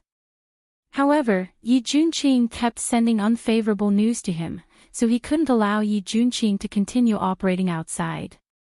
Ice Soul will do as you bid. Ice Soul nodded slightly, then disappeared from the room and reappeared in the prison. As if sensing someone behind him, Yi Junqing was just about to turn around when he felt a pain in the back of his neck. In the next second, he fainted. Yi Junqing. Yi Junqing, don't die. Wan Er is still waiting. Before Yao Moen could finish speaking, Ice Soul sealed her sleeping acupuncture point and carried her out of the prison. Prince. How are you? Hurry and wake up. Yu Funing couldn't be bothered with Yao Moen anymore. She looked towards Yi Junqing anxiously. At the time, she had endured the pain of not revealing Yao Moen's identity for the sake of herself and her father. If that person found out that Yao Moen was Jing Xan, not only would her life be in danger, her father, who was under Yao Moen's protection, would also be implicated. The second reason was for Yi Junqing. She believed that as long as Yao Moen was alive, she would definitely protect Yi Junqing, so she convinced herself that she had to help Yao Moen get through this. However, the moment she saw Yi Junqing, she truly hated herself for trusting Yao Moen like she was a god. As he looked at Yao Moen in his arms, even though she was unconscious, there were still tears in the corners of her eyes. Yi Hongyi's heart ached to the extreme. He would remember this debt, and when he subdued the Iron Blood Army in the future, he would definitely make the Ice Spirit Army pay 100-fold. Ice Soul's actions were all for the sake of Great Chu. I ask for your Majesty's forgiveness for any inappropriate actions. As for Yi Junqing, the evidence is conclusive. Does your Majesty believe that Ice Soul will execute him here or announce this to the world? Ice Soul naturally saw Yi Hongyi's resentment, but he didn't care. If it wasn't for the fact that he owed the late emperor his life, he wouldn't need to care about other people's expressions at all. We'll discuss this later. At this time, Yi Hongyi wasn't in the mood to discuss Yi Junqing with Ice Soul. He just wanted to carry Wanner back to Guan Osprey Palace. Ice Soul didn't insist. After all, in his heart, Yi Junqing could be considered a valiant and skilled general. Being able to live another day was good enough. Time seemed to go through several reincarnations. When Yao Moen opened her eyes again, Yi Hongyi's worried face appeared in front of her. In this instant, Yao Moen almost laughed out loud. What a hypocritical expression. Even if it was a woman who had fallen in love with him, he could still mercilessly throw her in prison for several days and nights. Yao Moen didn't find this strange. If Yi Hongyi didn't do this, then he wouldn't be Yi Hongyi. Perhaps Yao Moen didn't know that if Yi Hongyi could make decisions, he definitely wouldn't bear to let her suffer. However, this was completely meaningless to Yao Moen. Your Majesty. Wah wah. Wanner's so scared. They locked Wanner in a wet room, didn't let Wanner eat her fill, and bullied Wanner. Your Majesty, where did you go? Why didn't you come to save Wanner? Yao Moen abruptly got up and threw herself into Yi Hongyi's embrace, crying pitifully. Wanner, don't be afraid. We won't let anyone harm Wanner. No one can. After the Ice Soul's confirmation, Yi Hongyi was completely convinced that Yao Moen was a fool and his love for her had only increased. This is bad. Your Majesty, Wanner saw that Yi Junqing and big sister consort Xian have also been locked up. You have to go save them. There's an ugly woman there, she's so fierce. She beat big sister consort Xian so badly. Yao Moen suddenly burrowed out of Yi Hongyi's embrace, her eyelashes still wet with tears. It's fine, we've already sent people to save them. Wanner, you've lost a lot of weight these past few days. We specially ordered the Imperial Kitchen to make some nourishing soup for you. We'll bring it over right now. Yi Hongyi lightly wiped the tears from the corners of Yao Moen's eyes. Just as he was about to get up, Yao Moen pulled him back.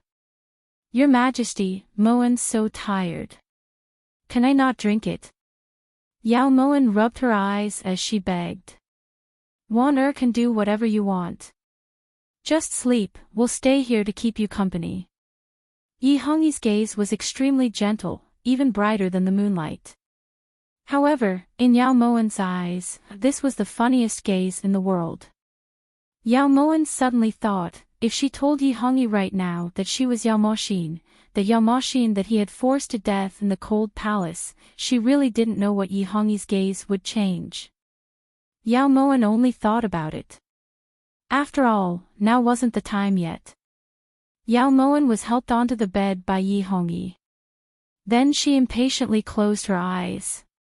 She hated seeing that face because it made her feel disgusted. When Yao Moen woke up again, Yi Hongyi wasn't in Guan Osprey Palace. This made Yao Moen feel much better. Your Highness, it's a good thing you're fine. You scared this servant.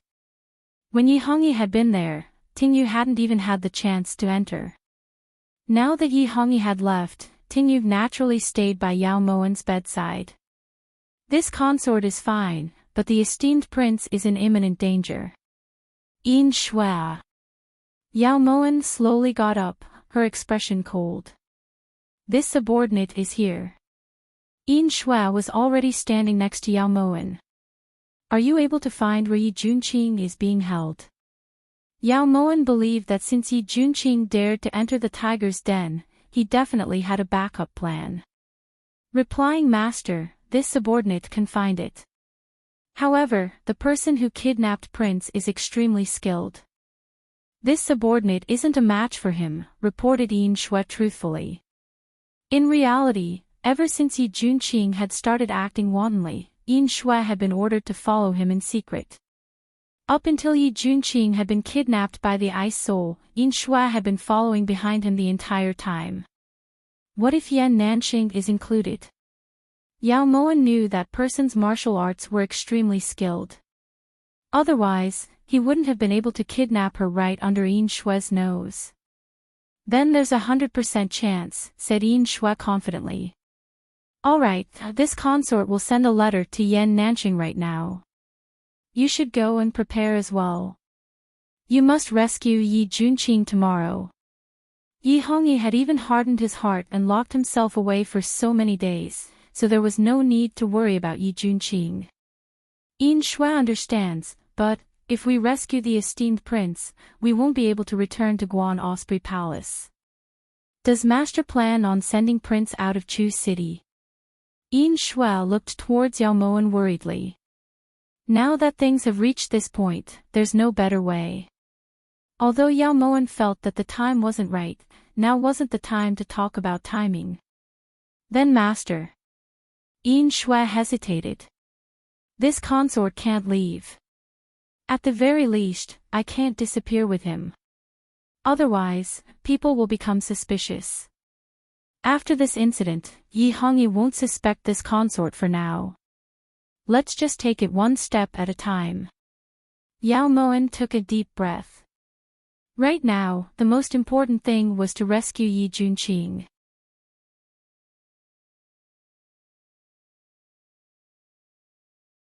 Chapter 313. If Master doesn't leave with the esteemed prince might not leave. Yin Shui spoke of the difficulty.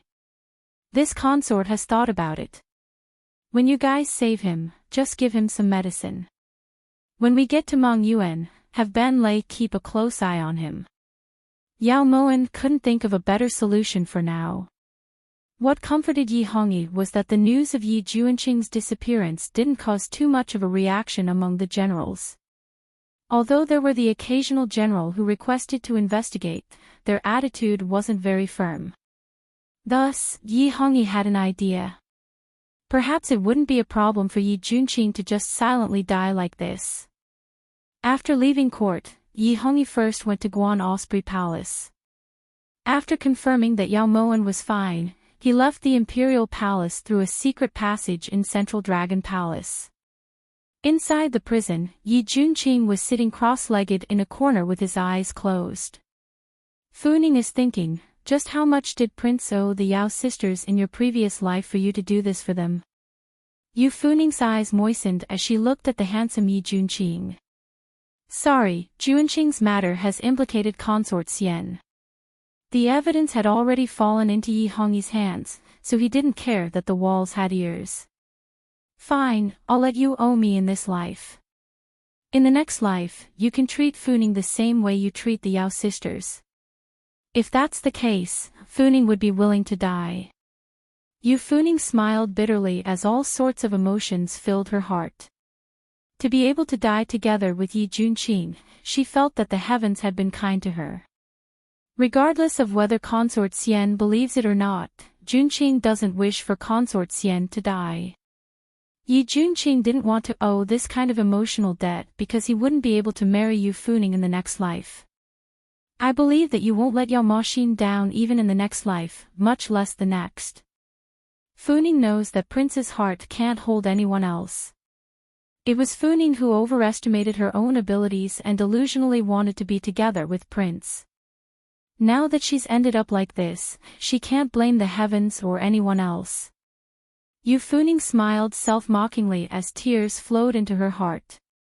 On the other side of the glass wall, Yi Hongyi glared at Yi Junqing viciously. His fists were clenched so tightly that the veins on them popped and popped. Slut! Get rid of her as well. Yi Hongyi's eyes widened. He never expected that the reason Yu Funing had betrayed him was because she had fallen in love with Yi Junqing. She also never expected that Yi Junqing would use Yu Funing's feelings to entice her. This didn't seem like Yi Junqing's style. Ice Soul, may I be so bold as to ask, what should we do with the esteemed prince and consort Xian's corpses? As Ice Soul watched Yi Hongyi stamp the tiger seal on the silk, he couldn't bear to do it for even a moment. Burn it. Yi Hongyi snorted coldly, then left. After Yi Hongyi left, the Ice Soul sect ordered the ugly woman to prepare a sumptuous dinner. It could be considered a token of his sincerity. As he looked at the food in front of him, Yi Junqing lifted his eyes to look at the ugly woman.